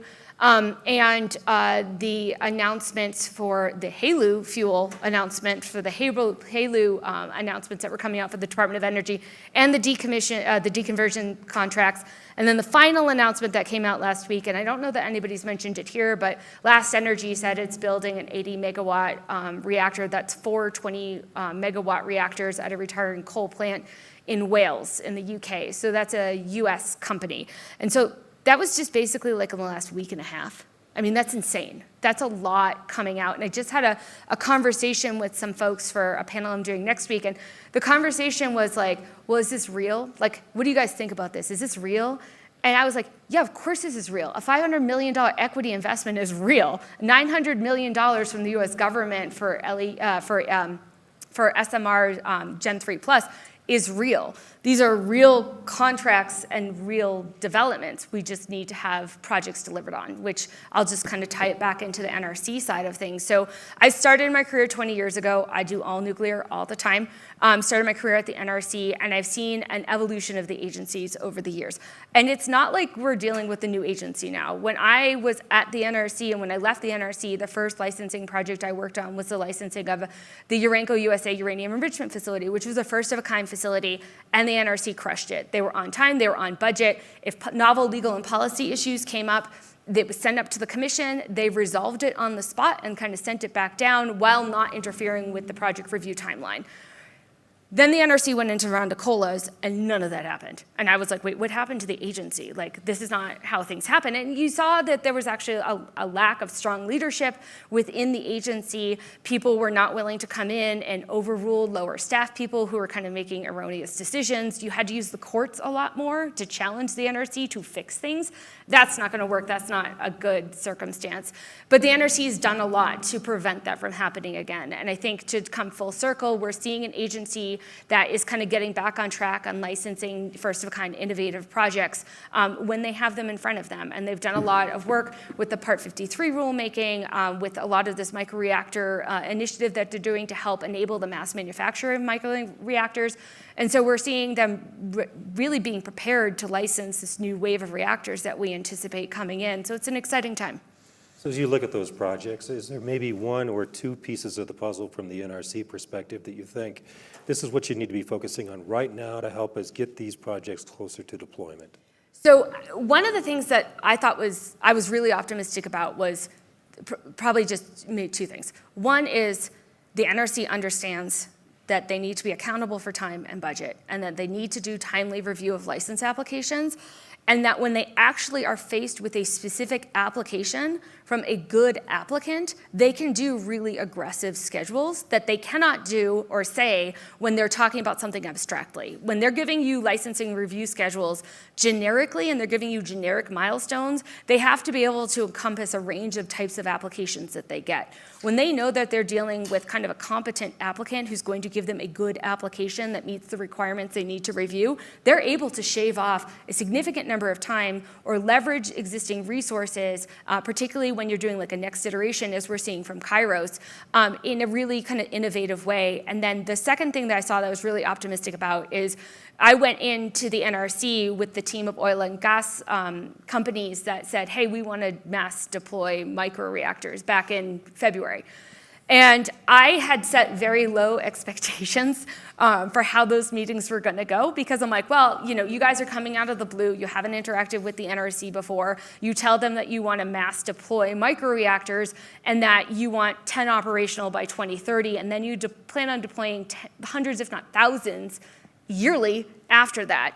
You know, but when you look at what their needs are in just the Permian Basin alone, the oil and gas industry said that they need 28 gigawatts of power by 2032. That is for off-grid applications. And so there's no infrastructure in place that they could just electrify. And so that's just West Texas. And the entire Texas grid, just for context, is 80 gigawatts. So like, even if you were going to connect, you're going to collapse the Texas grid, and there's no transmission wires out there anyway. And they're trying to replace natural gas generators that are leaking methane. So they're like, hey, it's going to help us meet our decarbonization goals as well as our energy growth goals. And when the NRC heard that they're serious about deploying, that they need to deploy a lot of them, and that they're going to walk away and go to do something else, which is likely going to not be a carbon-free technology, that got their attention. And when we went in with the NRC staff, the NRC said, yeah, we already came to the same conclusion. We already realized that in order to make microreactors make economic sense, you need to be able to deploy them and have them deployed, manufactured in a factory setting and then be deployable on site quickly. And the metrics that the NRC was given was you place an order and within 180 days it's operational, and that the total unit cost is you spend less than 1% on regulatory fees for the total unit cost. I thought the NRC would laugh in our face when we said those numbers, but those were the numbers that the oil and gas industry said, we're going to leave if you guys can't do that. And the NRC said, we think we can come pretty close to that. You know, maybe not for first of a kind, but definitely for nth of a kind. That is something that is very doable. And that is a fundamental shift in how the agency used to regulate. And it was a really exciting conversation. So Amy, we've got a couple of panel members here, one a former president of a utility and the other one a utility regulator. So not to start a food fight, but here's the question I want to ask. In the projects that you've been engaged in over the last few weeks that have been announced, do you see a role for utilities in that space? Yeah, there's 100% a role for utilities. It's an interesting conversation because a lot of times it's not the traditional role where a utility decides it's going to build a large nuclear power plant, it gets approval to do that, it plans on charging it back to the ratepayers, and that it goes and builds a big project like the Vogtle project. I'm seeing a fundamental shift in how people are approaching and developing the projects, but the utility, you still need, when you have a nuclear power plant, unless you have a PPA model where the vendor who's selling you the reactor plans on being the owner and operator type project, or you have a project developer, you oftentimes have a utility that needs to be the company that's either going to own the reactor or at least operate the reactor. And so it's a fundamental shift, and I think it's going to require some innovative thinking from utilities as to, hey, we don't want to take the risk of being the owner and the operator of a very large reactor right now, but what other ways can we get in the game and innovate and think about different business models that we do feel comfortable with that isn't too risky for our ratepayers? And that's, I think, what we're seeing with the Energy Northwest project.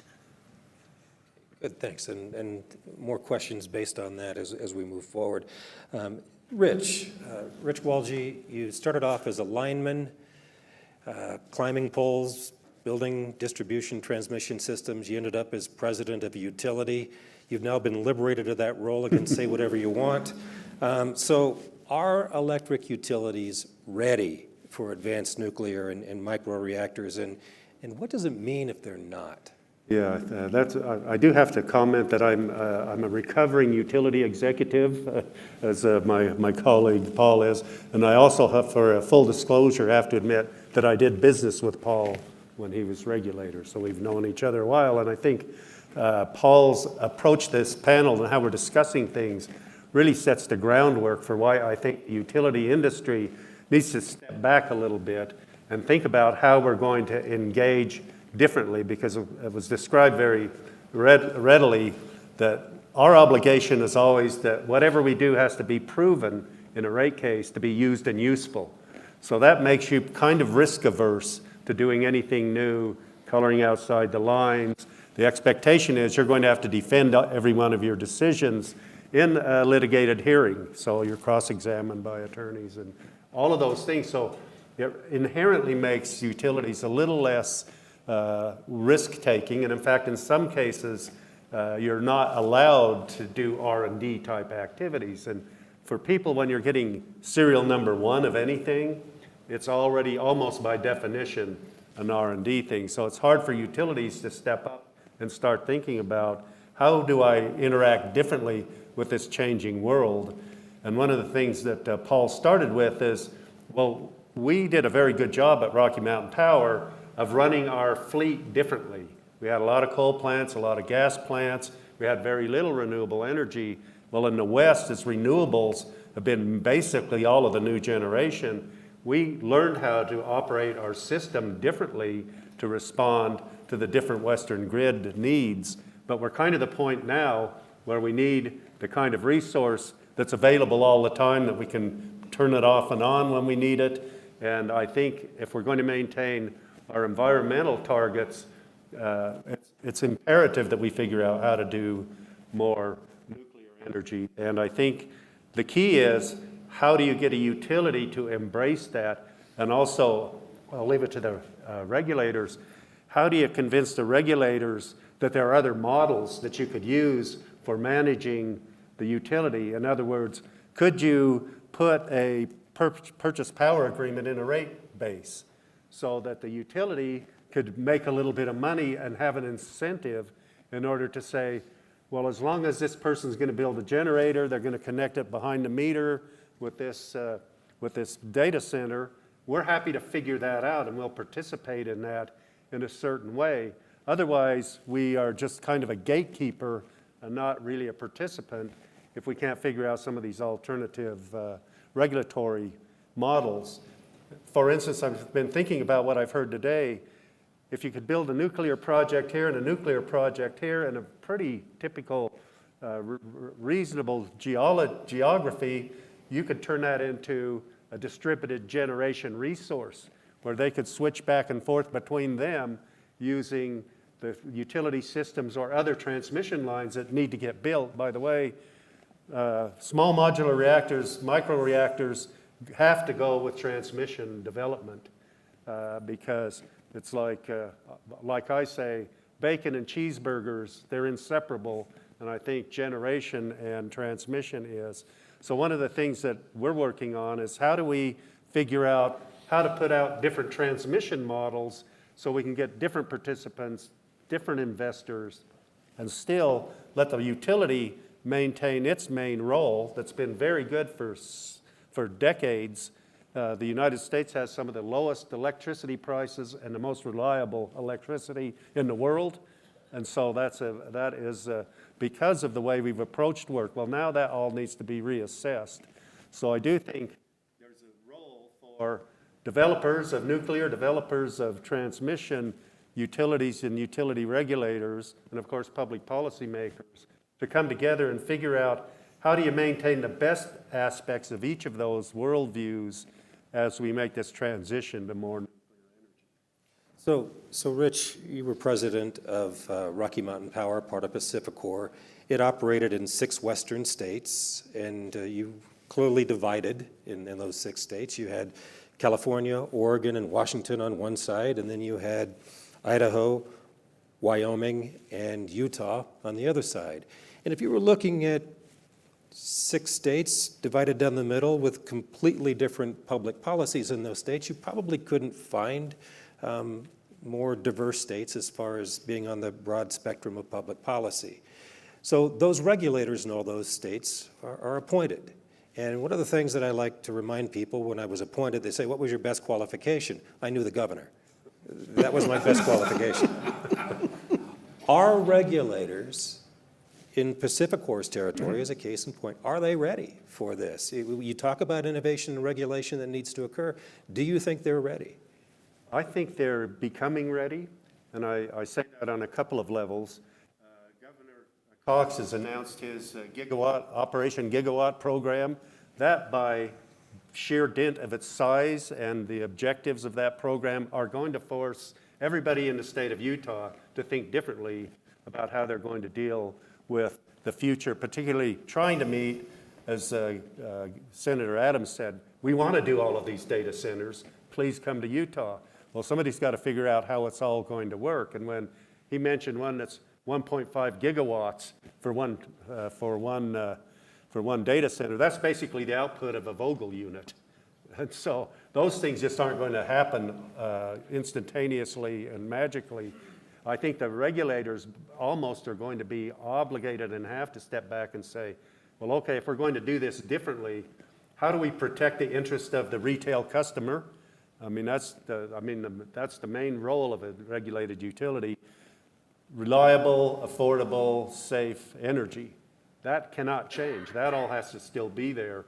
And so how do you do risk allocation for the different participants in this change? So for instance, on transmission, we talked to independent transmission constructors. They have a bit more money. They actually have a little higher risk tolerance. They want a little higher return, but they're willing to come in and participate. And they'd be the same sort of people that could work in modular reactors and micro reactors. So I think the change that needs to happen is don't confine yourself to the way it was done back when Tesla and Edison did electricity, which is still how we do most of it to this day.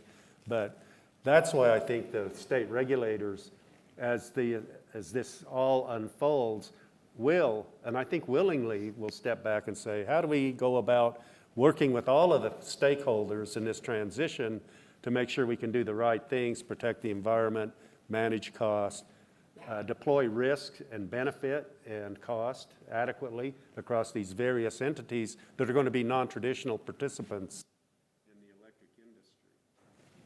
Thank you, Rich. Commissioner Squirmetta, you're from Louisiana, where you are an elected constitutional officer. So you had to do more than just know the governor. You had to get one more vote than your opponent. As you look at the state of Louisiana, you are more policy-oriented than commissioners in some other states and not afraid to take the lead there. You recently initiated a process to create an advanced nuclear strategic framework for Louisiana through the commission. That document, that report just got filed, I think, last week there. And I know the Frontiers Initiative, of which the Idaho National Lab is involved, was a piece of that. What drove you to say, this is the right time, this is the right place for Louisiana to start looking at the necessary capacity building to be ready as a next mover in advanced nuclear? Well, I guess because finally everybody gave up. I mean, to be simple, but when I got elected in 2008, I was interviewed by the local newspaper in New Orleans, and they jumped all over me, and they said, well, what do you think? Because at that time, natural gas was $15 a unit, and there were people playing ping pong in the market. And they said, well, what about nuclear? And I said, oh, absolutely, we should build more nuclear power. And they said, well, what about QUIP? And right now, I've practiced law for 40 years, but 16 years ago, I looked at them and I went, what's QUIP? So, you know, in a full representation, I didn't know anything. But when we talked about it, I said, well, no, I don't like the idea of, you know, consumers having to pay for cost while in process. And, you know, and that's kind of laid on my back for the last near 17 years of service.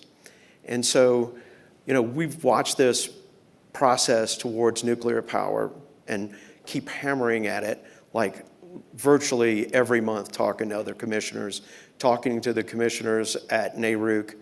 And, you know, in fact, I've been listening to the issues from the Department of Defense. And about 4 or 5 years ago, in our own state, the movement was towards solar facilities for resilience. The discussion was not towards modular or micro nukes at that time. And, you know, we worked the issue along that basis.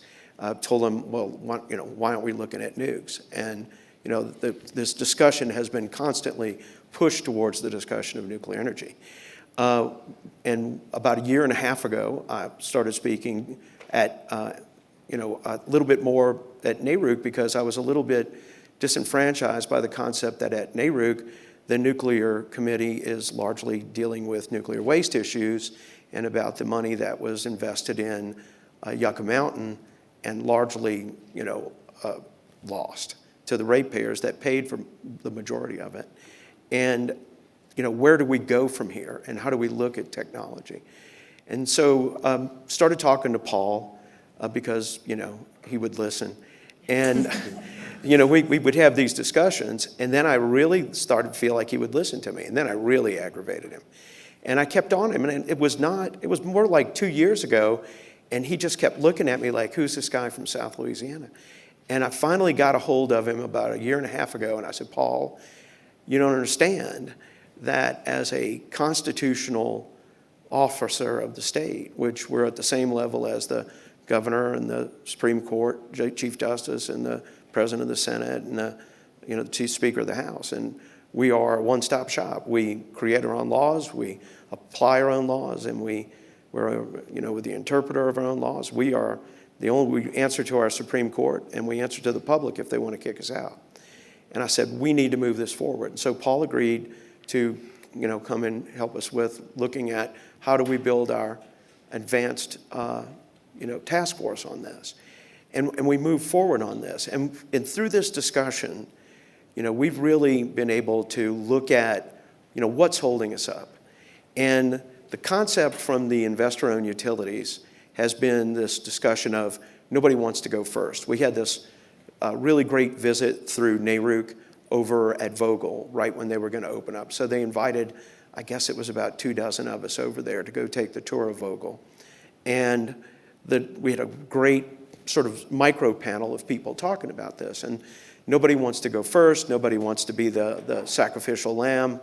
And the question is how do we get past this discussion of the design and application certification costs? We talked about quite literally that the federal government has been fining the consumer with fines on coal power plants and now fining them on carbon dioxide discharge, and that money goes into the general fund. And the argument has been that perhaps that money should be spent at the NRC to help with the certification process and design certification for the costs associated with this, because that's the purpose of these fines, is to head us towards a net zero aspect of power generation.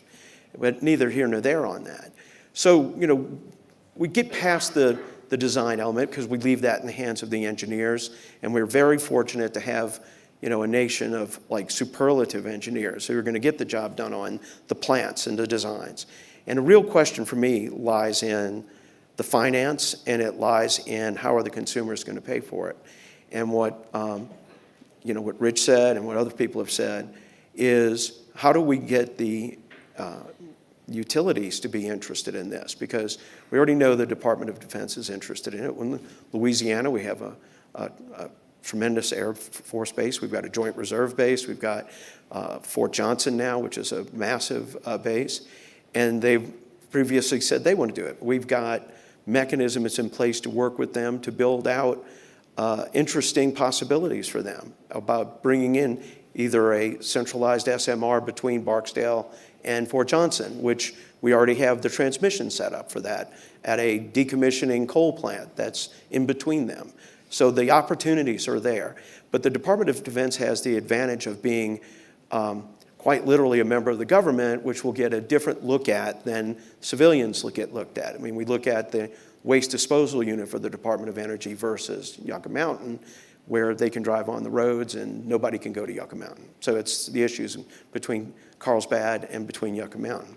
So when we get back to finance, and we were listening to what Rich said about how to get people and how to get the investor-owned utilities predominantly, maybe some co-ops looking at, if nothing else, steam. And I spent a couple of weeks ago, a few days in Manhattan during the water conference up there, and met with a lot of people in the finance world about issues and things we'd been talking about.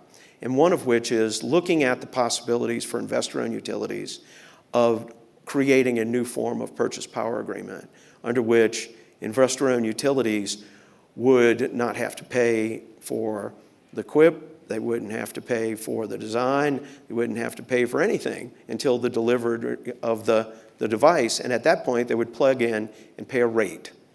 And the predetermined rate would include the service, the upkeep, the operation, all the aspects of which was previously mentioned. But the additional component of the concept of this purchase power agreement would be that the utility, through the amortization period of this, would actually gain ownership of the device over a period of years. Now, we could look at nuclear and say, you want it to be 100 years, you want it to be 50, you want it to be whatever it is. That could be defined. But during that process, through every payment schedule, they could create a ownership rate-based component of ownership in the device.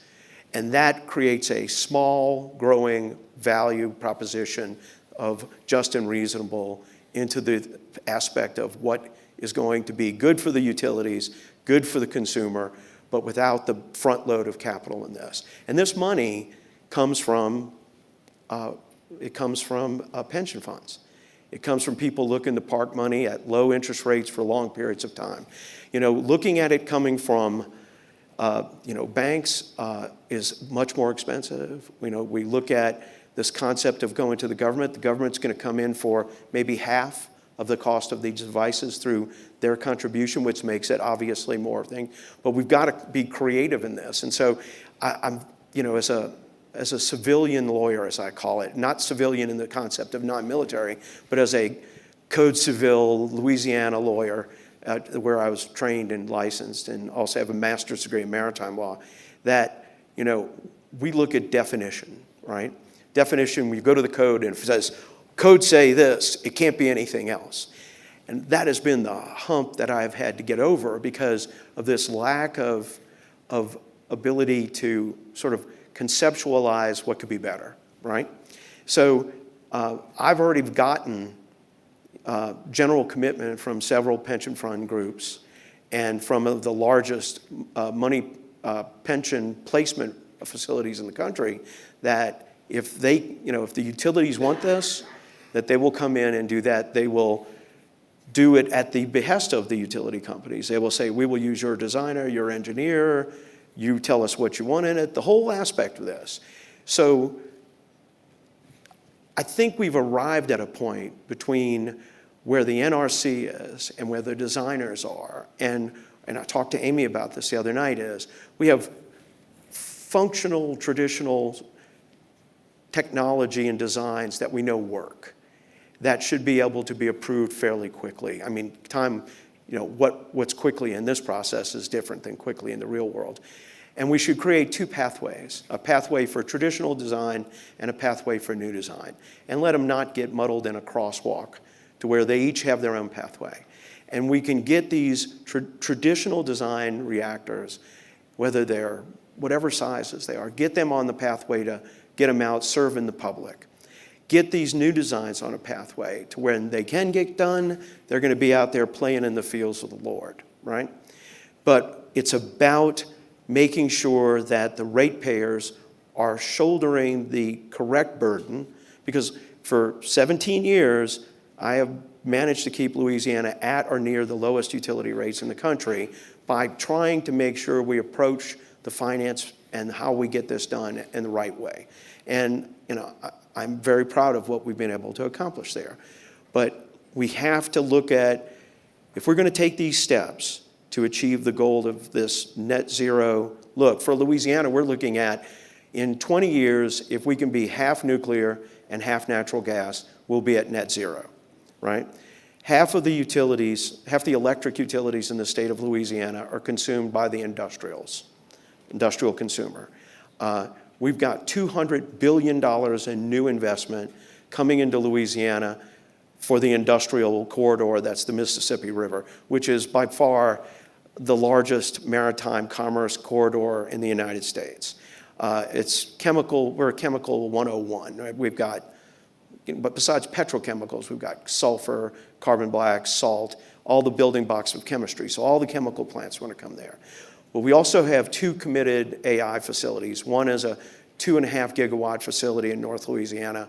We've got another, probably a 2 gigawatt plant in central Louisiana. And that's not counting the 2.5 gigawatt facility in Mississippi for Amazon, which has already been announced. So when I talk to our leading investor in utility, I say, well, how much power do you think we're going to need? And I say, what, 10,000 megawatts? And he goes, and I said, 20,000 megawatts? And he goes. So, I'm looking at this in the context of when I've got these, and this is the last thing I'll say before I quit jabbering on, we came up with this process in Louisiana called Power Through. And we did this in the concept we wanted to add another 120 megawatt power plant in our region. But we broke it into pieces, sort of like a distributed energy program. And it's all natural gas. And we said critical facilities, hotels that are redoubts for military and first responders, grocery stores, pharmacies, things like that when we have power outages from hurricanes, that they will pay for 60% of a generator. The utility will do all the service, keep it going. But when we need power in the regions, they'll come on. They'll provide electrons into the system.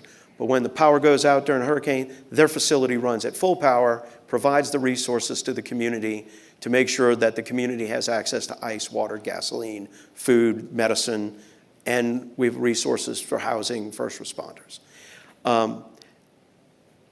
The ratepayers of my state get a brand new 120 megawatt power plant for 40% of the cost. So the same concept comes in on these AI systems, where we have them now, because they are the 7 richest companies in the market, right? That they're going to pay 60 to 70% of the cost up front. And they've got the capital, they're going to do it. And while we're building forward to accomplish the goals of what they want, they're going to be taking electrons off the grid.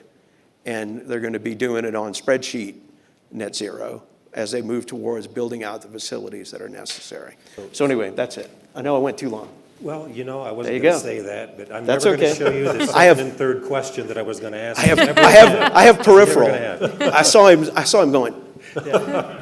But I'll give you a lot of freedom and leeway, but no more. Okay, so Amy, you know, when we look at my parents' nuclear reactors, your grandparents' nuclear reactors,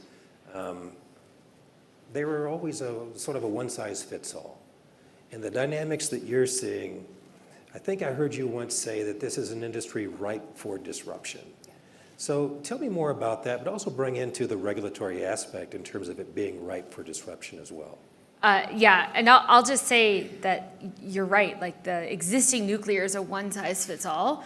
I do space nuclear, I do maritime nuclear, I do floating nuclear power plants, I do mobile nuclear reactors, I do microreactors, I do mid-size reactors, I do mid-size scalable reactors, research reactors, and large-scale nuclear, right? Like, and then never mind the fuel cycle facilities and everything else.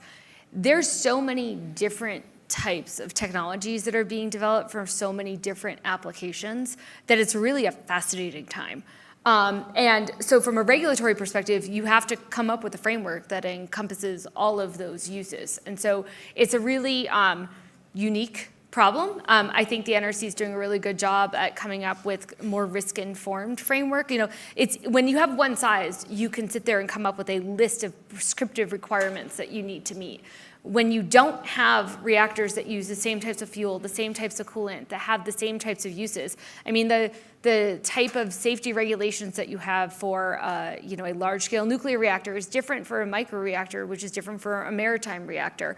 And so being able to come up with a regulatory framework that kind of meets all these applications is it's hard, but it's also doable. It's a lot easier, too, when you have an application that you have specific use that you are intending on doing, because then the NRC can say, okay, these don't apply to you, these do apply to you. And then from a industry is ripe for disruption, you know, it's always been the utility builds a nuclear power plant, the utility owns the nuclear power plant, the utility operates the nuclear power plant. Sometimes the utility brings in a third-party operator. That was about as disruptive as it got in the nuclear industry. And so now we're seeing a whole shift. And so when you kind of shift it into the build, own, operate, thinking about it that way, anybody can be the operator. That's not a problem. There's a lot of utilities that will raise their hand and say, yep, I will come in and be your operator. And in fact, when countries around the world were looking at deploying new nuclear for the first time, a lot of US utilities went to foreign countries to help them learn how to operate their reactors. So that's not really problematic. What is problematic is ownership. So people are reluctant to own the nuclear power plant, particularly during construction. And so there's this fear that everybody's going to be stuck with something that cost too much money, had too many cost overruns, had too many construction delays, had too many issues that had to be sorted out, and that, frankly, I think there's a fear with utility executives that they're going to be indicted if they made that decision. And so everybody's trying to avoid that right now. So when I say it's ripe for disruption, right, it's where you come in with a different model. And so, you know, I did the first fusion power purchase agreement. That was for power for Microsoft, but it's with Constellation, a utility. The Energy Northwest project is power for Amazon, but it's with Energy Northwest, a utility, with X-Energy being the vendor. The Dow Chemical project is Dow Chemical will be the owner and operator of the X-Energy plant, and that's an industrial company.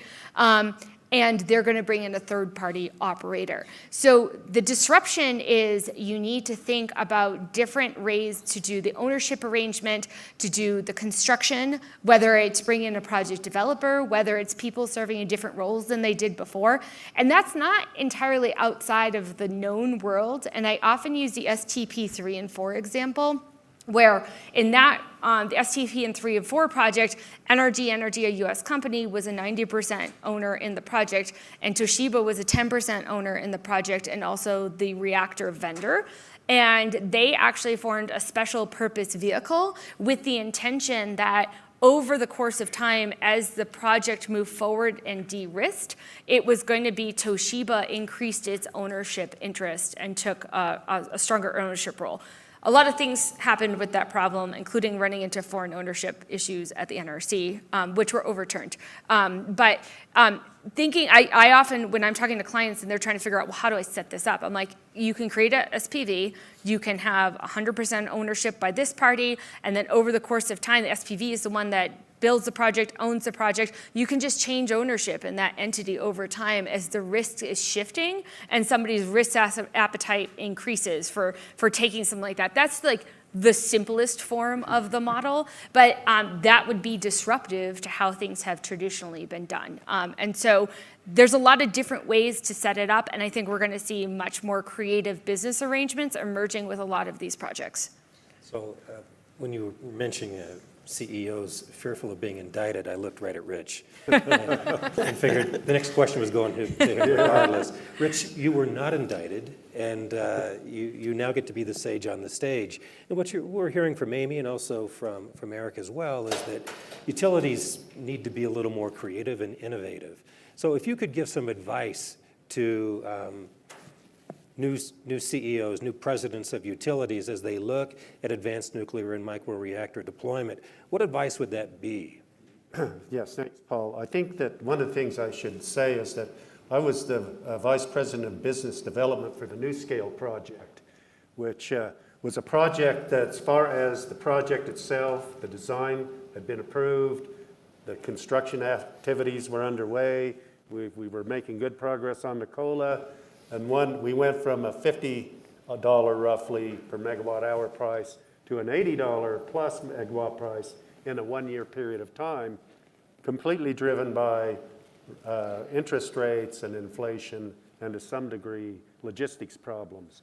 So there was not much you could do to save yourself from that outcome. But I do think that the key aspect Amy and Eric both have talked about is you have to have a mechanism for a utility, I'll call it a load-serving entity that wants to put nuclear in, needs to think of a way to make that, that risk shift over time so that you're not bearing the full brunt of the risk. And that was the problem with the NuScale project. The Utah Association of Municipal Power Systems is a pretty small entity.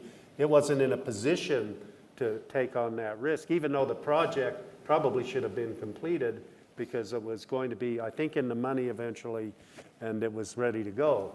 So I think if I were having to make that decision now, I'd want to look at some of these other mechanisms and work with regulators and, frankly, other people who are willing to take different perspectives on how you shift the risk over time. I like the idea of, well, you do a PPA until the thing is operational, you're not taking that risk that you then are going to go to a rate case and say, hey, by the way, we did this in good faith, not our fault. Sometimes things happen. And I think that's a key thing. And I also think most utilities have to do an integrated resource plan. It's called a plan. In my view, it's really more of a guide. Because the one thing you know about a forecast and a plan is the day after you finish it, it's no longer valid. And so the guides and these decisions that executives need to make need to be done kind of real time along the way. And that doesn't fit the regulatory environment very well because people want a little more certainty in the outcomes. But I think that's one of the things I would want to see as a new person is how am I going to manage the unknowns that are going to happen, whether it's labor strife or any other number of things that get in the way of completing projects. I think that there needs to be, again,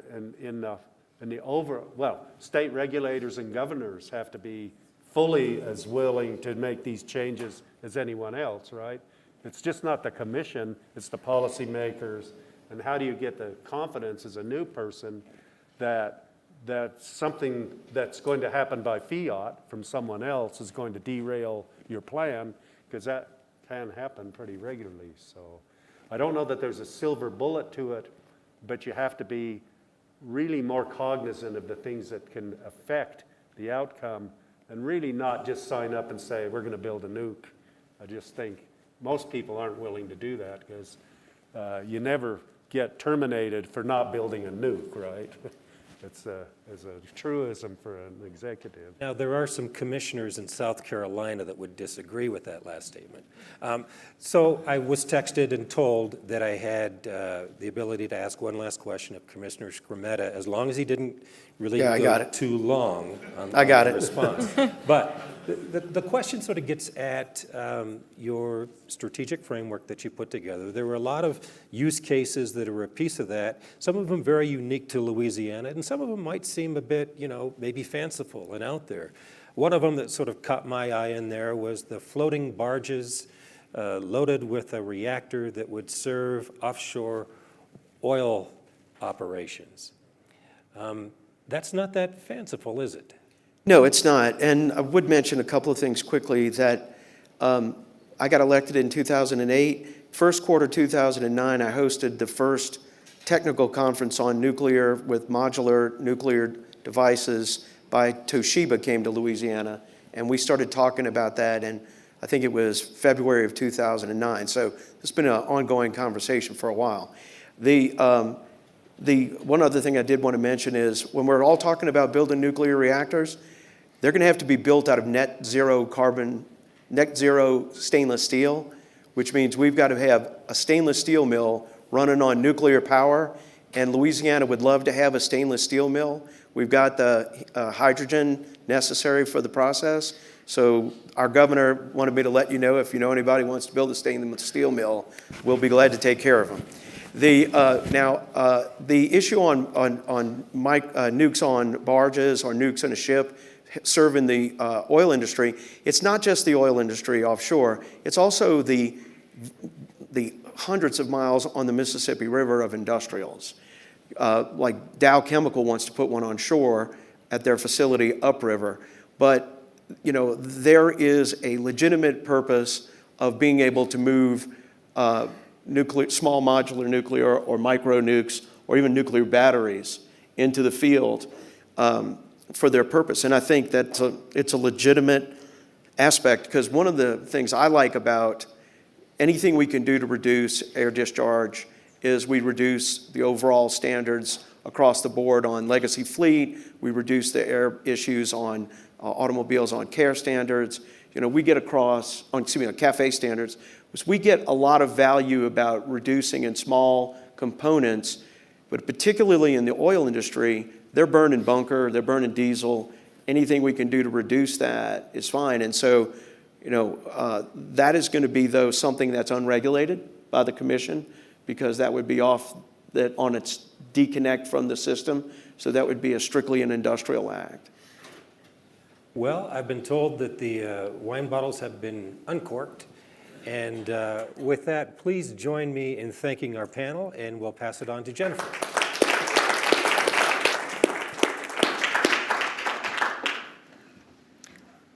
Well, thank you all so much for being here today. And there are so many people to thank. So much work went on behind the scenes to make today successful.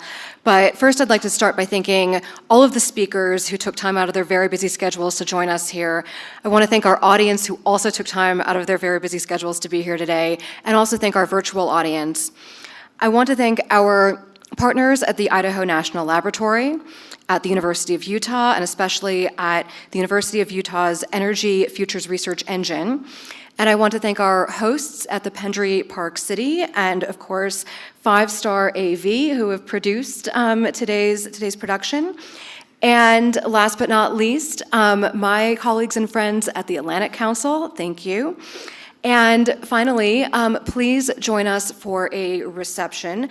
The bar is in the foyer, but we also will be enjoying the outdoor space, the outdoor terrace at the far end of the hallway. So see you out there. Thank you.